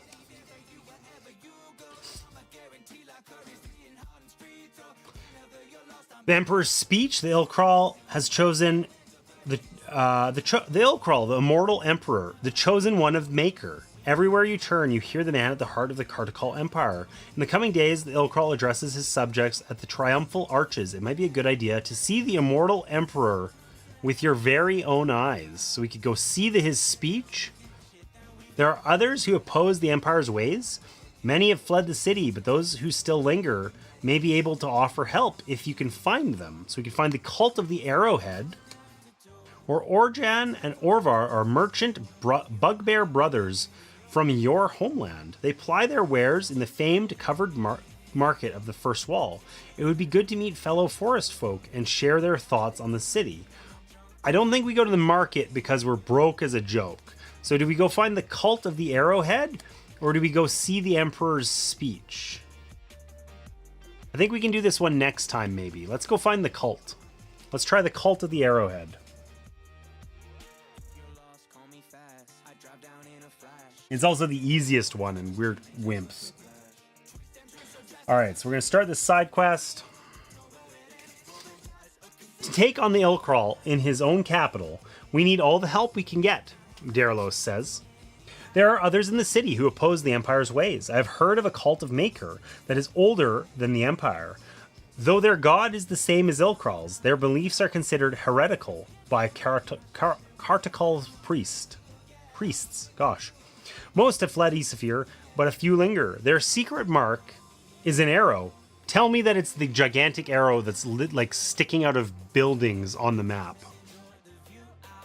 Wherever you see it by the side of a door, knock and you shall find help.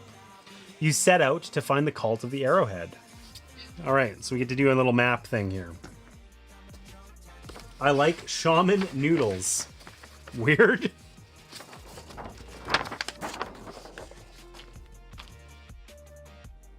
Okay, so we are at 16, and it says, pay close attention to find our way. So listen, if we look at this map, we're down here at the bottom, but like, there's an arrowhead there, sticking out of a building, and there was another one over here at the tree. Now, I thought that was just probably a... I don't know what I thought that was. It seemed really weird.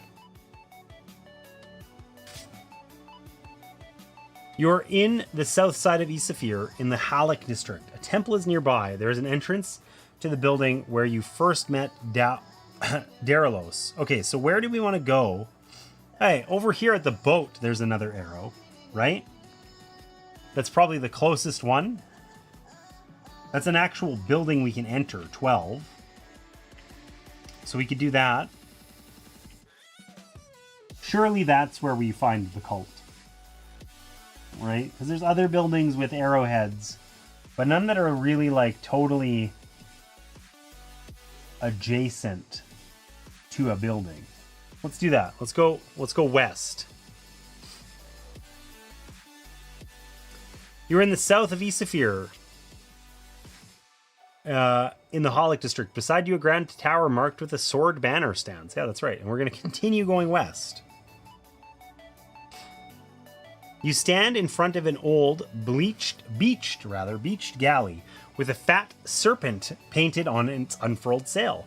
A tavern has been built right into it, and the sign above the door welcomes you to the bloated sea snake. Sounds like my type of place. You can hear the sound of singing and laughter. On the chimney, you spot an arrow stuck into the side. Remove sticker 12 from the map key. All right, this time we're going to remove it from the right-hand side and see if that makes a difference, because that's where they've been ripping. Oh, still ripped. The Bloated Sea Snake Tavern. Spicy Shaman is the best. Interesting, okay. We're going to go into the tavern. You walk into the tavern and take a seat. You see eyes suspiciously cast in your direction, but they all look away the second you meet them. The place is lively with conversation and activity, but you can feel the locals huddled together and away from you. You try to find out more about the arrow stuck into the tavern's chimney, but your inquiries are met with silence. Just as you are about to give up, a hooded goblin walks up to you and leaves a note scrawled with a hasty message. Across the road, down the steps to the docks. The blue door will open for you. Interesting, okay. You leave the tavern and follow the directions. You have no trouble finding the blue door in an alley off of a narrow street sloping down to the harbor. Oh, I thought I was going to have to actually find this on the map. Inside, the goblin who slipped you the note stands next to an Ulkani who barely fits in the room. The Ulkani ignores your entrance and stokes a furnace with glowing embers. We are always happy to meet others who live in the shadows of the Empire, the goblin says, but we don't know you, and you can't swing a cat in Isafir without hitting one of the Ilkral's spies. Classic problem. Before we can trust you, you'll need to submit to our challenge. Oh, cool. Thank you. The Ulkani pulls the poker out of the embers. At the end, glowing red hot, is a brand in the shape of an arrow. In the fires of Maker we are forged, the goblin says. With this iron, you shall be forged anew. If you can bear the brand without showing pain, we can trust you not to start calling out every name you know as soon as the false emperor's guards put you to the test. the Ulkani pokes the brand in your direction. You get the distinct feeling she loves this part of the job. Every hero takes an easy resilience test. Okay, so the way tests work is that there's easy, medium, and hard. Okay, on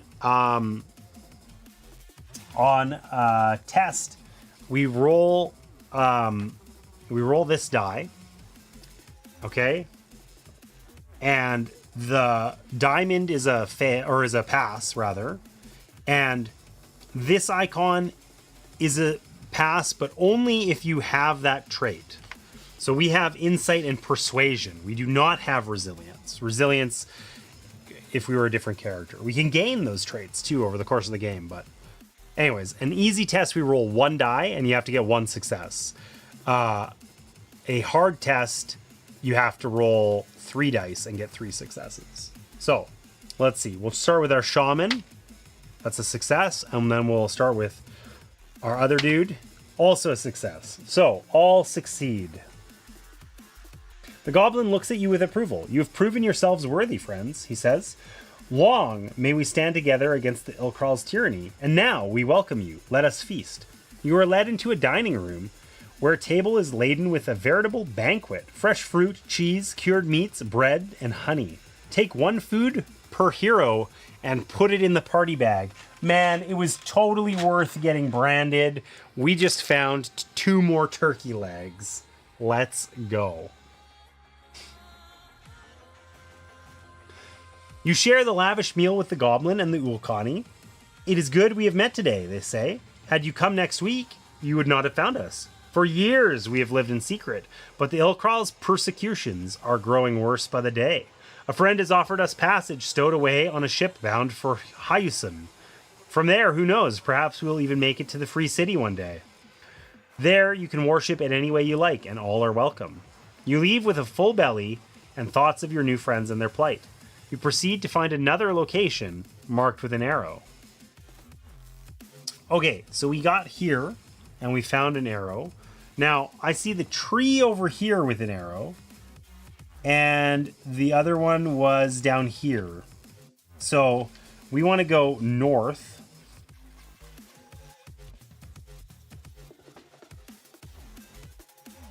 Where we're on the eastern edge of the harbor, right? And we want to go east, right? Yeah, we want to go east.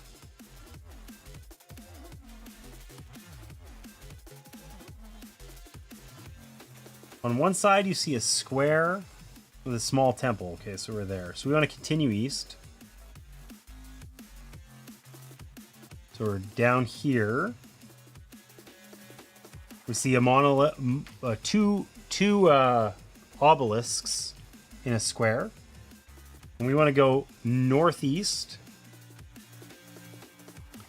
We're up here by the outer walls. A banner of the Watchful Eye is by the gate. So we want to go northwest through the gate. You stand in a square on the southeast of Isafir. You can hear the chatter from a nearby restaurant. The dome of a temple has an arrow stuck in it. So let's enter the temple. Let's go. You enter the temple. Inside, a keeper dressed in robes greets you in a calm and soothing voice. Maker be with you, she says. I can see by your attire you are not people of Carticall, but Maker welcomes all. How may I be of assistance on this fine day? She extends her arm in greeting, and just for a moment, you catch a glimpse of an arrow mark on her skin, beneath the sleeve of her robe. Do you say you would like to make a donation or ask about the arrow on the roof? Well, we don't have anything to donate, so let's ask about the arrow. The priest lowers her voice. Our Ilkral might want us to believe otherwise, but Maker is worshipped in many ways and under many names. The Ilkral's cult doesn't have a sole claim to him, as much as they would like to think so. I belong to a cult of Maker that is older than the Empire, and that worships the Father Creator in our own way. Okay, cool. Do we make a donation or tell her where we came from. Where we came from. The priest speaks in a hushed whisper. I see. Then we have something in common. Perhaps you will find it in your heart to help a fellow enemy of the Empire. The situation has become more dangerous for us. The Ilkral's priests and the city guards are more vigilant than ever. I am purchasing safe passage out of Isafir for the members of our cult. If you helped us, I'm certain Maker would watch over you with your kindness, due to your kindness. Ask if Maker only helps if you give a donation, because we don't have any money. He listens, always listens. He listens, he listened also now. Say that Maker seems suspicious, or say that you would like to make a donation. That does seem suspicious.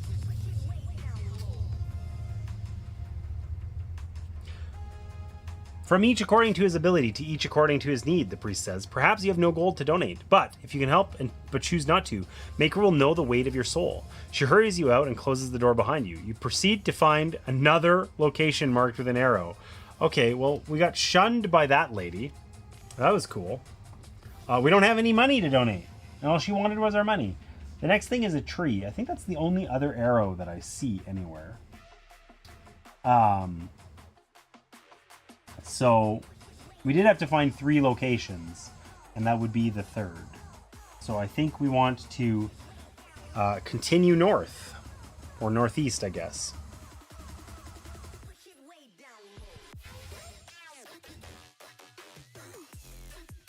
You've been wandering the city a while, and it is getting late. I have not been wandering the city. I want to keep looking. We stand south of the university. Yeah, okay. So we're going to go north. We're in the university square, and we want to go northeast. We're at the tree. We're going to investigate the arrow. You approach the oak tree, intent on inspecting the arrow. You realize you are not alone. A kobold sits in its branches, carefully picking acorns. He wears the marks of Maker. Greetings, friends, he says. Give me a moment, and I'll be glad to share a word. True to his word, he descends in a moment with a basket full of acorns. He looks you up and down with delight. You are forest folk, he says, all the way from the primeval forest. I'm sure you must be busy, but I'd love to sit and talk about trees all day. You might have noticed, but trees are kind of my thing. You caught me harvesting acorns. I use them to make an invigorating brew to give to those who worship Maker in my own way. Okay, weird. Perhaps you find it strange that a devotee of Maker is tending to a tree. Maker is usually associated with forges and industry. Hammer and iron. Certainly that's how the Ilkral sees his god. But we see Maker in every care and labor of diligent hands, even the unseen hands of nature. What about you, forest folk? Do you also see the sacred in growing things? Do you tell him about the beliefs of the forest or convince him you are a friend? Let's tell him about the beliefs of the forest. Choose a player to take a medium lore test. Well, neither of us is good with lore. So I guess it doesn't matter. We're going to go with Shaman. Shaman's going to do it. Oh, we got 1, and I don't think we can spend energy or reroll or anything like that. I think we just get what we get, and we don't get upset.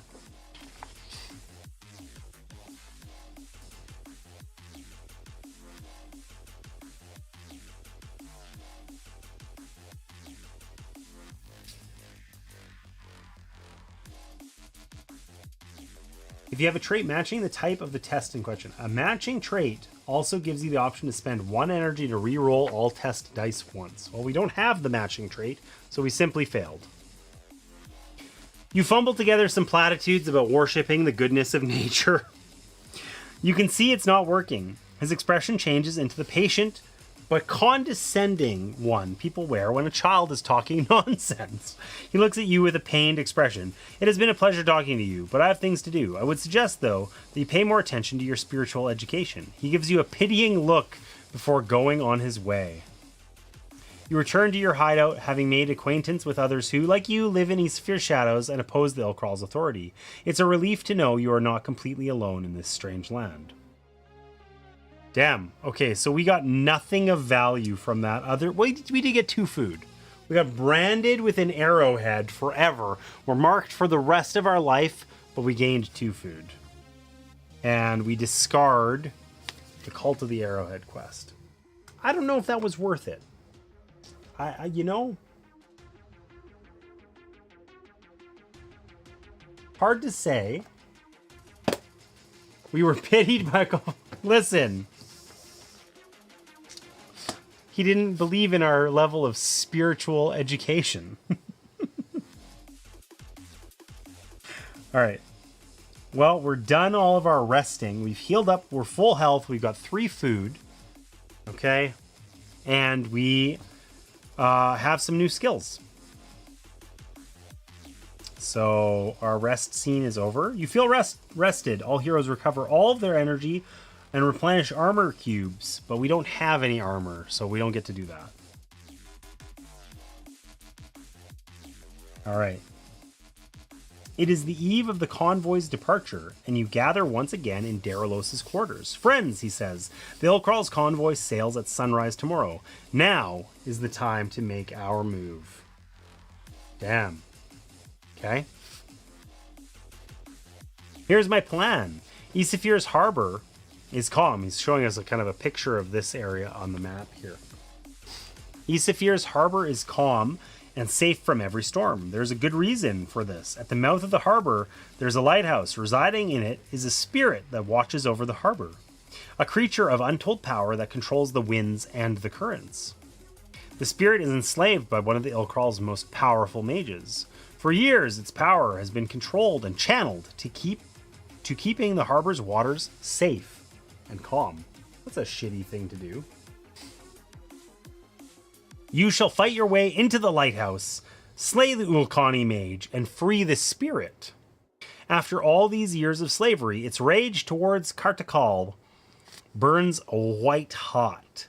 Once free, I don't doubt it will be happy to unleash its anger on the Ilkral's ships as they leave the harbor.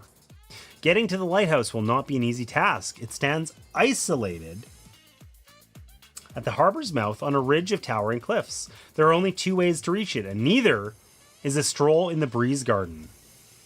The first way is a treacherous cliff path. There are guards along the path and others along the cliff edge watching to rain down arrows on any trespassers. My spy in the militia has told me the hour at which the guard changes just before dawn. That is when the guard will be at its weakest. I have engineered a distraction to divert the militia's attention at just that moment, to give you as clear of a path as possible. Officially, there is no other way to the lighthouse. But I have learned, this sounds like this is the one, right? I have learned of another secret path. At the base of the cliffs, there are ruins of an ancient graveyard, older than the city. Oh, what could go wrong if we piss off the ghosts? Surely this will work. At the base of the lighthouse, or the base of the cliffs, there's a graveyard older than the city. In that graveyard, there's a crypt that hides an underground passageway leading directly to the lighthouse. He hands you a strange stone object, a pyramid just small enough to fit in the palm of a hand. This device will open the sealed door to the passageway. I had to bargain with a goblin merchant in the Shadow Bazaar for it, and let me tell you, that's not something I'd like to do again in a hurry. Is this the graveyard? Yeah, 25.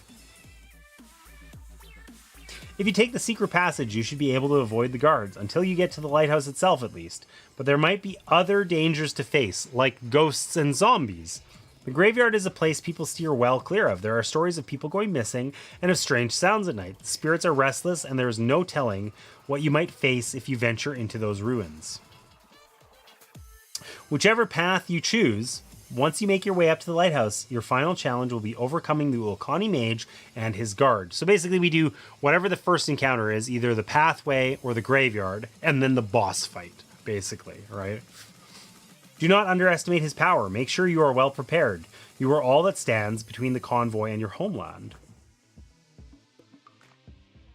You bid Darylos farewell and set off hours before dawn, while night hangs heavy over the city. Do we take the cliff paths and face the militia, or do we search for the secret passageway in the ancient graveyard? Okay, I need some help deciding on this one.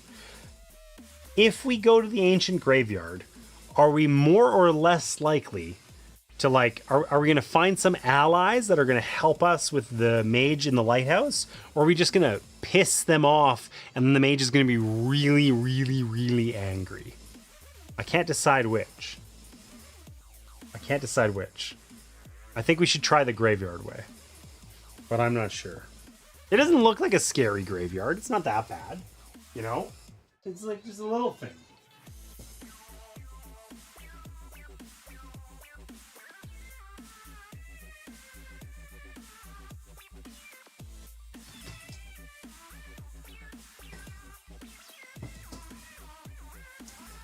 Let's try the graveyard. What could go wrong?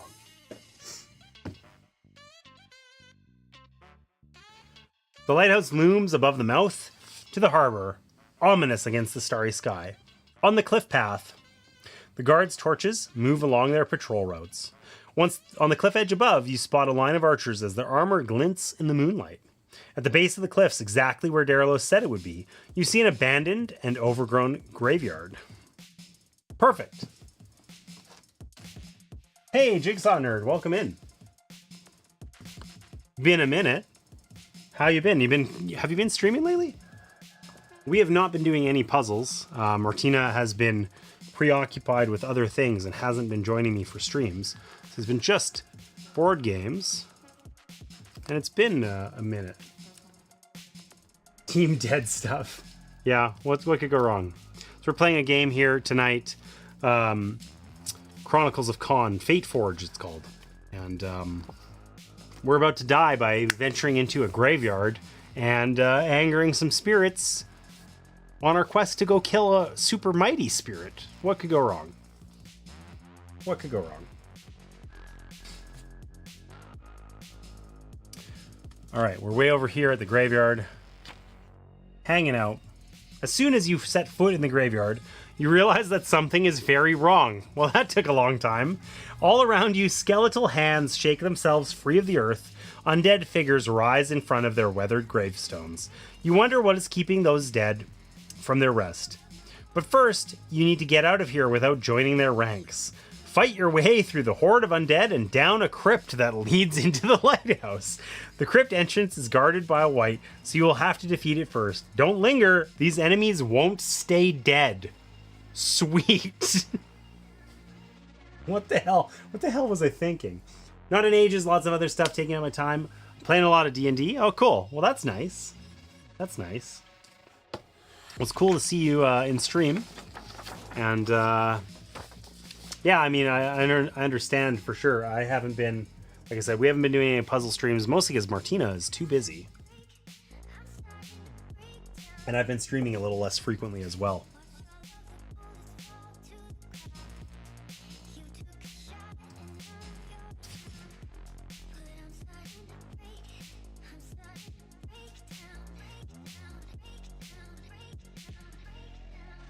Okay, so there's enemies that are going to resurrect. That I love. And they basically just come back the following round. We don't even get like a round to run away or something. This is a game that's app powered, and I was streaming and showing off the app, but I can't do it right now. So it crashed my computer horribly. So okay. Let's get this set up. So we need card 378.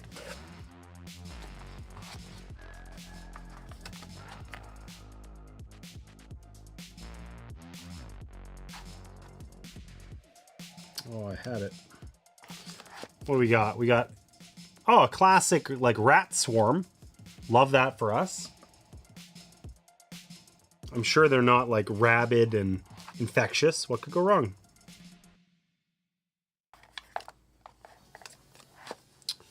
Skeleton archer, also classic. Great snugglers, I hear.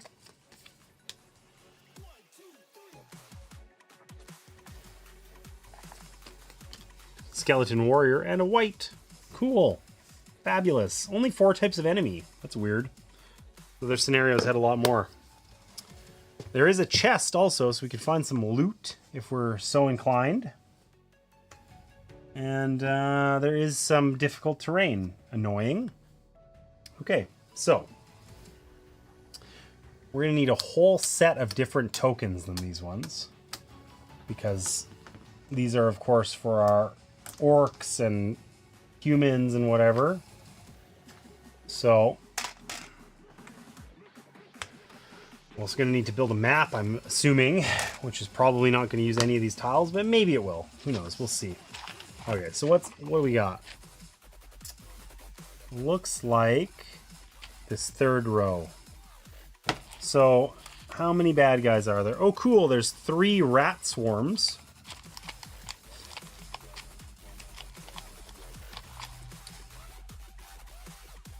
That's not it. Oh, those are these guys.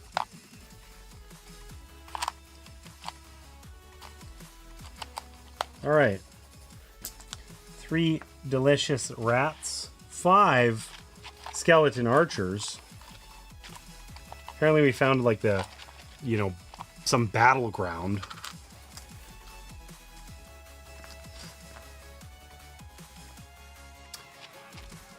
Five skeleton warriors.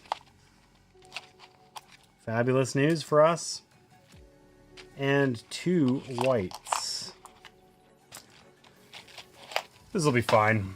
I'm not even worried, actually.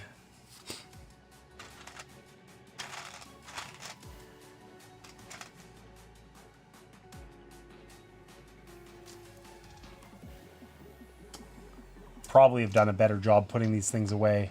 It's kind of getting out of hand now, but I really don't want to stack them in that box. I'm feeling lazy. All right. And we're going to need some food. Okay, so what's the layout look like? Whoa, these are all the bee tiles. That's weird. All right.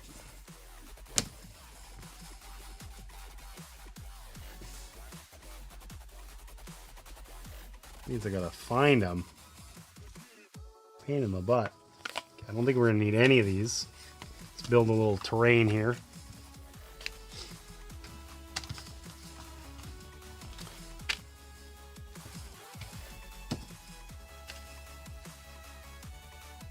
One of those ones. 26, yeah.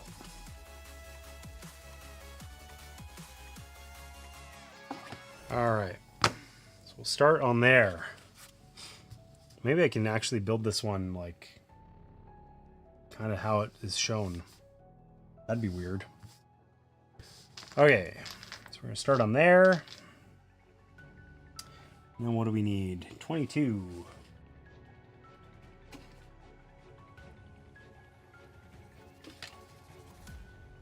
It'd be too easy for me just to be able to like find these.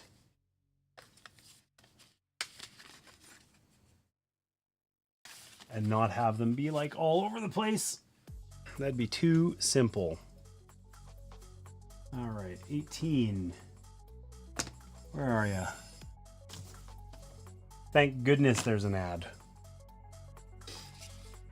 Perfect timing.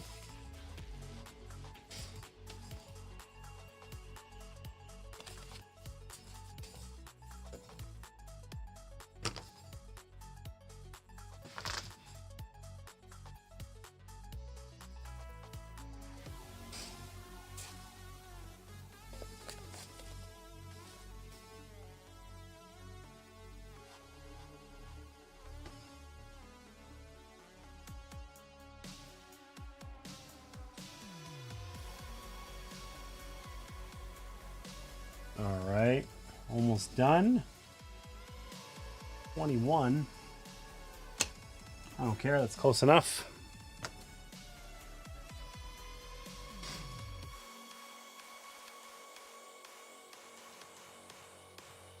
$37 and $29. 37? The hell?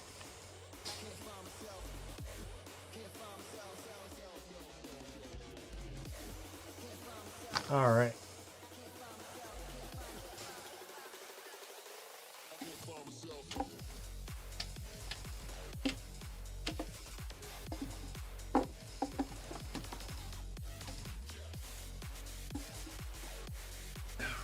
There we go. Years later, we have assembled the terrain, and it almost fits on the screen. Let's see if we can make that better.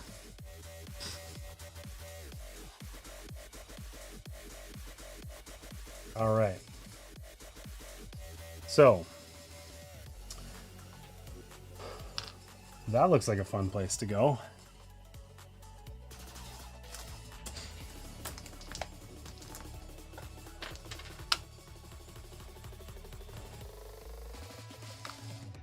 All right. Who's next? One of each in here.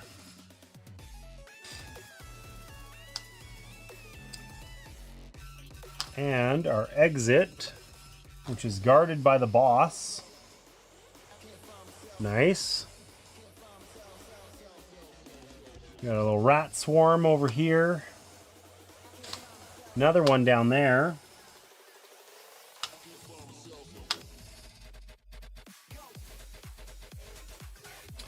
This is our exit if we fail, which would be really bad.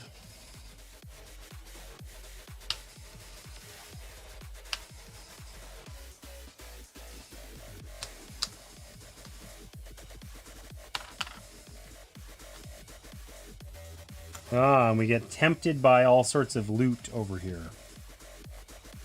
Cool. Okay, so there's our layout. So our objectives are to defeat this guy way the hell up here. Okay? And leave through that exit. Now, all of the undead enemies basically come back as soon as we defeat them.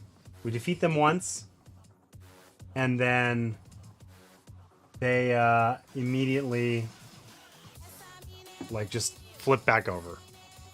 So that's irritating, because that's all of the enemies, right? Like, that's everything except for these rat swarms. Now, the rat swarms have armor. They have 5 armor, but no health. So the way that they work is they always essentially gain 1 health back, but as soon as we've done 5 damage to them, they're gone. But they continue to recover until such time as we deal 5 damage to them. So that's irritating.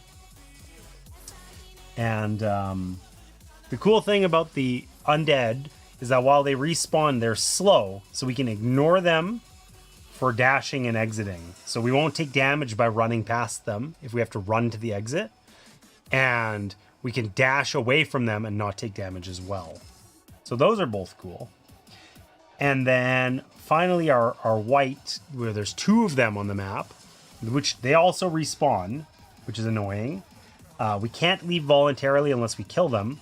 And they have life drain. When they deal damage to us, they gain an armor. So that's irritating. And we have to kill this one and get out that exit. And we have 4 rounds to do it. Okay? So, let's roll some dice here and see what we can do. We're starting down here. Do we want to roll our combat die? Probably. We want to have an extra chance of doing a damage to these rats, I think. So we'll start with that. I may need to clean up my space here a little bit. It's kind of a disaster.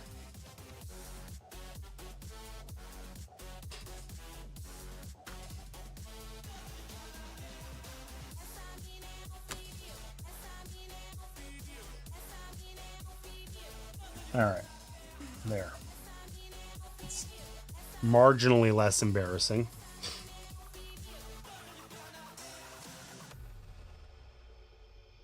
Okay. So we've rolled our shaman's dice. We didn't get any misses. That's pretty good. And we rolled our other dudes. We didn't get any attacks. Yikes. That's extremely unlikely, too.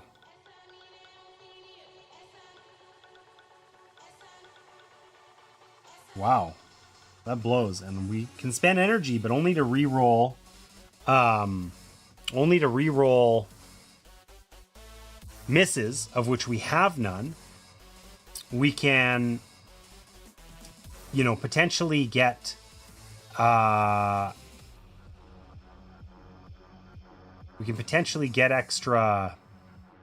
like turn one of these to 3 of a kind. We can pick a side, but we didn't get 3 of a kind because these two are the same, but they don't actually match either of these ones because they're not identical.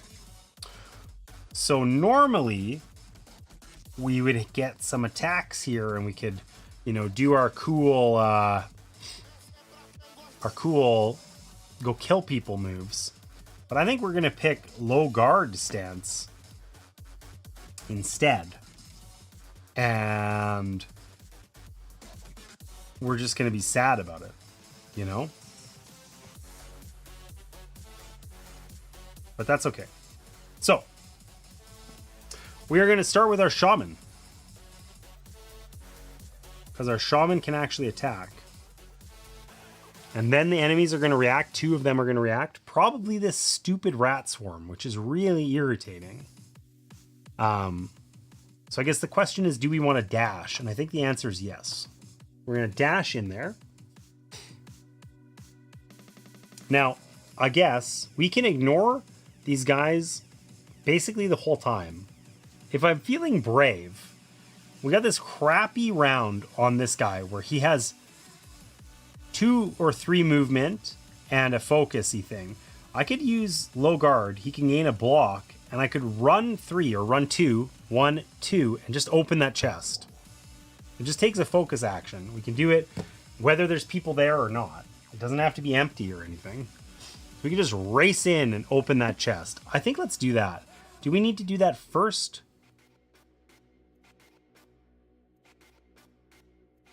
And then hope that those ones don't activate? Nah, let's do it second. So we're going to dash.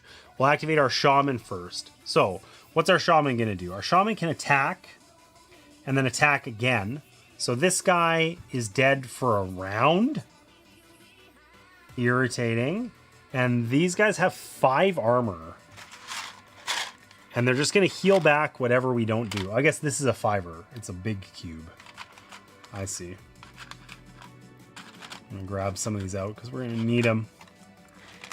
Okay. So. That sucks. I can use my ice knife to attack again.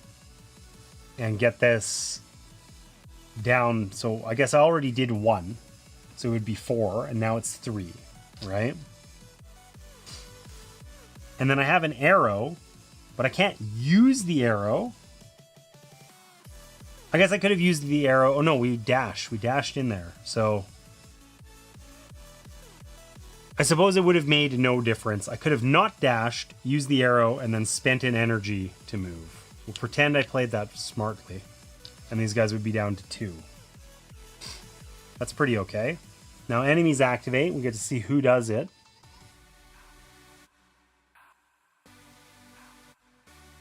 It's these guys, the skeleton warriors.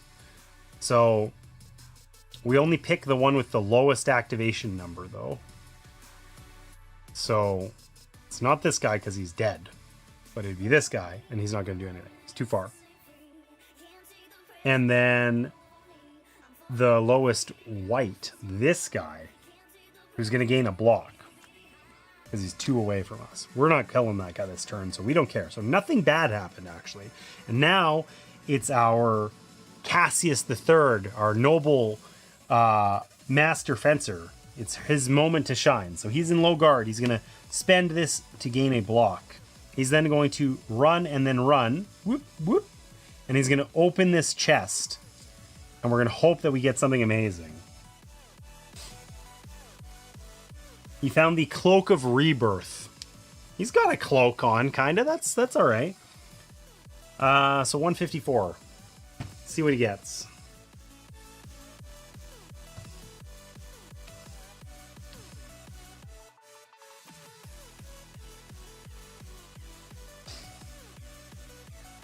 Cloak of Rebirth. Enemies with the resurrect ability in your zone do not revive during cleanup. So I can just stand there and they don't resurrect? That is rad. It's not particularly useful outside of this scenario, but it is useful for this one. Unfortunately, we are now done our turns, so that sucks, but that's okay. So all of the enemies activate from top to bottom. So we will start with the rat swarm. We do this in initiative order. So I guess this guy's first. He's on this spot. He will attack for 1. And then this one is within 2. It's within 2 of the first to activate, so it's going to move. This guy's too far to do anything. Then our skeleton archers.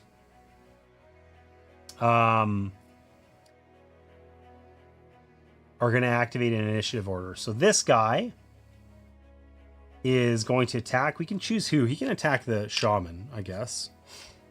And then this one will move towards exit A. This one won't do anything. None of the others will do anything. And then the skeleton dudes will all activate as well. This one won't because he's dead. But this one will. And so will this one. I guess this one will go first. He'll move over here. And this one will attack.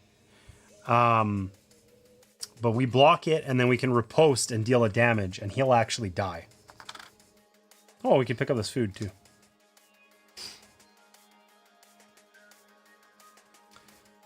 Okay, and then the white isn't going to do anything. Okay, cool. So in the cleanup phase, this guy's gonna respawn. This guy won't because we killed him, and we got those robes. The robes, cloak of rebirth, rad. This guy gains an armor back. He's got 3 health. Those rats are hard to kill, man. And leaving this spot's gonna suck. Okay, so we got 3 more rounds. If we can just eliminate this this rat swarm, that'd be swell.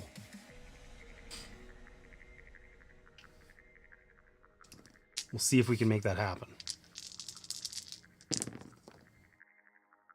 Man, we are striking out here. We're getting all these weird focus actions and like basically no attacks.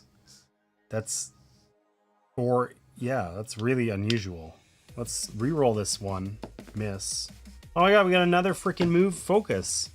That sucks. We just can't do anything with that. That's like extremely limiting to our guy here. And we can't run past this dude. So that sucks. We do need to spend an extra movement leaving this spot though. So and we can't dash. So this guy can't dash, but she can. And then I think she can go first too. Ooh. Unless I stay here, I won't be able to kill that stupid rat swarm, I don't think. I want to just eliminate it so it doesn't bug us further. It's going to chase us down. It's going to be annoying. So let's not dash. We'll activate her first. She can use her officer's attack to do damage to this rat swarm. And then she can use one of these as an ice knife to do damage to the rat swarm. And then she can move and shoot the rat swarm with an arrow. And this rat swarm is eliminated. And we are happy. And then our dudes are going to react. Oh, we picked this up. Whoops.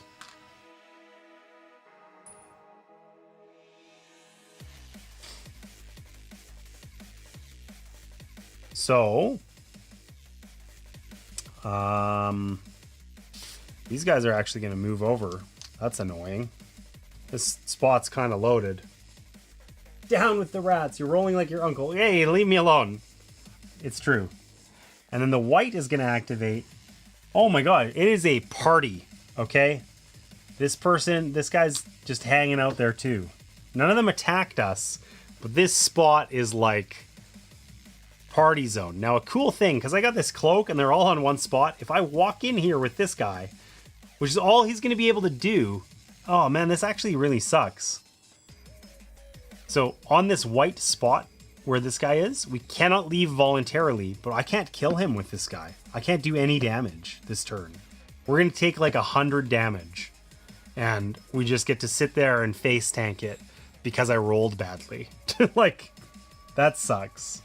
You can always move, but if you don't roll attacks, you can't necessarily do anything about it. So, that's irritating. And he's going to gain armor. Okay, I do have one attack, so at least I've got that.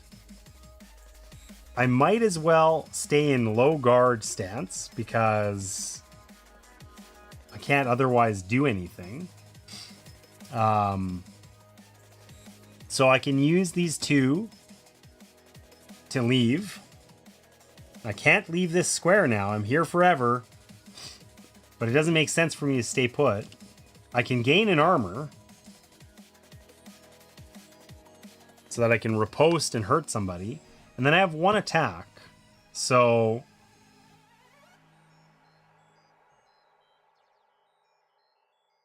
I mean, we're going to get hit by all of these guys, basically.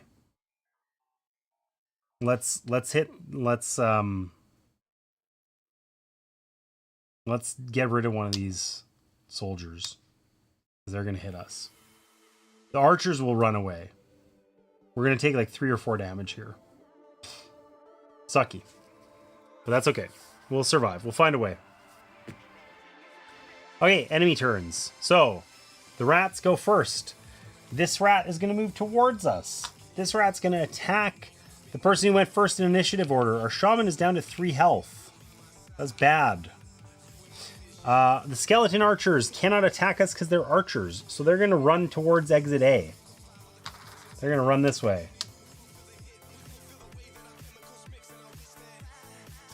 This one dude is going to attack us. He's also going to attack the shaman. No, he attacks whoever, so we get to pick. So we're going to have him attack our dude who will block.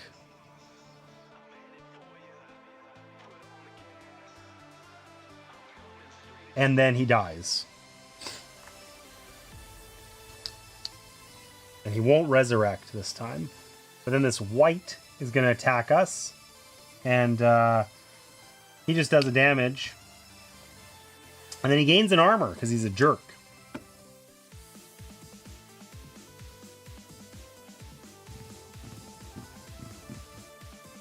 Oh, and I guess this skeleton warrior would have walked toward us too. Okay, so we have only 2 more rounds.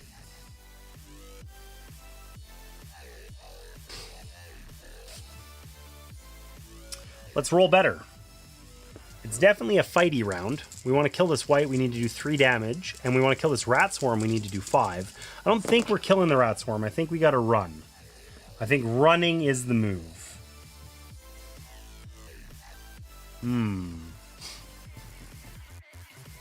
Unlucky. On brand, face tank 100 points. It's true. Okay, let's get some attacks in here. Yeah, finally, there we go. 3 attacks and a move. That's more our speed. That's more our speed. Okay.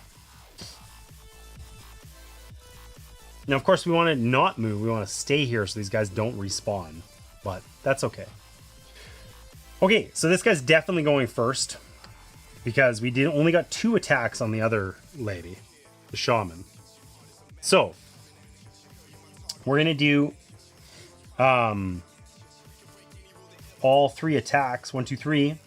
Oh, I guess actually, yeah. 1, 2, 3, we can do this one. So we do 3 damage to this white. It's dead.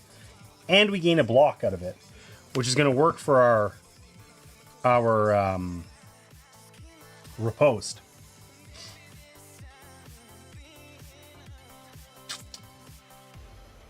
I think we're going to let these guys respawn and we're going to just run. We got to run.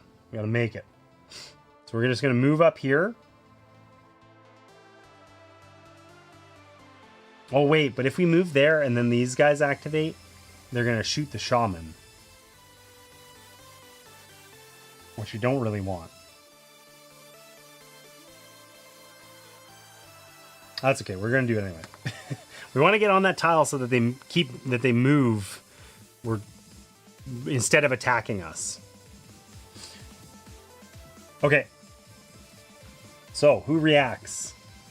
The skeleton archers do. Oh, shit. We're dead. Oh, wait. Only one of them does. Okay, so a rat reacts, the lowest initiative. Okay, so our shaman's basically dead. The lowest, the rat reacts, and then the skeleton archer reacts, and she can shoot the shaman. So our shaman has 1 HP. Once again, super just unlucky. If any of the other things had activated, it would have been pretty damn okay. But now we're probably going to like lose the scenario. And we can heal with our shaman, but not presently because our shaman is the one who's rolling attacks these times. Cool. So, what are we going to do? Well, we don't want to die because dying is bad. So, I don't know how we're going to not die actually, but we have an arrow, so we're probably going to shoot somebody. Probably this guy. He's dead. He will not revive. We're going to ignore this rat swarm, and we're going to move over to here. And then I don't know if we're going to be able to kill that rat swarm. So I think we just get rid of a couple of these guys for a round and keep on running. Because we got 2 attacks here. And I wish we could do something more cleverer than that, but I don't think we can. We could move this girl away, but then she'll just get shot by the archer and then die. So she kind of has to stay there. Now that means the archer will run. And the rat swarm can attack our other guy. This is okay. This is okay. Alright. This is all we got. Enemy turns. So, we're going to activate all surviving enemies. This guy, I guess, would be alive and would move to here. I forgot to respawn him last time at the end of the turn. I guess I should do them in order, though. Okay, so the rat swarms go first. This rat's going to attack us. We're going to riposte, and it's going to take 1 back. So it's now down to 4, but I'm just going to leave it. It'll respawn to 5 anyway. This rat swarm is going to move over towards us. Love getting chased by rats. Love getting chased by rats. This guy is going to run away. And these other guys are dead. This one will move toward us. I guess this one's close enough also. I forgot that this guy will move towards us too. Okay. And that white will do nothing. But he is going to shoot us with an arrow soon. So we're all done here. We have 1 round left with which to kill this dude. That's our goal, right? Defeat the white guarding, exit A, and leave through there. So we basically want to run to here and kill that guy. And that's it. And it is looking not good. Like there is a lot going on. Most of these guys are dead. These guys are dead. That guy's dead. Now all of these guys have respawned. I think our biggest problem here is we could get randomly like wombo comboed and lose if this guy moves onto our spot. Because the enemies go first this time. Enemy reactions happen first. And if this guy moves to here, then we can't move without killing him, and that probably causes us to lose the scenario. So hopefully that doesn't happen. But we get to prepare first. So, well, we're stabbing stuff. I should have swapped this out for the other die, but I didn't. So we're stabbing stuff. Maybe I will pretend I had done that. No, I won't. I won't do that. All right.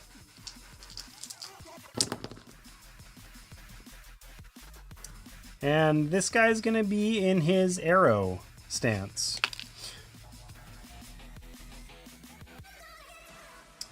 Okay.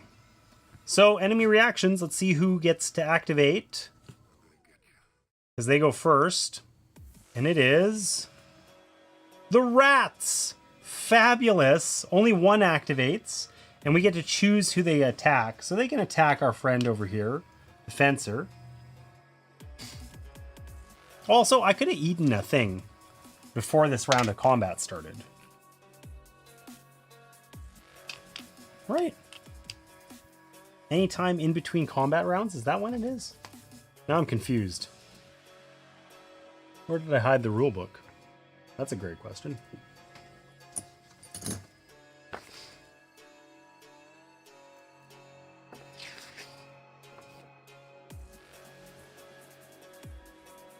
Anytime outside of a combat scene. Okay, so we cannot sit down and eat during combat. We just get to have our 1 HP and be sad.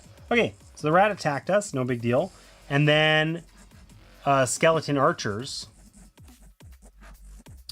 which is going to be one of these guys, and they're going to shoot us. So we take another damage. Unlucky. But we both get our actions now without having to pause for their crap. So that's cool. That was weird. My phone did something crazy. All right. So we both get our actions. What are we going to do? We want to do this thing, right? Oh, as part of the preparation phase, I guess I messed that up because it's part of the preparation phase that we would have dashed. Oh, I totally messed that up. I got confused because I was thinking that we dash after. We would have taken no damage because these guys would still be dead. One of these rats would have moved to us, and one of these guys would have moved away towards exit A. Oh, so that's way better for us. Whoops. I got confused because the enemy reactions happen first, but we do the preparation phase before the action phase, so we dash first. Anyways, these guys are slow. We can just ignore them, which is sweet. Though we can't ignore the rat swarm, so dashing would have caused us to take a damage. So in fact, we wouldn't have done that.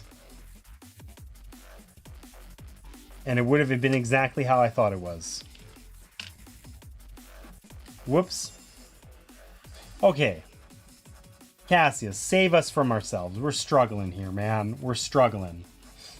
You're the arrow. Use your arrow to move forward one and attack. The white only has 2 health, and we have a ton of attack on the other girl here.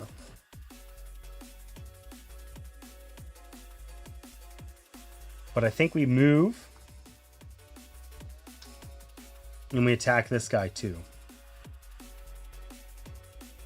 And then he's got 1 damage.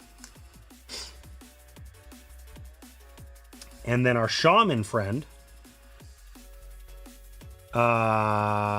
can't get over there, actually, but she can move. She could stay where she was and heal, but I don't think that's the move. So she can move. She can attack, shoot an arrow at the white. He's dead. And then she can pay an energy to move another time.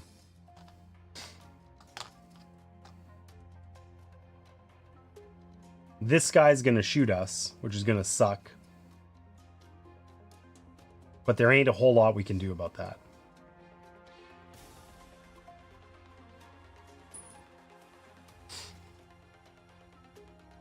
All right. So the rats are going to move closer to us. Or well, this only one makes it. This guy makes it. These guys are all dead. These guys are all going to move, but it's not going to matter. This guy is going to shoot us because he's one away. Oh my god, we basically die. Like, we almost lose because we made it to the exit and this one rat screws us, basically. Because we survive. Oh, I guess this guy's not off of here. He's just dead. We survive, but then when we end the round, we have to leave this tile, and if there's any enemies on it, we take a damage. Which means our shaman's gonna die. Do I want to play an extra combat round? No, I do not. Did we defeat the white? Yes, we did. Did we leave from exit A? Yes.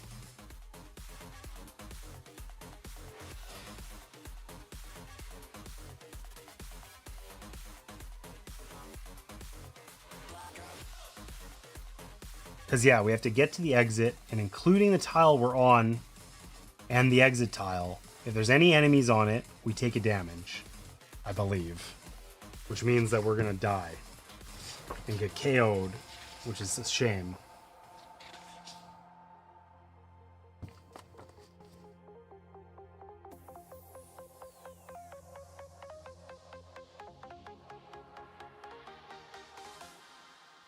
Heroes suffer 1 damage for every zone they move through that contains any number of enemies, including both the zone in which they start and the zone containing the exit.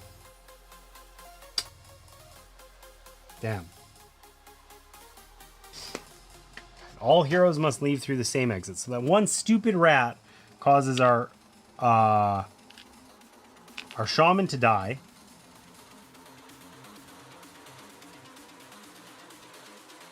We're down to 1 HP on our dude here because we rolled like garbage. Or I guess we recover 1 HP in the health. Anyways. Ugh. Each KO'd hero takes a corruption card.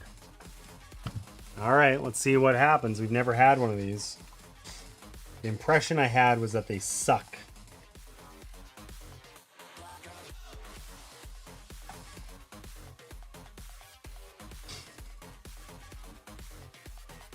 Whispering Voices.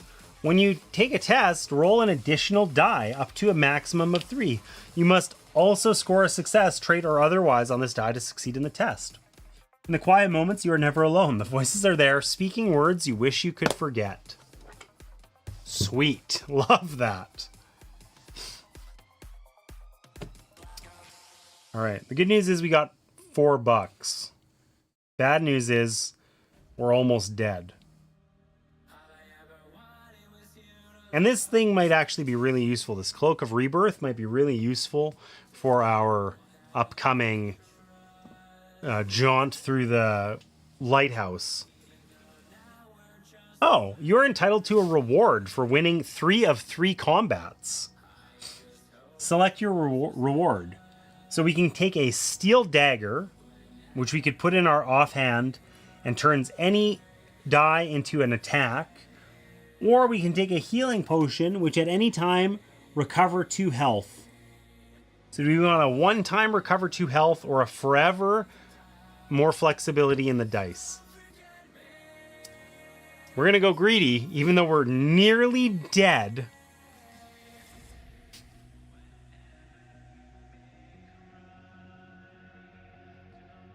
We're going to go greedy and we're going to take the steel dagger.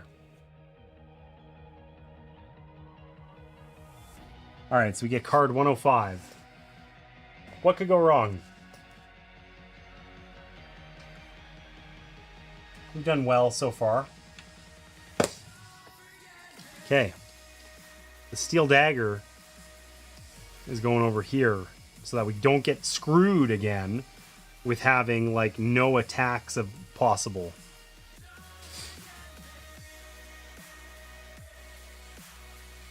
You dive into the open mouth of the crypt. You draw on your last reserves of strength to push the stone slab over the doorway. Sealing yourself in. That sounds like a good idea. You hear the undead clawing at the other side of the slab. For the moment, you are safe. By the light of your torches, you see that the walls are covered in symbols arranged in complex patterns. You pause to take them in. Select one of your heroes to take an easy lore test to get a general idea of what the symbols mean, or a medium lore test to try and understand them better. We're going to go with the easy test because neither of us have lore.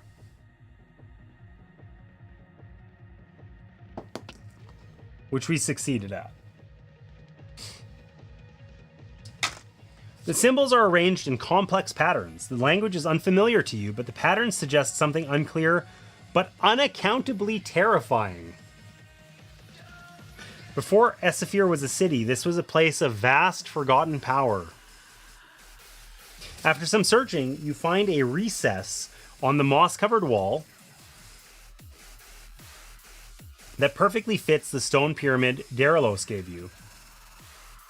As soon as you slot it into place, a deep rumble shakes the chamber around you. The wall ahead opens up to reveal a passage carved into the rock.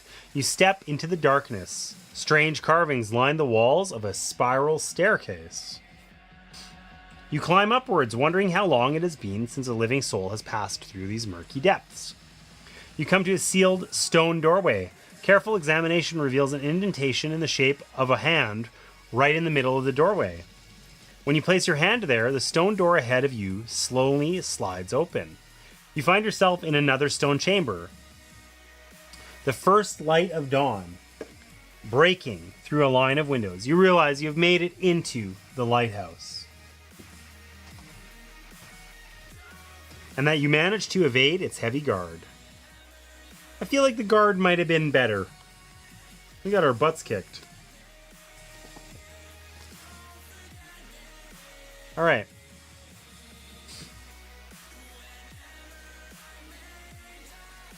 You make your way up up a spiral staircase, heading for the top of an ancient tower.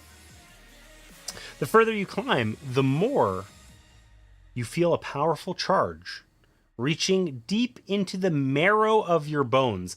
I've never felt something reaching into the marrow of my bones, but I feel like that would be disconcerting. You know? There is magic here, not the living, breathing magic that flows through the forest, but a sheer force of will, and beneath it another force, even stronger, burning with rage. At the top of the tower, you emerge into a wide, sunlit chamber. In the middle of the room, a lattice of intense magical energy surrounds a figure unlike any you have ever seen. A being of light so bright you have to avert your eyes. You are not alone with the spirit. In every corner of the room, you see guards jumping to their feet and reaching for their weapons. Across the room, a massive Ulkani rises to meet you, his cloak bearing the colors of the Jadaima Academy, the Empire's notorious school of magic. As his attention turns to you, you feel the charge of magic in the air. You have made it to the upper level of the lighthouse and into the Ulkani mage's chamber, where the spirit guarding Esafir's harbor is trapped. Free the spirit by defeating the Ulkani mage. Open the envelope from the box and take the first boss card, Ulkani mage, from it. Take the boss enemy disc or miniature if you have it from the game box. Uh-oh. Okay. So, he told us not to open this until told.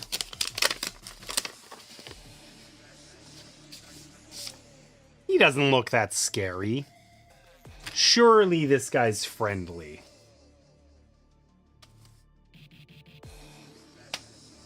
And I do happen to have the minis. So why don't I open those up real quick? We like minis around here anyway.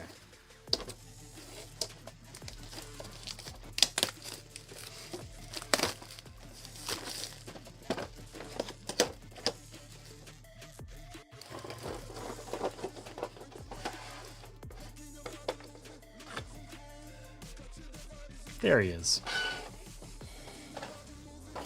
That was a horrible sound. All right, let's see here.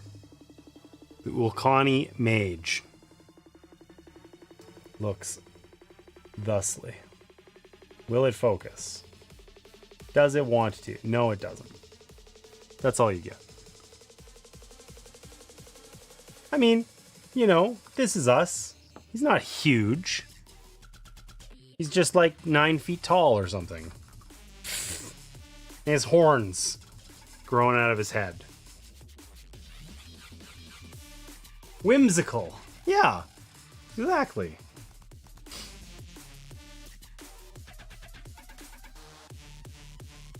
Okay, so we have not done a boss fight. I'm going to tell you a secret.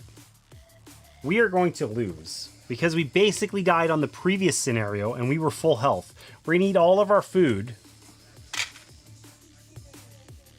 which gets us to not full. And it's going to go badly, I think. So, we do need... There's no more undead guys, which sucks because it would have been helpful with our robes.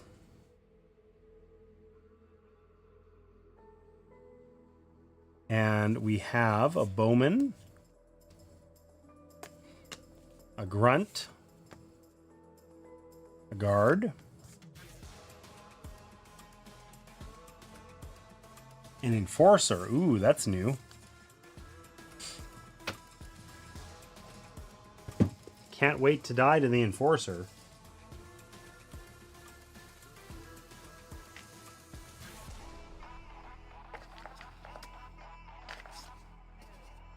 Boom. And then the boss.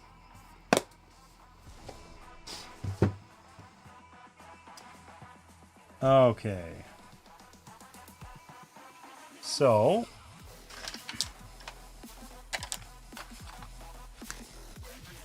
ooh, there's another new token type that we get on this one. Please, for the love of God, let this heart token, let this mean that we can, like, recover health somehow. Please.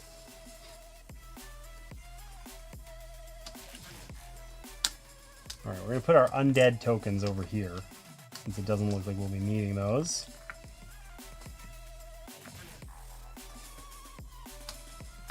At least not right now.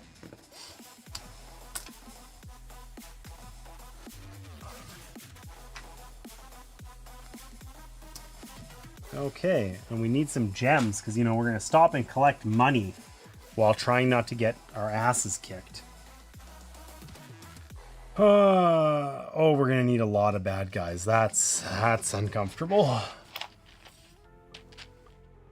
Where's this enforcer? In the top row. Oh, there's only one. I see him. There he is.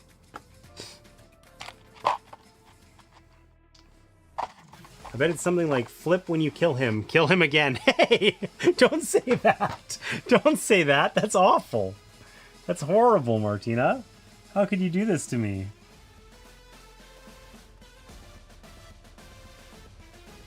Okay, so we need a bunch of the tiles that we already have.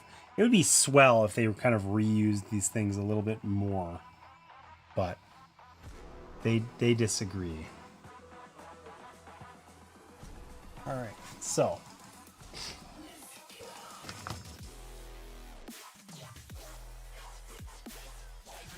and yeah, these are like literally warping. So they're like, each time I assemble one of the rooms, it's harder to have it be functional than last time because they're less and less flat.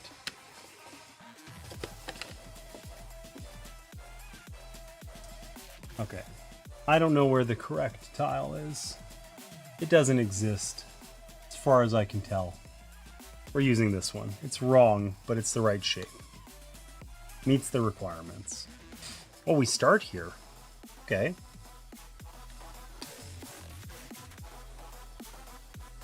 Oh, you know where that tile was? It was one of the ones from last time. And I was complaining about them not reusing it, and they did. They faked me out. There's a term on here on the Ulkani Mage that says regenerate that I'm just, you know, I'm not going to read that. I'm just going to pretend I didn't see that, and it'll be fine. It will be fine.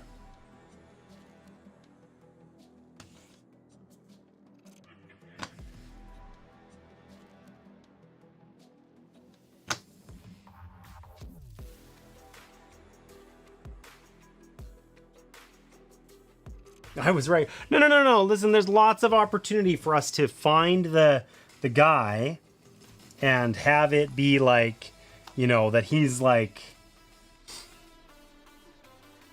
just hanging out, being friendly. We show him our cool robes. He's like, yo, I like that. Listen, I'll let this guy go if you trade me those robes. That's what I expect is going to happen.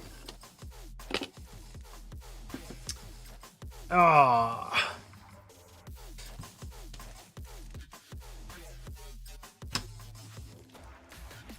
I went through all this trouble to find the correct things. Can't fail now and put in the wrong ones. That is the wrong one, but it's close to the correct one.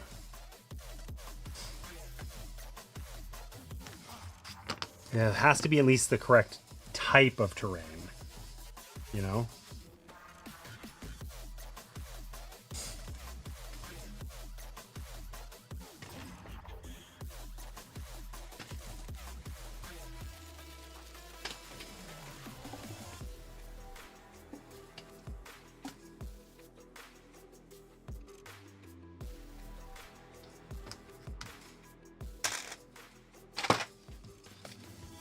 Alright, the last tile I need appears to have disappeared into the ether.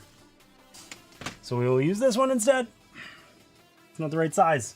That was the problem in the first place. There it is. Alright. Oh, yeah. Oh my god, there's another one still. Jesus, this map's huge. We're so dead. We are so dead.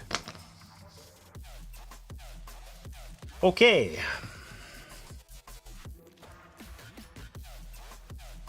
There's our map, or the starts of it. Exit B, should we fail. Lots of places we can't use arrows. Exit A is way... Oh, I forgot a terrain tile. Jesus Christ, the map continues.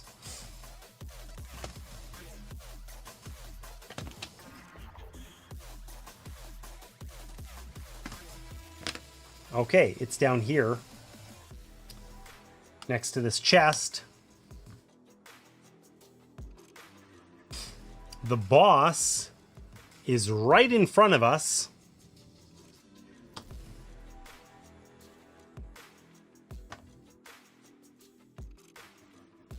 Did the camera just shut off? I think it did. All right, give me a second. I'll be right back.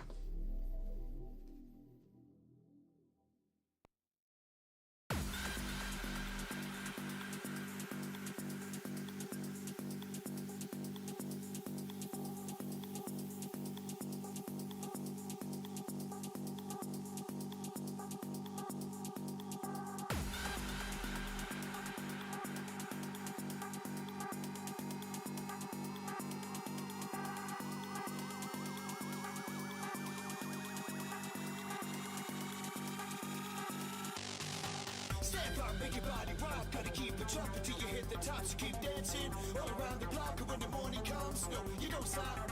Beat drops and the music blasts. You just lose the plot. But shake it there, but yeah, throw shapes up like nobody's there. Break down, put your hands in the air.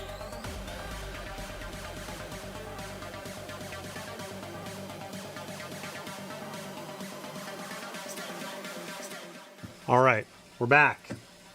Overhead cam stopped working. Hooray for technical issues. Yeah, sorry. I was busy getting distracted by setting this up. It probably was off for like 5 minutes.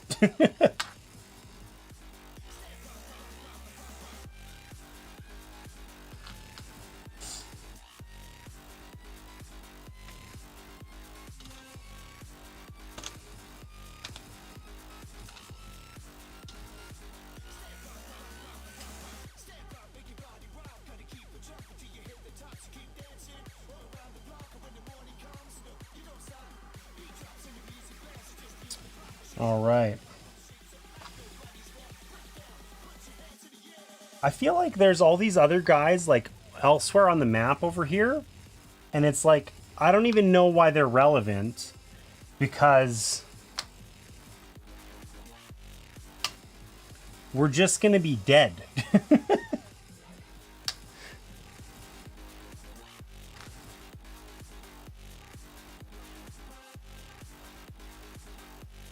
All right.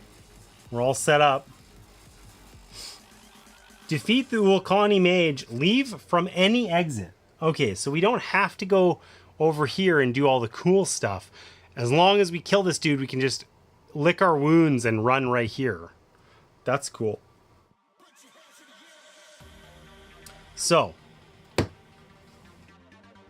special rules. This is a healing fountain, Martina. You were wrong. A healing fountain has a number of black cubes on it, as indicated by the app. Oh, apparently that was in the combat layout and I didn't see it. Whenever a hero starts or ends their turn in the zone with the healing fountain, they can remove black cubes from the healing fountain to recover the same amount of health or energy tokens. If there's no black cubes left, it is depleted and you cannot use it anymore. Well, we can heal with the fountain, but that would require us to get over there, which is never happening. Because the Ulkani mage has 5 armor, because he's an ass.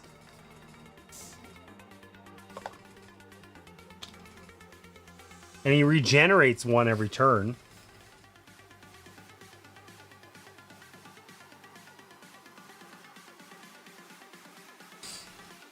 Okay, so let's look back at the map layout. There was 3 cubes. We can heal up to 3 times at this healing fountain. We just had to kill the enforcer who's there first. He doesn't look actually that tough. Oh, we get 5 rounds to deal with this. And we were fortunate enough that the enemies go first. So we can't like armor up or anything, and we're just gonna probably get our asses kicked immediately. So, sweet. Love that for me. Let's start here. I don't think we're gonna dash over there. I think we're gonna stay put. We still get to do our planning phase. Holy shit, I rolled 4 misses.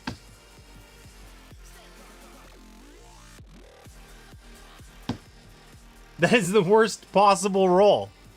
I can do literally nothing with that. I don't even think we can use our 3 of a kind. Maybe we can with misses. But you know what? We're going to spend an energy to re-roll our 4 misses. Jesus. That's a bad omen. Oh, now we got 2 attacks and 2 misses. Sweet. All right.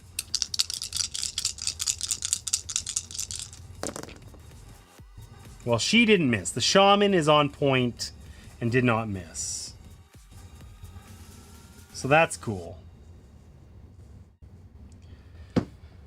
Yeah. Let's see who's gonna fight us first. Enemy reactions. Bowman. So, actually, I want to read something about these reactions and make sure I haven't been screwing something up. I don't think I have. We always only activate 1, right?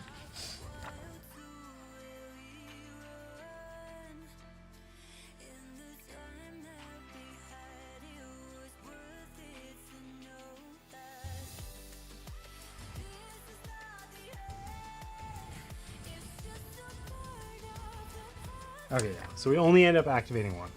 Okay, so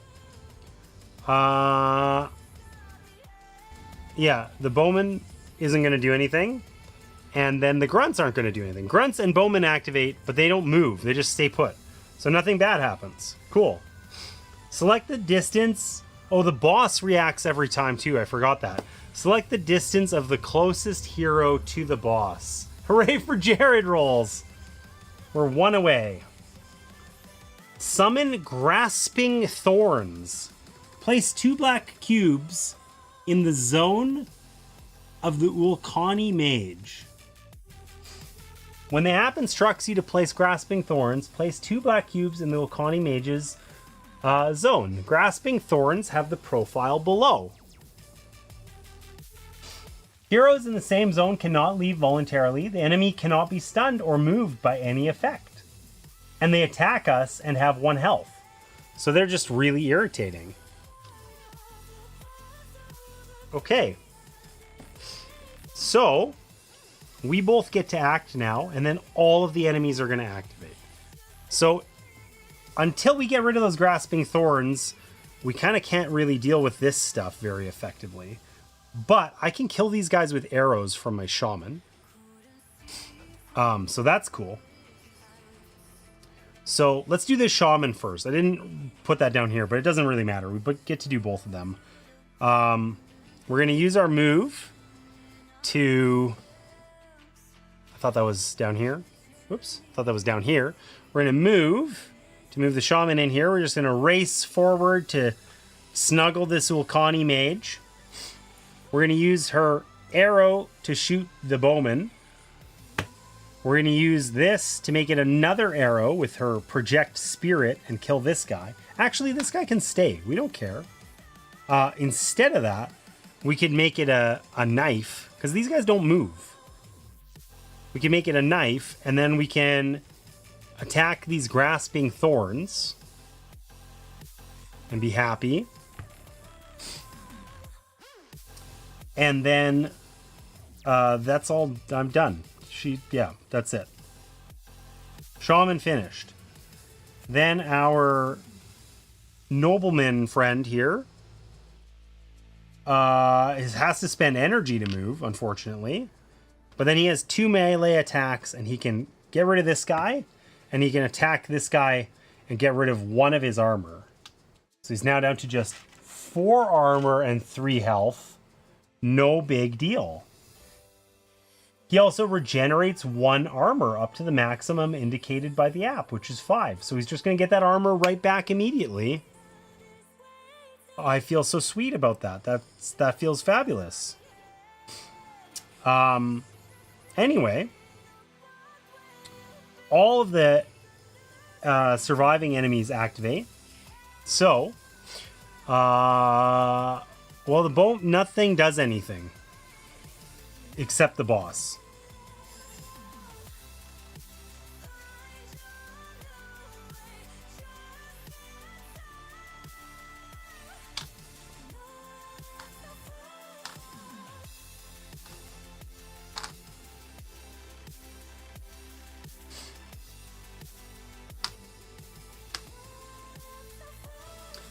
The boss's action was everybody moves towards him 1 spot.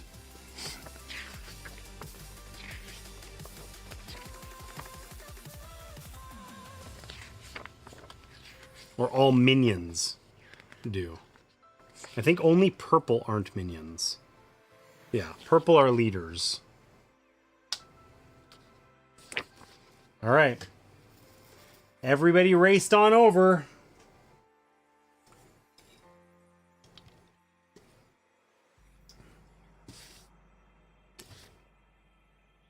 We have the end of round 1. Round 2, we get 1 action first, then the enemies respond. God. Oh my god, this is like anti-fun. This guy has nothing but attacks on his dice. We got nothing but attacks the first time we played, and now it's like we can't find an attack to save our life. And if we spend our energy, then we can no longer use energy to move, because we're out of energy then. So I don't think re-rolling that one. We're just gonna suffer.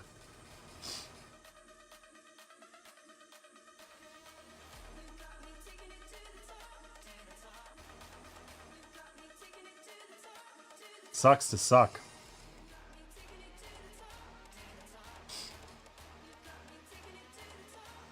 Oh well. What do we get over here? Nothing but movement. Like the opposite problem. Oh my god. This is awful. I wish there was more ways we could manipulate our dice. Like, we need movement and attacking and these other things, but like, we largely can't do anything about movement and attacking. We're just sort of, you get what you get. You could always add movement with energy, but if you have movement you don't need, too bad. And if you have, well, yeah, you can't, yeah. Ugh, that sucks. Okay, so one of us gets to go first. These rolls are absolutely tragic. Might as well be the shaman. Let's have the shaman go first.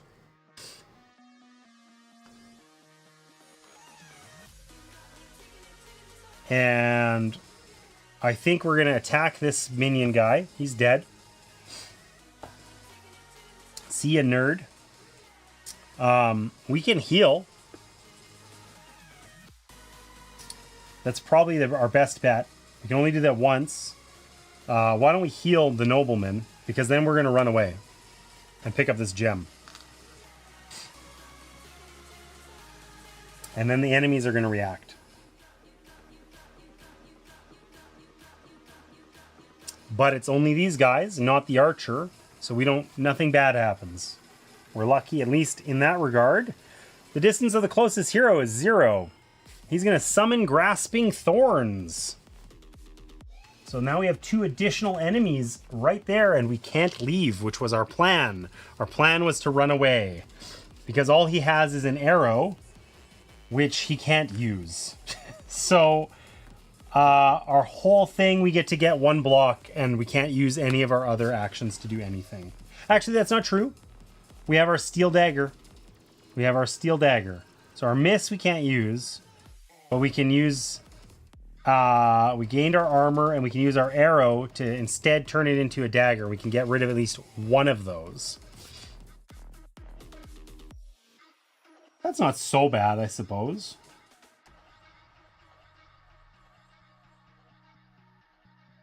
All right. Then the enemies do their thing. So this bowman will shoot us.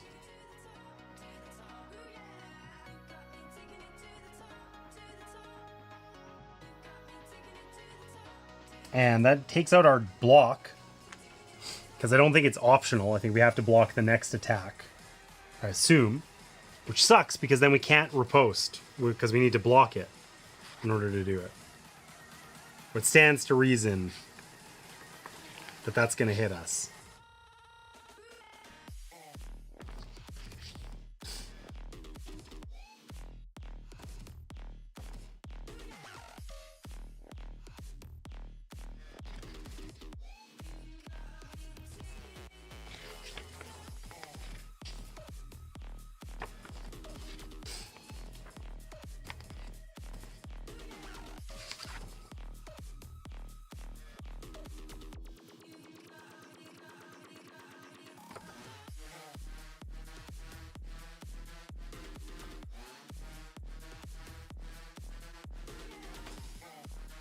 That's irritating. Man, these rules are super hard to reference.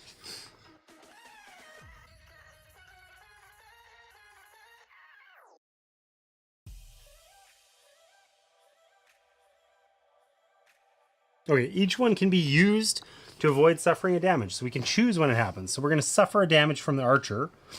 Because then when we suffer, we'll block this one and then kill it, basically. Oh, I guess the Grasping Thorns actually would have went first, and I didn't need to read about that rule anyway. But we'll block their damage and it goes away. And then our boss action is going to be a horned charge. He's going to attack for 2. Ow. And then he's going to move toward the exit. And then he recovers his armor. So we've done no damage to him, and we're almost dead. And we've used 2 of our 5 rounds of combat. Perhaps could I roll some dice? Oh, sweet. The guards have called for reinforcements. Militia soldiers from below force open the doors to enter the lighthouse.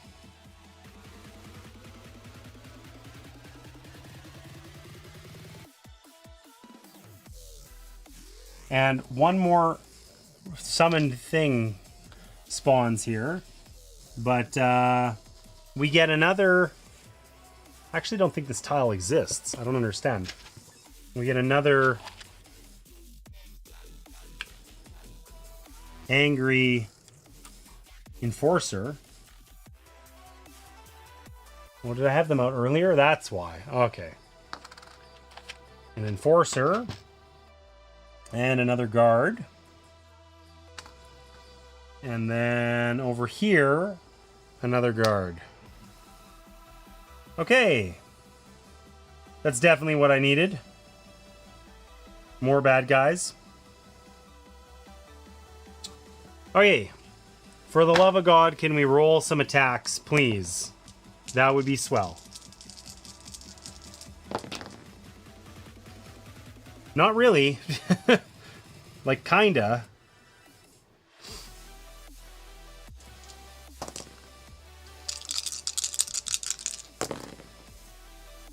Ah, 2 misses. Okay, well, we're going to re-roll those. And we got 2 misses again. Fuck. Okay. Man, this is awful. Like, I have so much agency while I stand here unable to do anything.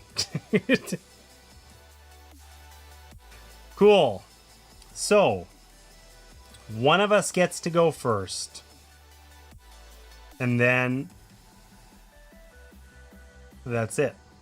So I think it has to be the shaman, because otherwise it's a total waste. So shaman will go first. Oh, hey, this one I can reroll. Maybe I can do that separately because it's a special thing. Hey! Alright, so that's less bad now. So shaman will go first. Then the enemies. So our shaman is going to spend an energy to move. Use her sword to cut down this stupid thorn. And then use her 2 arrows to kill this enforcer. He's dead. What are these guys going to do? The bowman is going to activate and is going to shoot the shaman in the face. And then the militia guys are going to activate and they're going to move toward, or this one will move toward. I guess strictly speaking, well, whatever. It's going to be that. Okay, and then what's our boss action? He's going to summon grasping thorns in his zone. I don't feel like this mage is going to be very killable by us. I was thinking like, oh, hey, we just got to strike him down really fast. And with like, we could have done that in one round, if we had rolled well. But unfortunately, we did not. So, I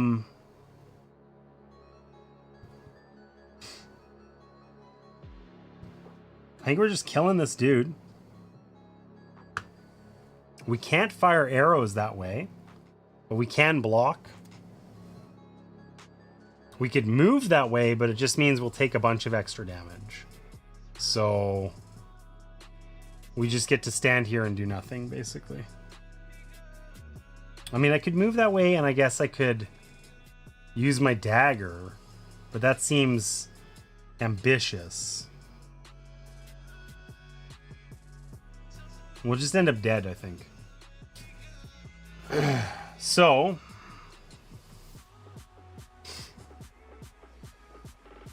I guess our steel dagger doesn't have like a limit on how many times we can use it. It's kind of cool. Could go kill that guard, but then I'm probably dead.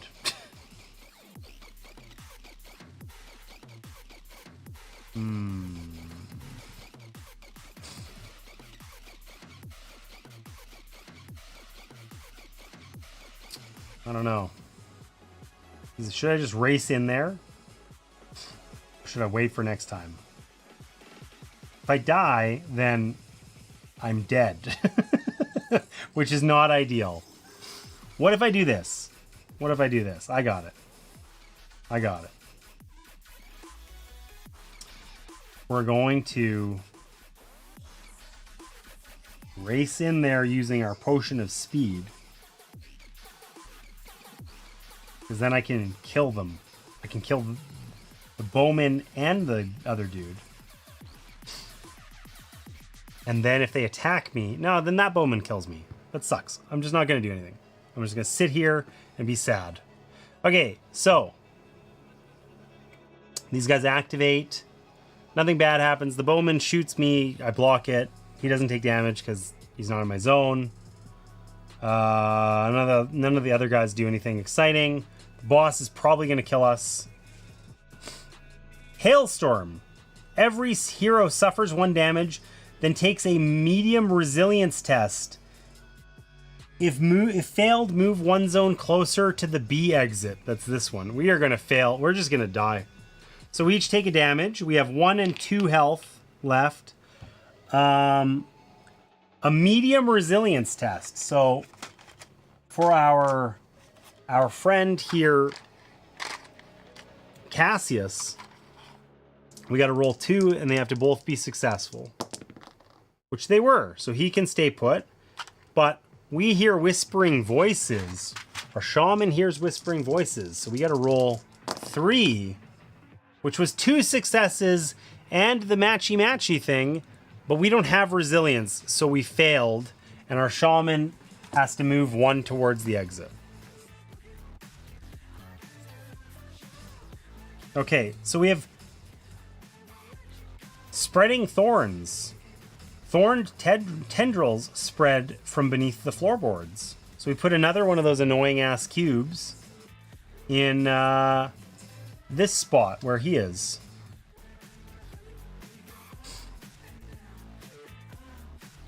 One of us gets to go first.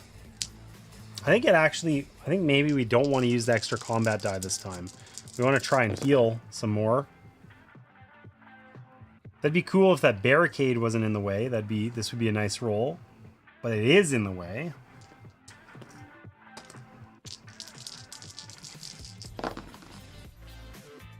Okay, here we go. We finally got some attacks. Also some moves that we don't really desperately need, but we can stay in low guard. Gain an armor. Move in and kill some dudes. So the question is, do I want to trust that it's going to work out for my guy if he races in there and starts attacking stuff? Or do I just want to play the shaman first and try and heal him for 1?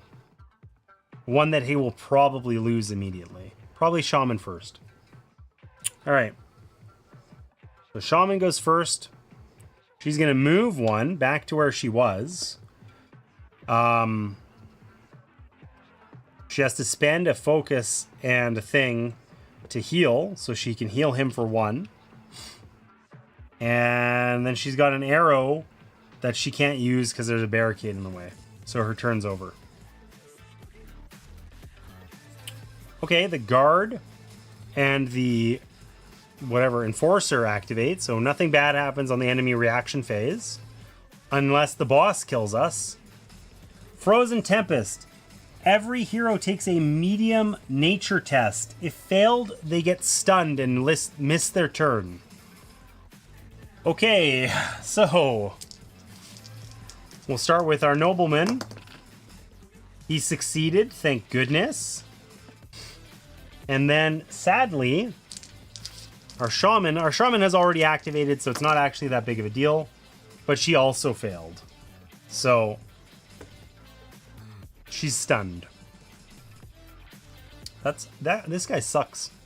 Okay, nobleman's time to shine here. He's gonna gain a block. He's gonna move in. And he's got 2. He can do a compound attack for 1 damage and a block. So we're going to just get rid of some of these dudes. And then he's going to attack this guy. Those guys are dead. We don't have to worry about them anymore. The tendrils are going to attack him. He's going to die. But, like, what else am I going to do? Can't leave unless I had killed the guard instead. In which case I just get shot. Oh, actually, I can't leave because of these anyway. So, alright. Enemy turns. So, the tendrils are going to attack me. So I'm going to block 2 of them, one of which will get destroyed because I can riposte. But then the next one will hit me. And then that bowman will shoot me and I'm dead. So this guy's knocked out. And then the boss does a hailstorm. I get to do a nice big resilience test or get moved back to the door. I failed, so I'm back. The shaman's back at the door with 1 HP and 1 round to go, having done no damage to the boss.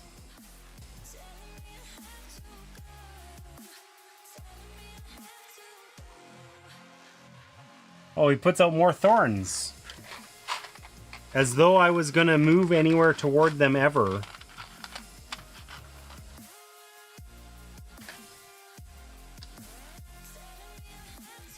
Alright, where's 21? Must be this one. Okay, we're gonna die. We got one action. 1 round of actions to kill the boss. We just have to do 8 damage, which is literally impossible.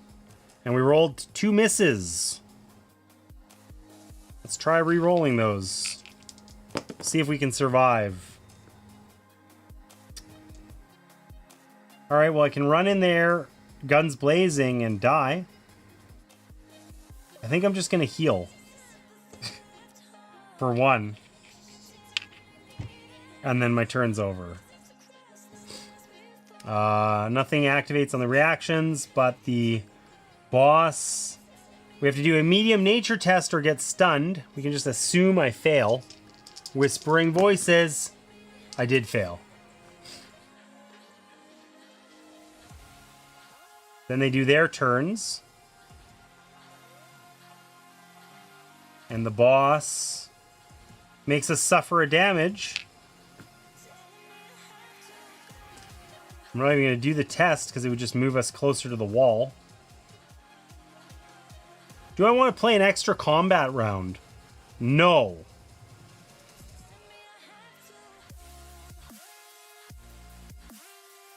I guess I managed to leave from 1 exit. But I didn't defeat the mage.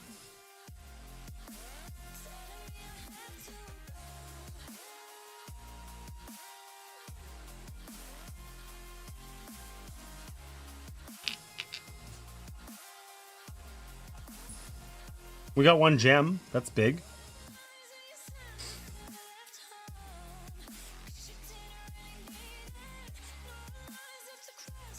As desperately as you want to stop the convoy and save your homeland, getting yourself killed will not help the primeval forest. You tumble down the stairs desperate to escape the mage's magic as it reaches towards you. You tear past stunned guards before they can react. It is only once you have made your way back to the safety of the docks and made sure that you're not being followed that you glance out to the horizon. There, past the lighthouse and the mouth of the harbor, you see a line of unfurled sails. The convoy has set sail, and you did not manage to stop it. We have failed. You return to your secret rooms in dejection. You find Daralos awaiting you. You expected anger, but what you find is resignation. I'm sure you did everything you could, he says. And if I had set my expectations too high, that is entirely my fault. I did, after all, send you on an impossible quest. Well, that's kind of a dick move, isn't it, Daralos?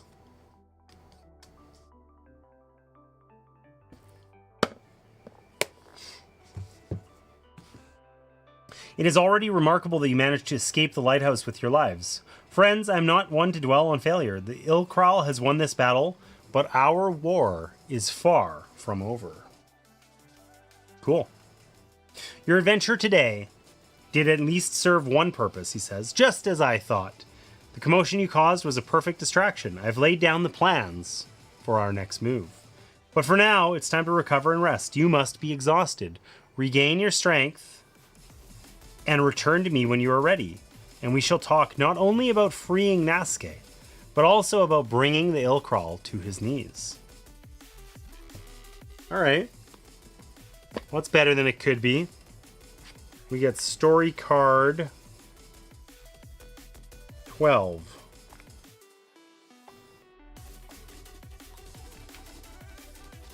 You failed to defeat the Alkani mage and free the ancient spirit. The convoy departed, carrying an army towards your homeland. I've had better stories.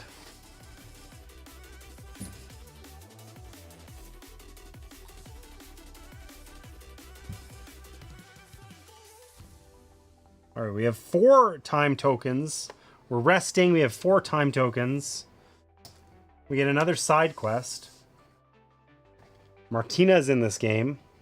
Halzia the Witch. She goes by Halzia in this game.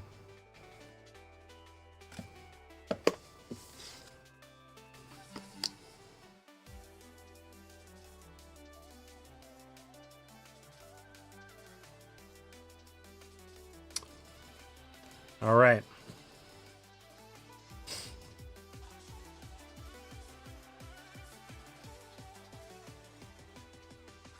Oh, we get 4 gold worth of gems. I feel like Daralos keeps giving us gold, and I feel like it's literally like balancing. Like if we picked up 8, then, you know, we get 1. If we picked up 5, we get 4. You know what I mean?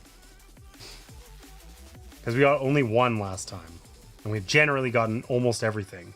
So it's just like before. We can pay 1 gold for every 2 health we want to heal, which basically feels really bad because it's like if we get off to a bad start, then we spend all our gold healing, and then we're weaker, and then we're more likely to just fail again.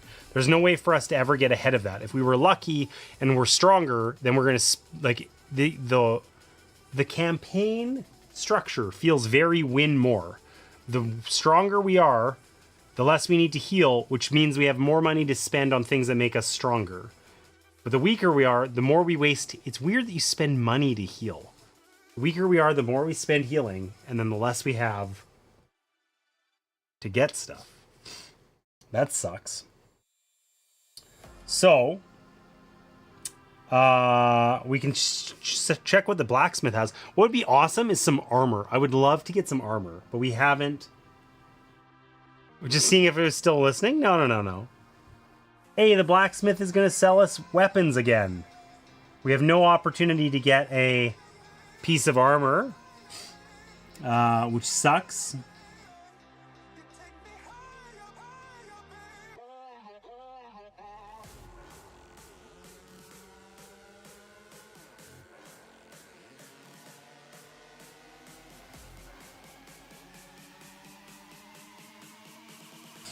Okay, so we don't need to buy another weapon, really.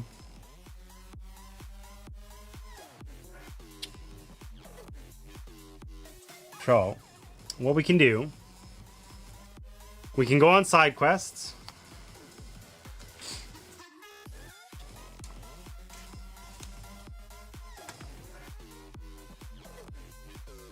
The covered market, maybe we go to the market. See what happens there. We could go get another skill, which could be useful, but I don't know. Or we can go chase down this witch, but it specifically shows that that's a 3 out of 4 difficulty side quest. So let's heal first. At least a little bit. We can always heal more later. We have to... I don't know if our side quest involves fighting or anything. I don't know. So let's spend 2 gold on healing so that we don't just get wrecked if it does involve fighting. And then let's try this side quest. So, the covered market. You are not the first travelers from the primeval forest to tread the streets of Isafir. The people of the forest are suspicious of Kartakal, but there are hunters who come to the city to trade rare furs. You have brought a pair of names with you, Origin and Orvar, bugbear brothers from a clan you know well. They ply their wares in the great covered market of the First Wall, where the finest treasures of all Kaan are bought and sold. It would be good to meet fellow forest folk and share their thoughts on the city. Remove sticker 7 from the map key. Okay. We found the covered market of the First Wall.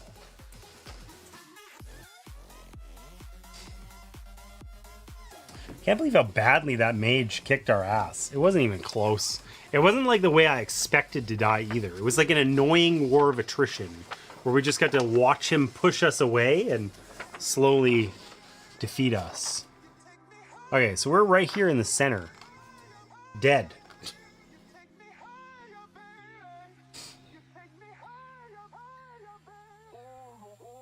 Accustomed as you are to the stillness of the forest's paths, you're not prepared at all for the covered market. Do you want to go straight to Origin and Orvar? Or do you want to spend some time taking in the market first? That's a good question. Let's go straight to them. Even in all the commotion, you cannot miss the massive bugbear, clad in white wolf pelts, towering a good head and shoulders above the crowd. As soon as he sees you, he sweeps his customers aside with a wave of his arm. By the Sednai, it's good to see fellow forest folk. Let me tell you, I've already had my fill of the greasy city rats by breakfast. He retrieves a bottle of honey wine, that fills the air with an intoxicating scent of the forest. Yet, despite his friendly manner, something's on his mind. He doesn't take much convincing to talk. It's my brother, Orvar. Oh, it pains me to speak his name. He turns his back on his kin. He wears the embroidered vests of these city peacocks. He reeks of their scented oils. And he has become like them in their deception and greed. Uh-oh. I have no wish to ever return to this cursed city, so I staked everything on this last journey. We paid through the nose to rent a warehouse below the market. I bought all the pelts our hunter kin would sell me. Now, my brother puts guards at the warehouse and claims I have no right to it. He means for me to return to the forest in shame, alone, and penniless. I am a strong hunter, but I am no fighter. But you, I can tell you are brave adventurers. I beg you, help me retrieve my furs. I will reward you handsomely for it.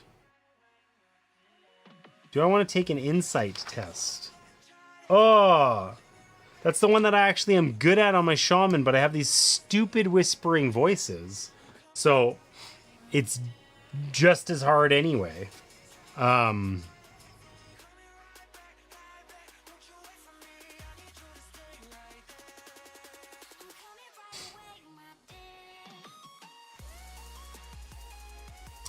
Well, we can re-roll if we get the matching trait. So, oh, we just failed though. Fuck me. Everything about this game is punishing. Like, we failed. Behind the covered market is a maze of warehouses carved into the hillside. You find your way to the right place. Sure enough, Orvar's guards are standing by the door, and there appears to be no other way in. There's nothing for it but to fight your way through them. Defeat the militia guarding the merchandise crates and retrieve the wares inside. I think we would have learned something important had I not failed that test. It's like every roll that I've had to do has just been failure, and like, strictly, like, there's ways to manipulate your rolls, but you can only like there's lots of actions you can't do if you simply don't roll them, right? So like, we've just been stuck. Like I haven't. This is like my least. I'm sure it's very obvious. This is my least favorite way to lose games. I don't mind dice rolling. I like that when there's dice mitigation and stuff. When the whole game is roll dice and like you spend a significant amount of time like you just lose because you were unlucky. That's not fun, right? Like it's like not in a game I've been playing for 6 hours. Like give me some room to have some agency. Like I spent that whole last boss fight stuck in that one room where there's a barricade. So if I get, ranged attacks, I can't use them. And I just got to stand there until I lost for 4 rounds. It wasn't fun, right? Like, wait, hold on. I wanted to do a rest phase. How am I doing a side quest where I'm fighting now? That wasn't my goal. I wanted to just do this rest phase and then pack up. And now I'm fighting militia dudes. What the hell? All right.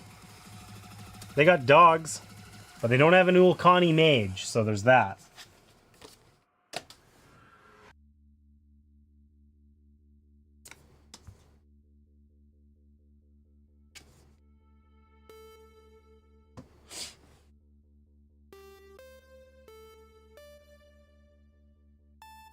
Had to pick up the child. Oh, I failed the boss fight.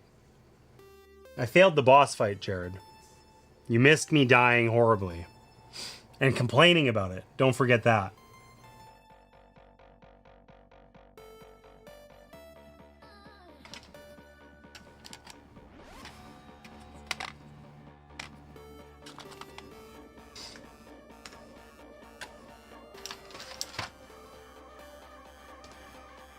All right.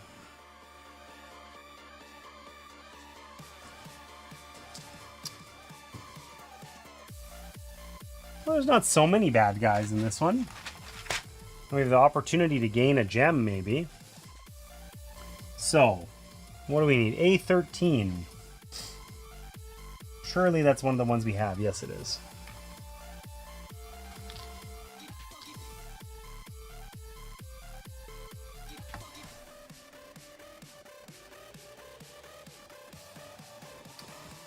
All right.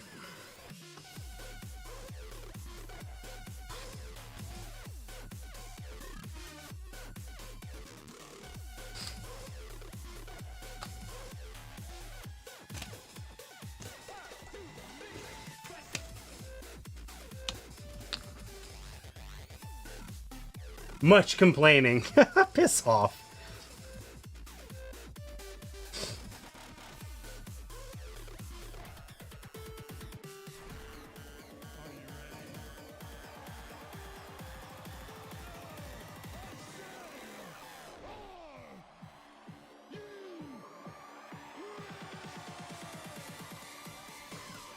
All right, we almost got this one set up. This is a much smaller scenario. So that's cool, because at least we can not just watch me set them up the whole time. All right, bet you this means we have like 3 rounds to do it though. Okay, so this is exit A. No, exit B. There isn't an exit A. That seems very odd, but okay, whatever. Okay, we have 3. I took them out. Where did I put them? Here we go. We have 3 objectives, A, B, and C. And we're going to start... Where the hell did I put my... Oh, here they are. We're going to start over here. And we're going to have a bowman and a guard in the center. We're gonna have a dog in the bed over here, and a guard there, or a grunt rather. Another grunt over here, a bowman and a dog way back here, neither of which is in the objective, interestingly, and then another grunt over here, or guard. Okay. Oh, and they got that 1 gem way in the back. All right. So, defeat the enemies guarding the crates. Collect all objective tokens to retrieve the wares. Leave from exit B. No special rules. We have 4 rounds. The enemies react first. Let's see what happens. So,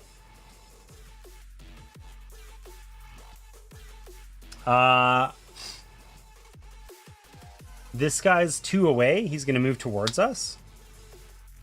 This, yeah, only 1 activates. Oh, wait, in initiative order. And this guy's guarding, so he wouldn't. So this guy's going to move towards us. Whoops. And then our grunt, guard rather, I keep saying grunt, is going to gain a block. That sucks. Because once we're on his tile, we can't leave. I guess I really should have done the preparation phase first before that. I would have dashed or something. But, or I could have dashed. I probably wouldn't have. Okay, we got 1 miss. That's not tragic yet. So you missed the complaining? Boo! Yeah, there was lots of it too. I'm sure you can watch the VOD and appreciate it. Oh, I should have rolled my attack die, because that's really what I got to be doing here. Oh well. Do I want to spend energy to reroll a single miss? I don't think so. I think I'm gonna discard this miss using vigor. During preparation, you may discard a miss to allow another hero to reroll a miss. And we missed again anyway, so sucks to suck. Okay. So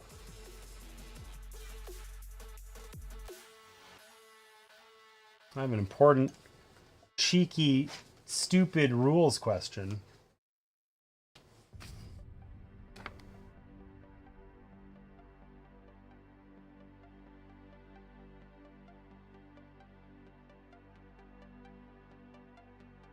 No. Okay. So, I guess we're both going. Who's going to go first? Is it the shaman? Does it matter? We're basically going to shoot somebody, walk over, and stab somebody. And I really don't think it's going to matter because we can't actually do enough damage to get rid of this guy.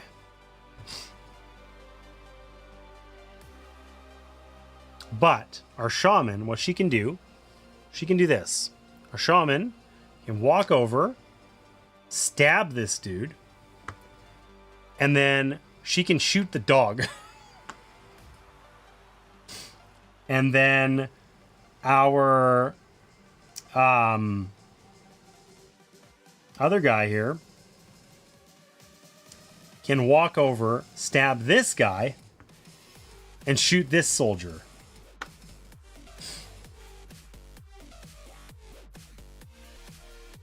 And then we're kind of ignoring that armor problem, at least briefly. All right, so now all the enemies activate. So the dog is within 2 of us, so he's going to move towards us. None of the other guys are going to do anything except this guy will attack us. He's going to attack our shaman. And then his block is going to go away. And next round. We get 1 activation first. We can't leave this tile. We can't dash away or anything. We actually didn't roll a tragedy.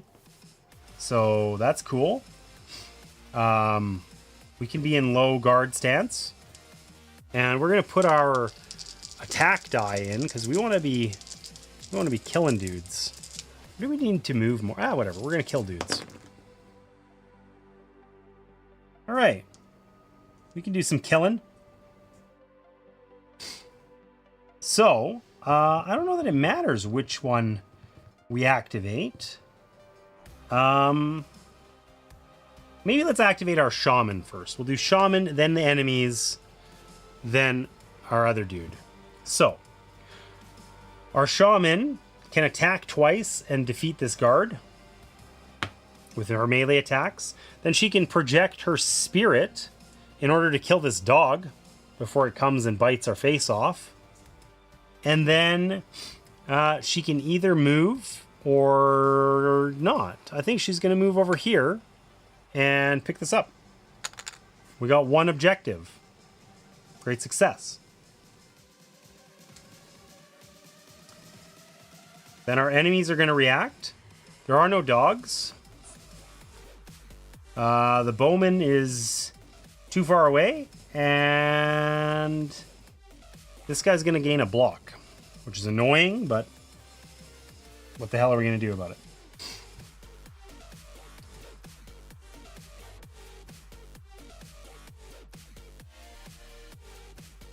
So,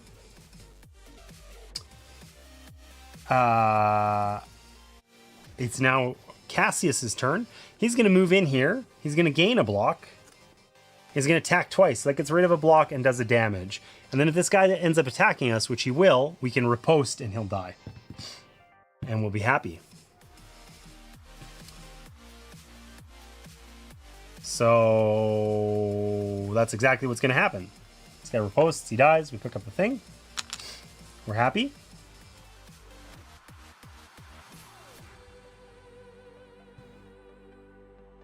And then we got 2 more rounds to go kill one dude. This is dramatically easier. So, oh no, reinforcements. There's another guy and a dog behind us here. They must have heard us. Okay. Our shaman's got lots of ability to go kill dudes. We have to choose one to go first and then enemy reactions. He's got a lot of running that he can do. So, shaman is going to go first again. This is just the way it's been working out. So, shaman is going to pay 1 energy to move. She'll attack this dog. She'll then use her thing to project the spirit and kill this dude. And she only has 2 attacks left. That kind of doesn't work.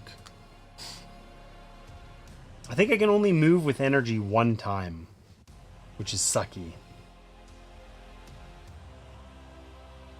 I have 2 more melee attacks, but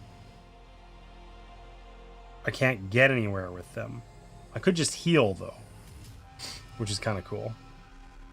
For years, man has looked to science for answers. But now science has opened the door to the unknown. Because I think I can only move once with energy.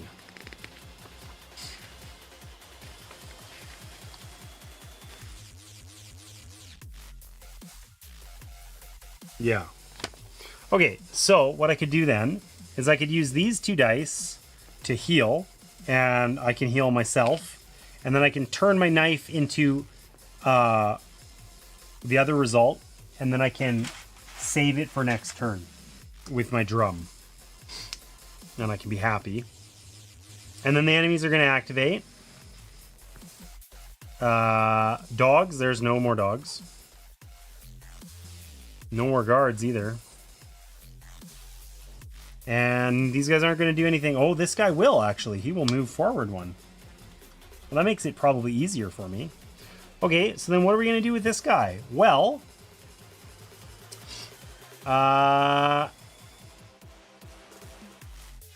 probably he just goes over and kills this guy. Leaves this dude for next time. So he's going to move, and then he can use this die as as an attack. Any die can be an attack. That guy's dead. We can collect these things. Gain our wares. And this guy's going to end up attacking our shaman, which sucks. Would there be a way I could have done that better? I could have spent an energy to move, and then I could have used my attack roll to kill this guy. Aha. And then I don't take any damage. Alright. So We have to survive the next round. But there's no enemies, and we have to make it to the exit. So we're not going to roll or do anything. There's just no enemies left. We succeeded.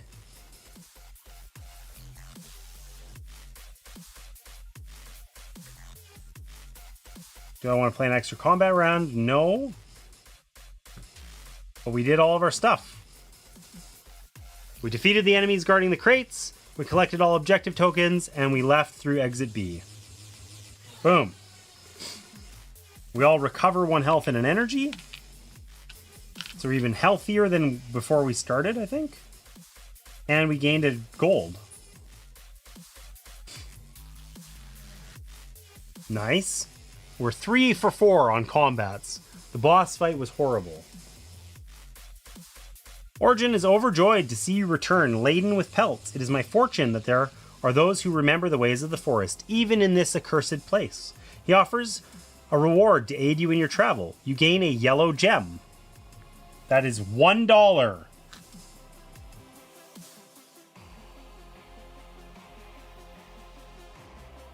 We just went and killed like 8 guys in cold blood. We just ran. They were just like hired to like, hey, could you guard this place? And they were like, yeah, okay. And we just ran in there, you know, stabbing. We killed them so that we could get $1.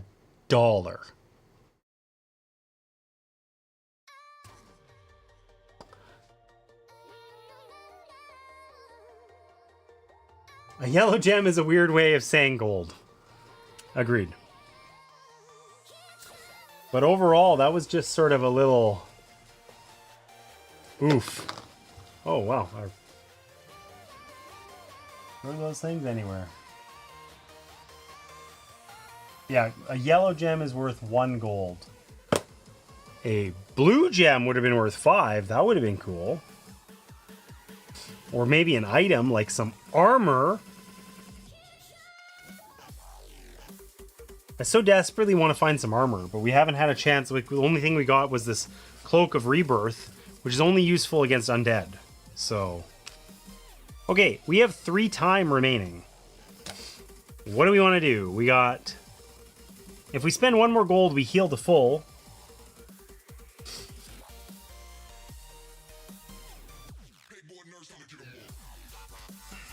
Which we could do. I wish there was a way for us to get... to get rid of these stupid things. I'm sure there is eventually. Okay, so do we want to go do the witch quest? I don't know. We pay a gold. We have 3 more time. We can do 2 side quests. Or 1 side quest and we can do 1 side quest and we can still buy a skill, which I think is probably the thing to do, because the items we can get aren't useful. So, do we want to listen to the Emperor's speech, which it says is a 2 out of 4 difficulty? Or do we want to go visit Martina, which is a 3 out of 4 difficulty?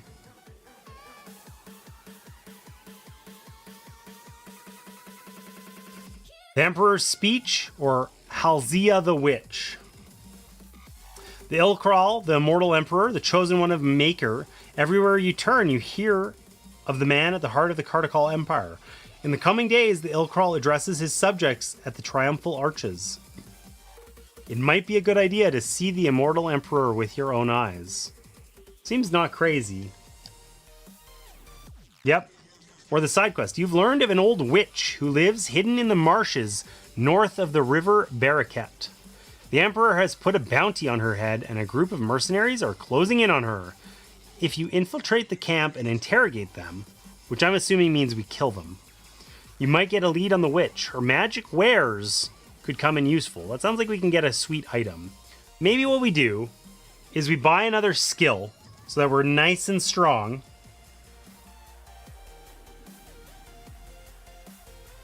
And then we go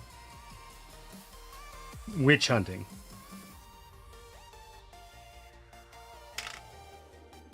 Let's do that. Let's skill up again. We can only have 6 skills.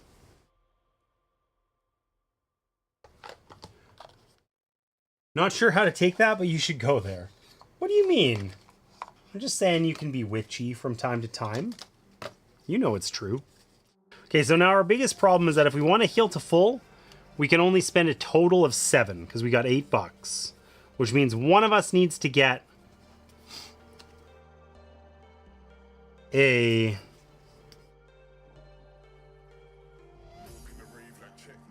cheapie,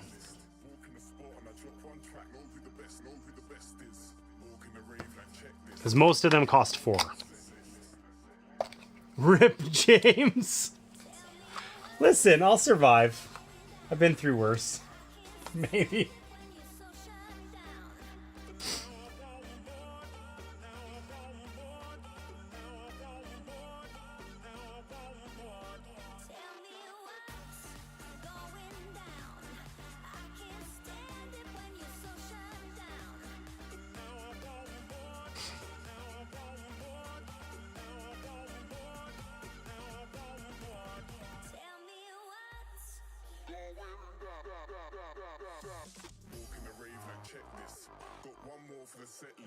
This is weird because it's like I can spend armor results, but I don't actually have a way of getting those.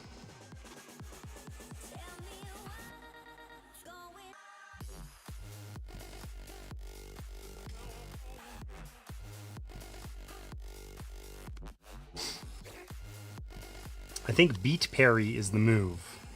Because this means I can turn a miss into an armor, which would be really helpful. Or if I miss and have a sword, I can turn it into this, which means I can get an attack and an armor for it. So it matches with my compound attack really nicely. Or, alternatively, I could just have the aimed blow, which is the cheap one that matches with it.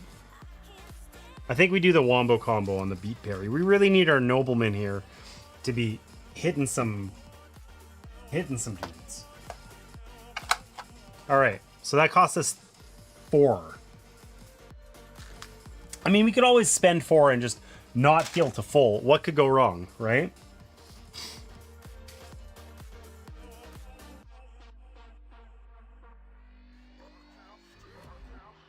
So if we spend 3, we can get a dance that lets us recover energy. We've never run out of energy on our shaman, so that doesn't seem super useful. Power chant lets us turn our misses into our thing that lets us helps us heal. That seems pretty decent. Spinning dance costs a lot, but minions cannot attack the shaman's zone if they are not in it. That sounds more useful than I think it is. That only helps us with ranged enemies. I don't know how frequently we're going to be able to do that. We need to be only facing ranged enemies and have these dice rolls. Unlikely. Now, if we want to spend all of our money, we can get a befuddling chant that lets us stun a minion in an adjacent zone or our own.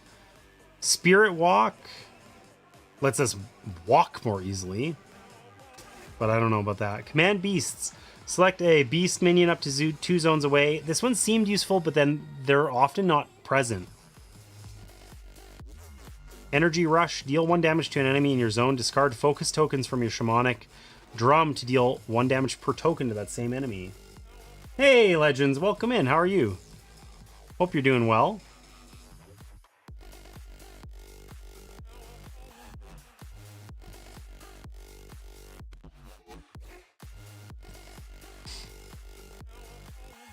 I think we're just going to go with the power chant.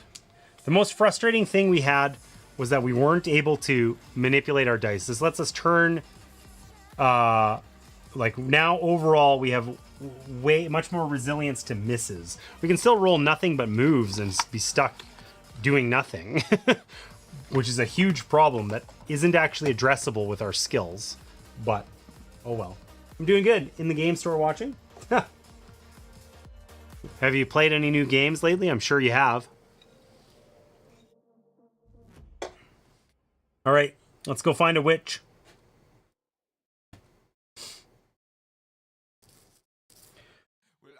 You have learned of an old witch who has lived in the marshes north of the river since before the rise of the Empire. When the Empire conquered Isafir, she went into hiding. Fishermen's stories say that she has taken the form of a heron and is kept alive by her burning hatred for Kartakal and the Ilkral. Okay, so she hates what we hate. That's good, right? That's a promising sign. Her powers might have diminished over the past 2 centuries, but the Ilkral still fears her enough to pay rogues and mercenaries to comb the marshes. Your mysterious contact shared information with you about where the mercenaries have set up their camp. If you interrogate them, you might get a lead for finding the witch. Her magic would be a great aid in the fight against the Ilkral. Alright, so we removed sticker 18.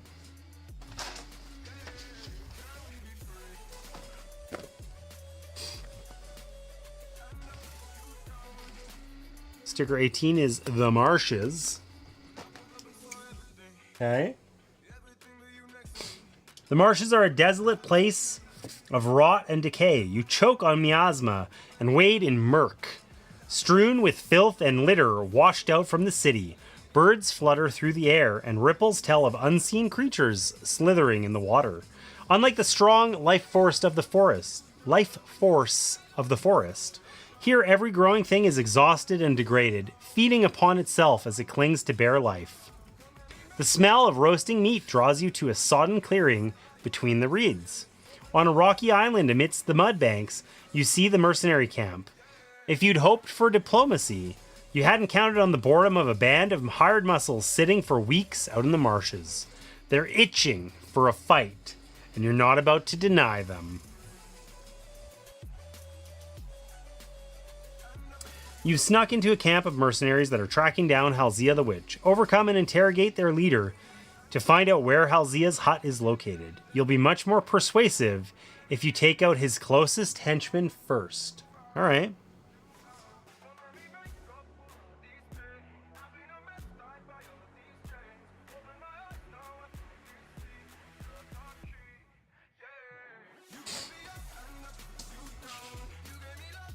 We're back to fighting the other group of guys here. Saboteurs, recruits, bruisers, assassins, and a gang leader.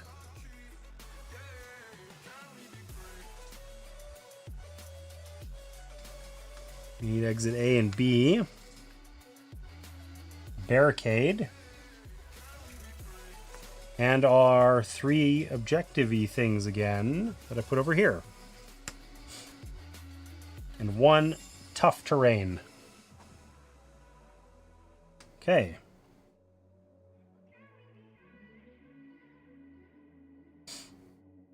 No. Mostly the same tiles, I think. E18.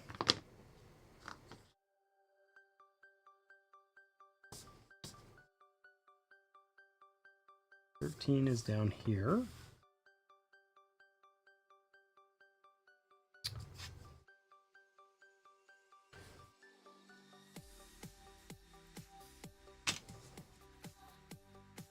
Probably need this one.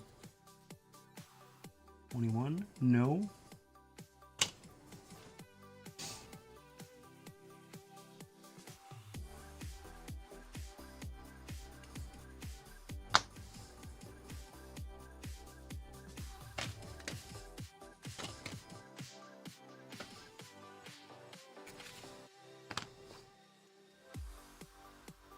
Okay.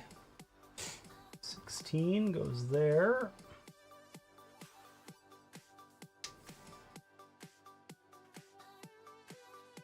$15 goes here.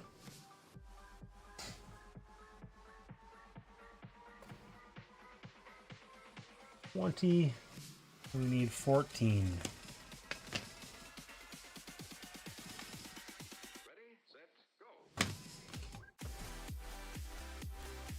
That is 4, not 14. Why am I searching for this stupid tile? It's got to be like right in front of me somewhere.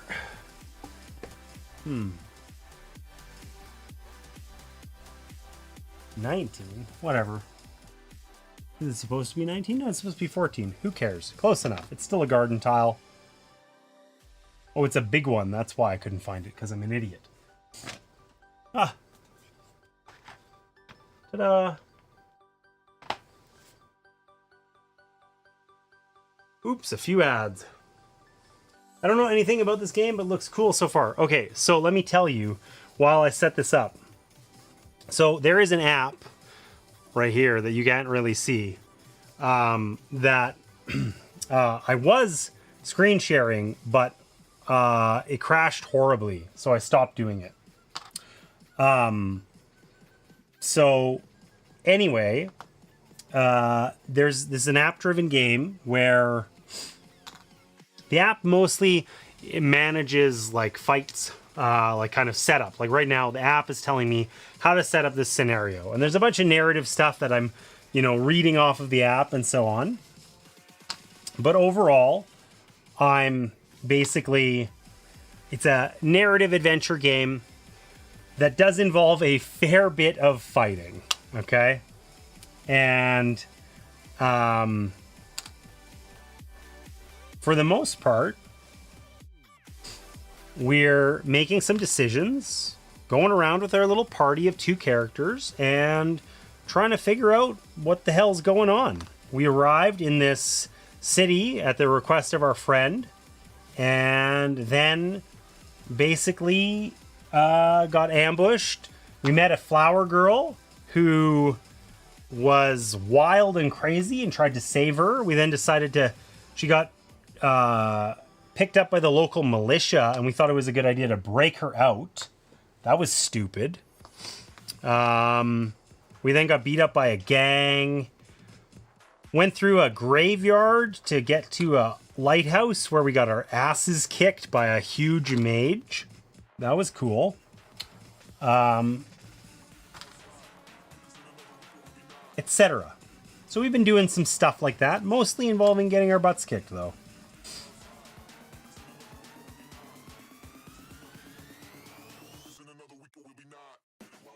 But yeah, essentially, there's a dice-based combat system. You have skills that you can gain. Skill issue. Yeah, definitely. Listen, I would say that I don't think I had a lot of choices in that one fight where I lost. It's the only one where we got our butts kicked, actually. But overall, the game's mostly about combat. There's quite a bit of narrative between combat scenes. Like, you do read a lot about the story, and lots of interesting things have happened. And as you're going through the narrative, like, you're making decisions that are usually mutually exclusive, right? Are we helping this person or snubbing them and ignoring them or whatever, things like that.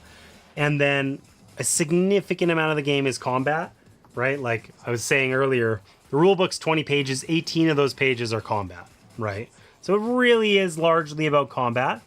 And the combat works in an interesting way where, well, you'll see it here. So we have a scenario, and we're going to have a set number of combat rounds in which to complete this scenario. So for this one, our objectives are to interrogate the brigand leader. That's this purple guy up here, okay?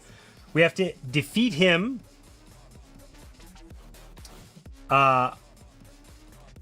while in the same zone, and then perform a hard persuasion test. Our nobleman here, Cassius III, happens to be very persuasive, so that's actually not too bad for us. And then we have to leave from any exit, okay? So it says, to interrogate the leader, this is like a scenario-specific rule. We have to defeat him while we're in the same zone, and then perform a test roll with the difficulty as set by the objective, so hard. Test has to be attempted by the hero who defeated the leader. When you defeat enemies with an objective on them, place the objective in their zone. Enter the zone to collect these tokens. Collecting one objective lowers the difficulty for the interrogation.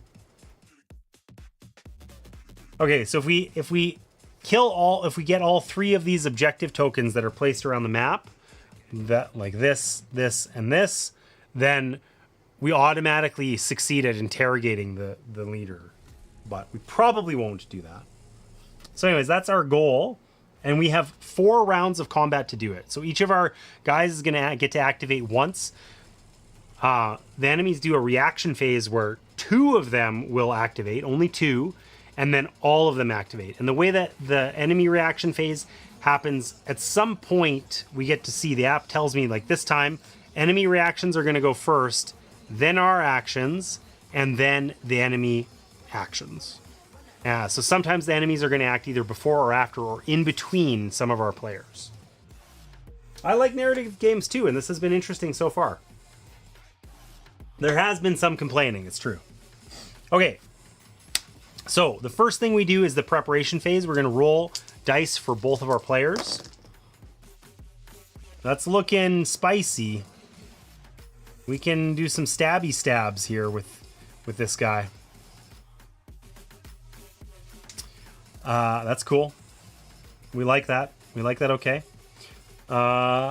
And do we need the extra stab? I don't think so. We're not going to use that this time.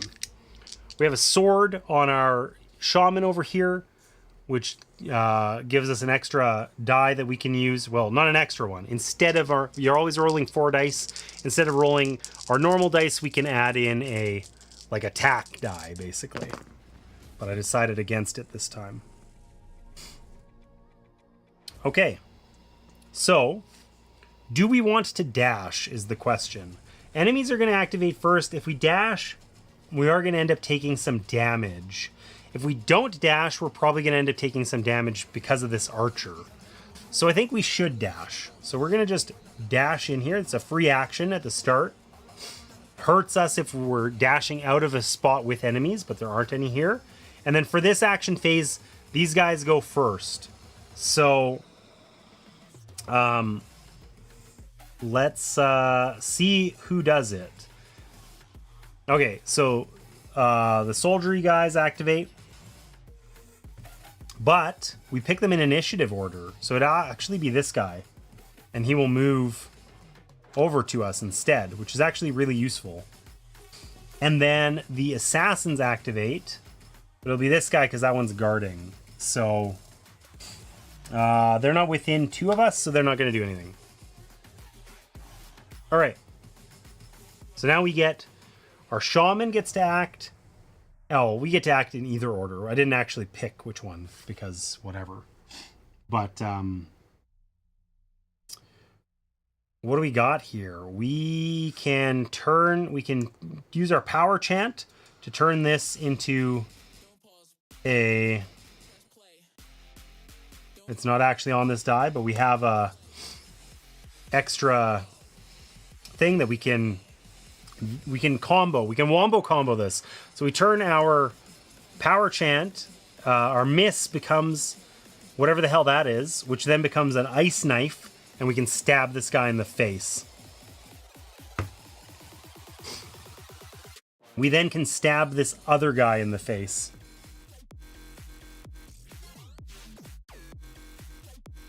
Now, we have an arrow, but that doesn't really help us very much because we can shoot this assassin, but she has 2 health. 1 damage won't kill her. I mean, he has an arrow, so we could shoot her a second time, I guess. Yeah, okay. So let's shoot the assassin. And then we can use this to store, we can bang our drum and store a result for next round. And then our friend Cassius here is going to attack this archer with a sword. Dead. They only have 1 health. And is then going to shoot with the bow and kill this assassin. Now we do still need to go in there to recover that other thing, which sucks. We'll probably send the shaman in there next time. We'll spend an energy to move because then we can come in here and we can use our 2 remaining attacks to defeat this guy. The grunt also has, oh no, he has an armor, so that won't defeat him. Okay, so let's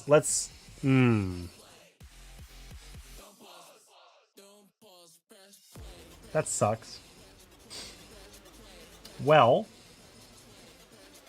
we have nothing but melee attacks. We have 2 melee attacks and a move. And we couldn't have shot the arrow through there. So, I mean, we could have walked over and just killed the other girl and ignored our arrow. That's an option.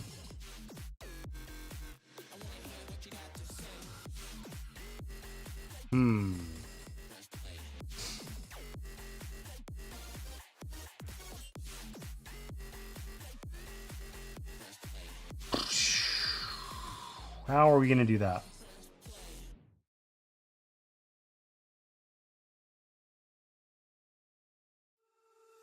I mean, we could just face tank the 1 damage. I really don't want to take too much damage because that has been a real problem for us. Taking damage, we really have to avoid in this game, but then you don't have a ton of time to do your things. Okay, let's just go over here and recover this. And not run in there to that guard. And we'll see how this goes. Okay, all the enemies activate. We do this in top to bottom order. But they have to be within a certain range of us. So the Saboteur activates first. He's not within range, so he won't do anything. The Recruit activates next, also not in range. Is anyone in range? The Assassin needs to be within range 2, which they are not. So, or the Gang Leader, within range 2 will move towards us. All right.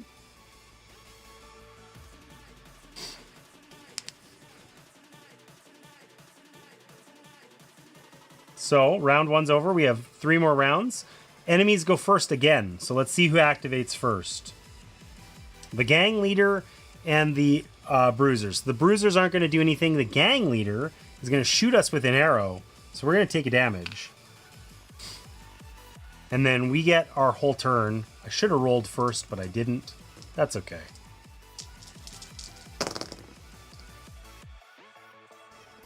I don't know what that was. I think it was the double-sided one on this die. There isn't a double-sided on this die. It wasn't a miss. We'll call that fair. Okay. I kind of do want this extra stabby stab this time.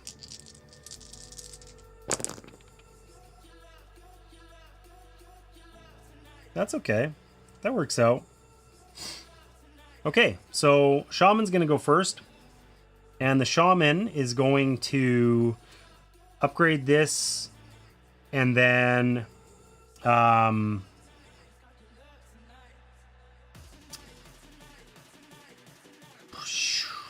use that. Yeah, okay, she's going to upgrade that. And she's just going to sit on it for now.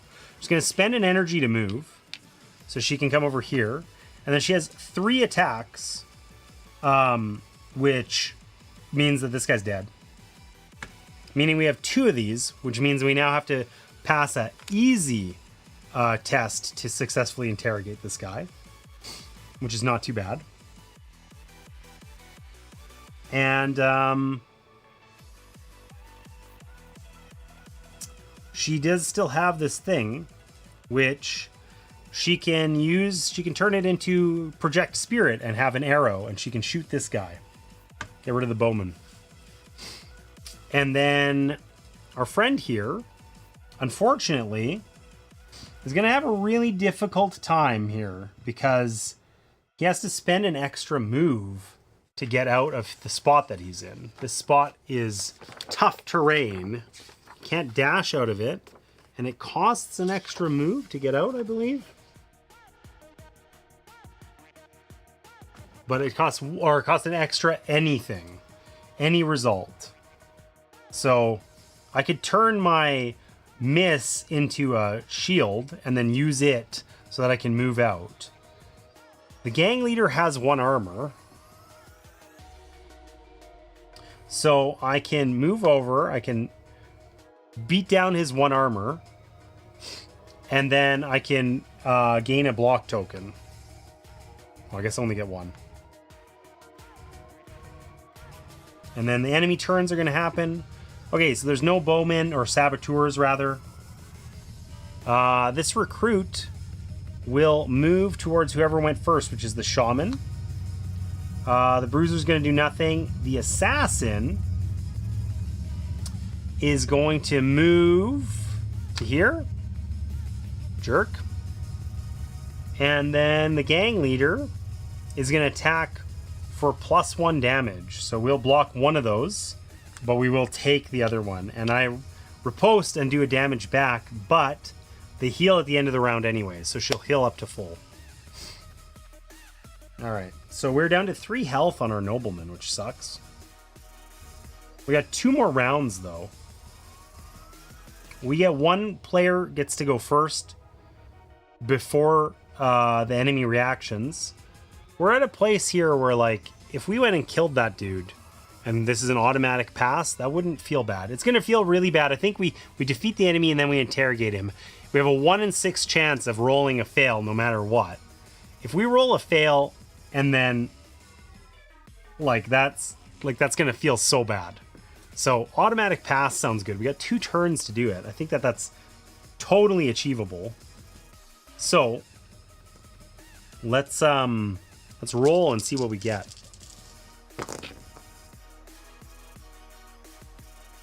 Okay, I gotta stop knocking these over. That would help. It's not the best roll we've ever had, but it's not horrific. We can kill all these guys with it.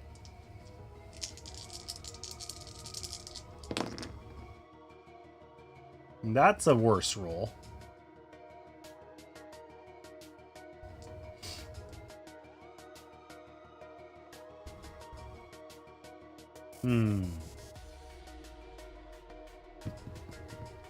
Yeah, that one's not so good.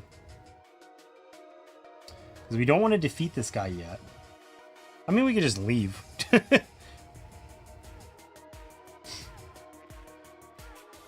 think we're going to spend an energy to re-roll these. See what we get. A big attack and an arrow.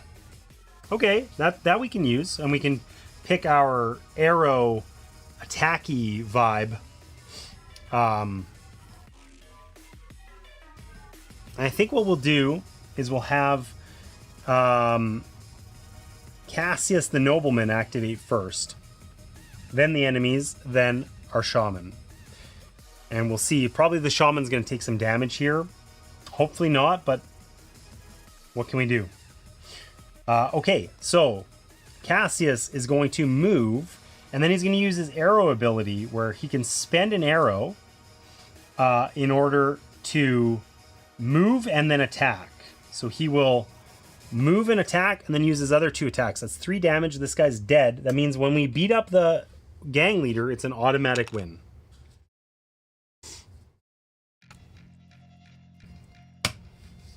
Now, enemies are going to react. It's the gang leader who's going to actually move 1 closer to us. That's really handy, useful.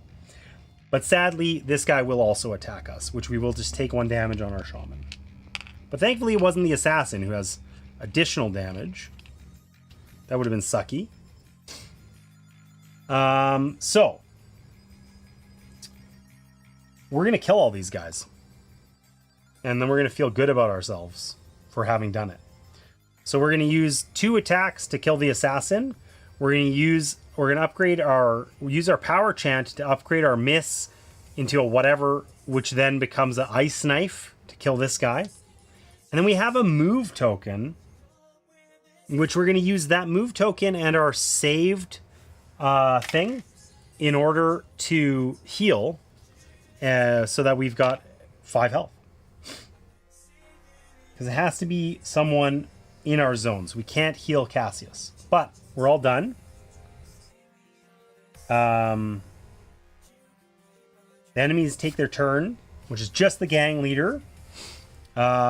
he attacks whoever went later. So he's actually going to shoot the shaman with an arrow, which is great. And then we have one last round. We just have to beat this guy up. He goes first.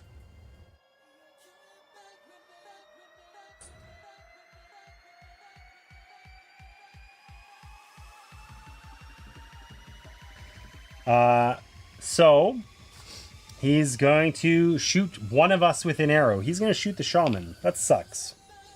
Would have been a good round for that not to happen, because we could have obviously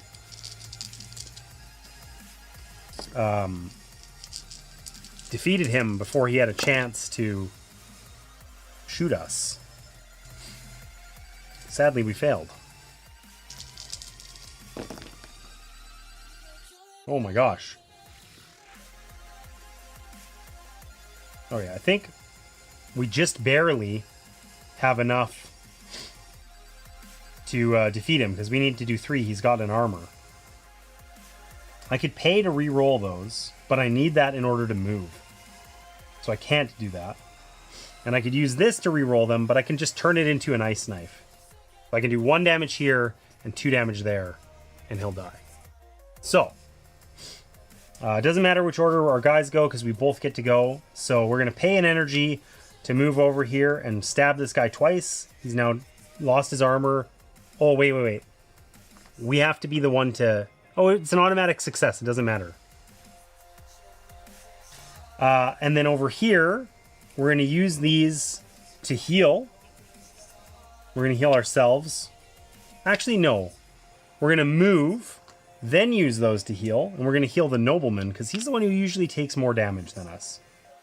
And then we're going to upgrade this into an ice knife and defeat this guy. And it's an automatic victory because we killed all his friends. These scenarios are a lot easier than the boss fight. Holy shit. Not even close.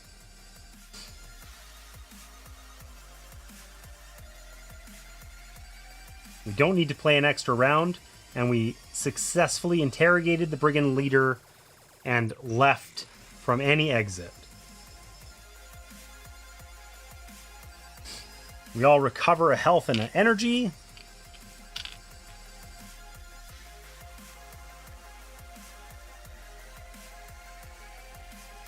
I forgot to put the gem out, but we picked it up at some point, because we've been everywhere.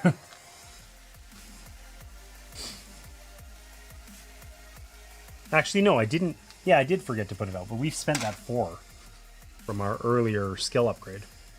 All right. We got no loot, but we're surely going to learn about the witch. You have unlocked a new rest location.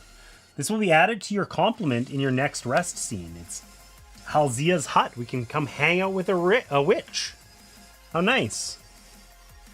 You'd hoped the mercenaries' leader would give up information that helped you find the witch, but it appears for all their efforts, they don't know much more than you do. Just then you hear a sound behind you like the beating of great wings. For a moment, a shadow hides the sun above you. And all at once, there's a figure on the path ahead of you, a woman in a cloak of gray feathers. She surveys the scene silently for a moment before speaking. These vermin have been a thorn in my side for months. You've done me a good deed by ridding me of them.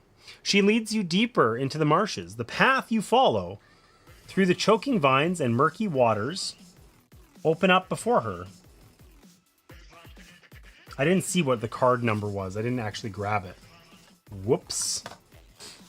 She leads you deeper into the marshes. The path you follow through the choking vines and murky waters open up before her and closes again behind you.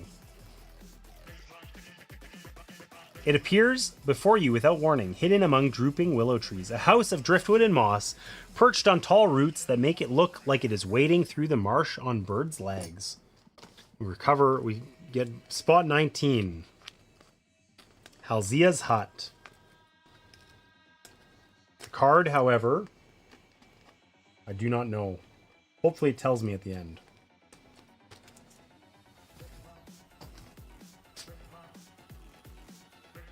Inside the house is all a clutter. Old, moldering parchments, bundles of herbs and vials of oils and potions are strewn everywhere.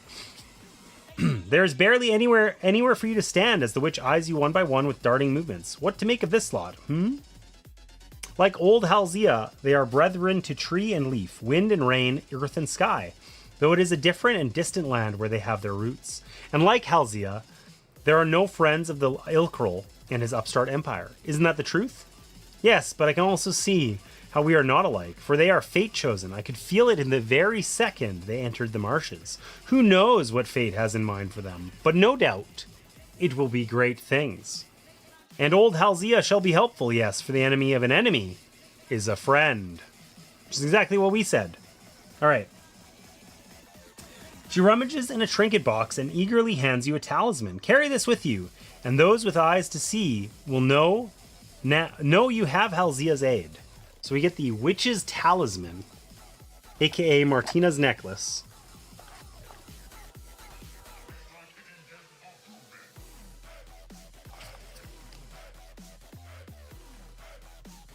That's cool looking. During preparation, if you roll 3 or more misses, you may re-roll any or all of them for free once. We're taking that on this guy for sure.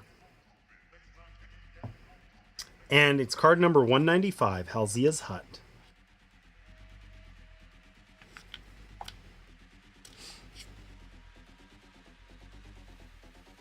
Heroes may buy any number of available items at their shown costs by spending 1 time token. Okay, cool.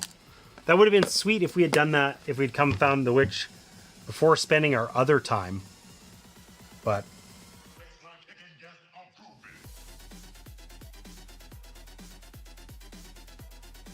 all right. Our rest scene is over. So we did a side quest. We probably don't get to listen to the Emperor's speech anymore at this point because they said side quests usually go away after 2 or 3 rest scenes. But we do get an item that prevents us from whiffing so horribly anymore. And saves us energy on the nobleman, which will be useful.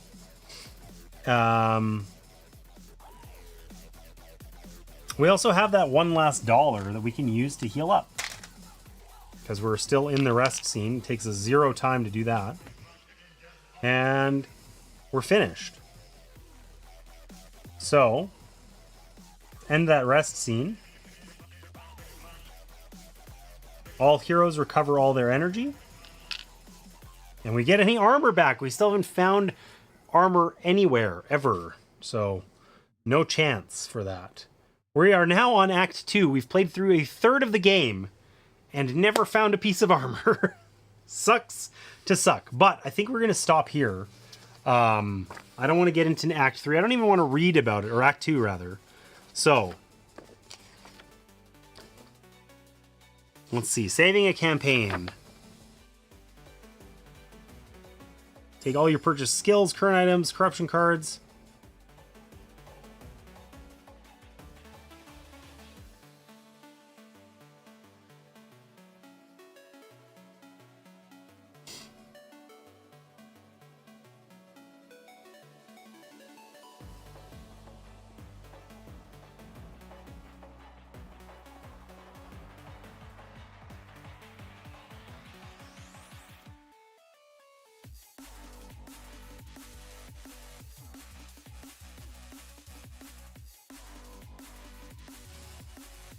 Oh, I see.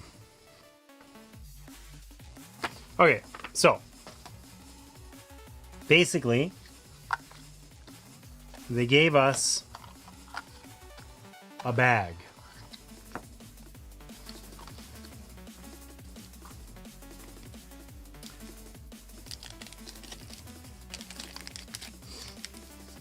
And we put all of our stuff in the bag.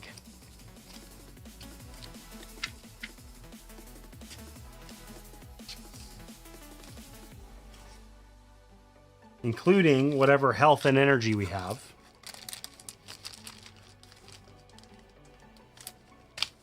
And then like for our shaman, because our shaman is missing a health, we'll leave that out of the bag so that we don't mess it up next time. And we can have like continuity.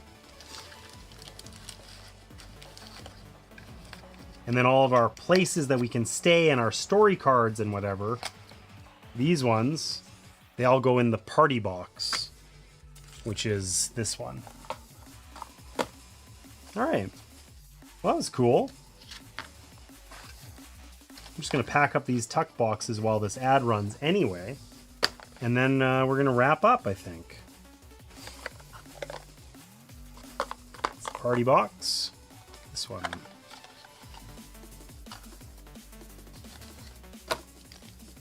So, overall, I think this was a fun but frustrating game. It feels like we can like scale into this where a little bit later, like at the very start, we have really limited options for dice management, and the combats and stuff seem really tight. Like these last couple we did, I felt like there was we had lots of rounds in which to achieve what we needed to.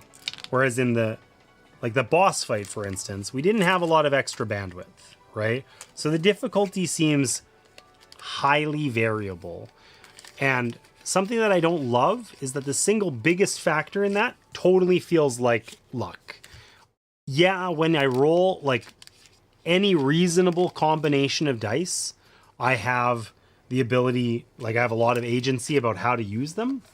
But if you don't roll reasonably, then you just kind of can't do anything. And then that probably means you're either taking a ton of damage or losing that scenario. And that doesn't feel great. And maybe that's part of the campaign where, you know, you get a feel for, oh, maybe I can't complete this objective and instead I need to just get as many gems as I can or something like that. But, like, that feels a little clumsy, I think. So overall, I felt like, you know, I like the dice management system, but yeah, it feels weird that like the single worst thing that can happen to you in this game is if you just roll a bunch of movement, because then you basically can't do anything, right? Like you can't re-roll, you can't change those dice into other things, and in a thing where it's like you have 3 turns to achieve this objective, if you lose one of those, well then you probably can't achieve it, and it, even if you could, it feels awful. Right? So, I don't know how I felt about that. Like, there's lots of opportunities to, like, you roll misses, you can re-roll them with energy. You roll, you know, other things. Like, I guess you can do the 3 of a kind thing is, like, kind of saves you there. But it's kind of a little hokey. Like, that only, like, gets you, oh, I get 1/10 of as effective as a turn as if I was, you know, if I rolled well. So, I don't know. I don't mind the idea of like dice as a variability mechanism, but it should feel like the icing on the cake, not the cake, right? If I can just roll and like because of the thing that I rolled, irrespective of anything, I have no agency, I basically lose my turn. Well, we stopped making games like that 30 years ago, right? And that's not super present here, but it's close. It's fleeting with that kind of vibe, which I didn't love. Oh, a raid. Yay. Poor gamer Steph. Welcome in. Let me give you a shout out.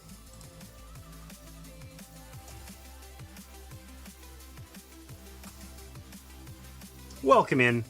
What were you guys up to? Hopefully doing something fun. Probably playing a ton of games per usual. Anybody in chat here, if you don't follow Board Gamer Steph, you should. Lots of fun board games all the time. Like tons. For those of you who just rated in, I'm James, Opcost. I help people find games they love so they can share them with those they care about. And today we are playing Fateforge, Chronicles of Kaan. This guy. Which is like a narrative adventure game. I was actually just wrapping up and talking a little bit about the experience today when you guys rated in. So, slightly unfortunate timing rather. Top 10 of June. Our road trip recap. We played Namiji. Wow, crack. We did it all. Wow, that's a lot of stuff. Thanks for that follow. So, Fateforge. I was just talking about this. Just as I mentioned, kind of wrapping up.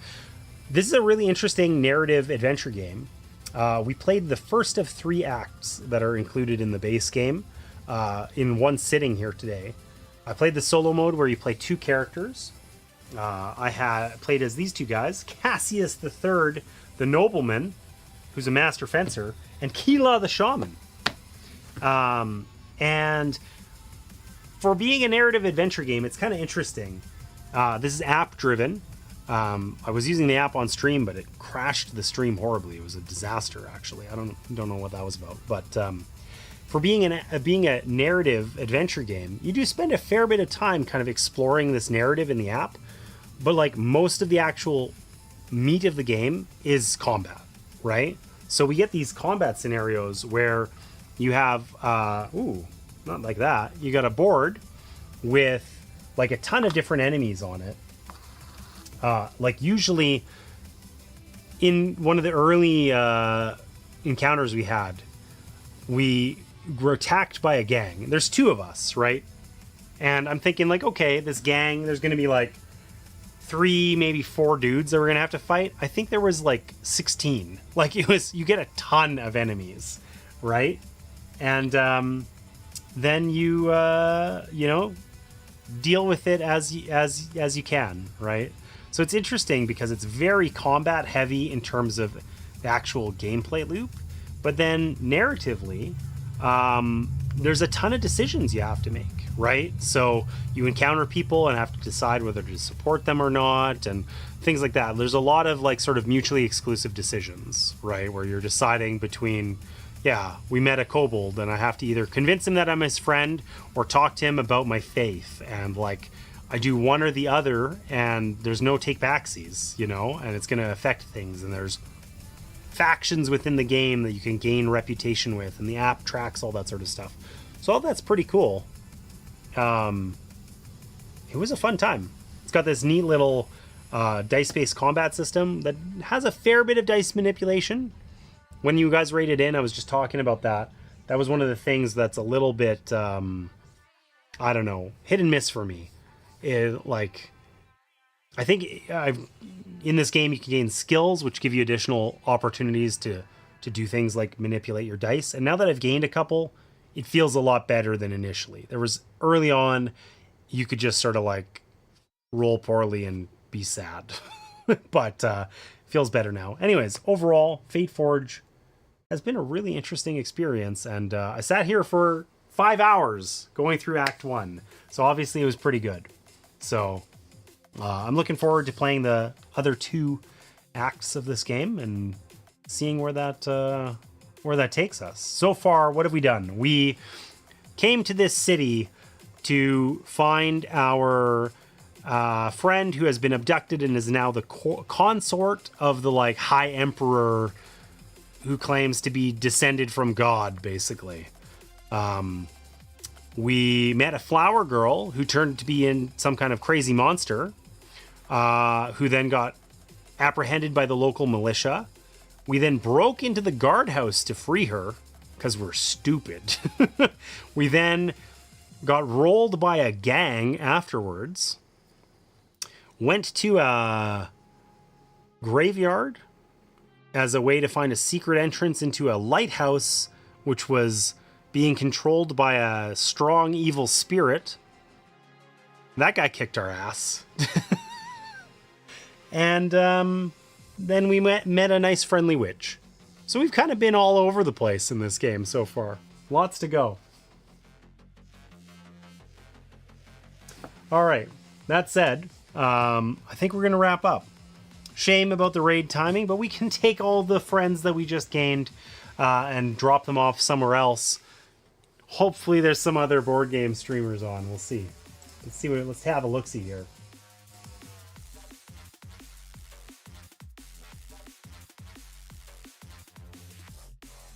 B&B Tabletop is on. And that looks like basically what we got. So they've been on for 3 hours. Hopefully they're still going. Looks like, yeah. So why don't we head there, unless somebody else has a interesting suggestion about somewhere else we could go. I'm not opposed to, some crazy other category. Let's see who I'm following who's on.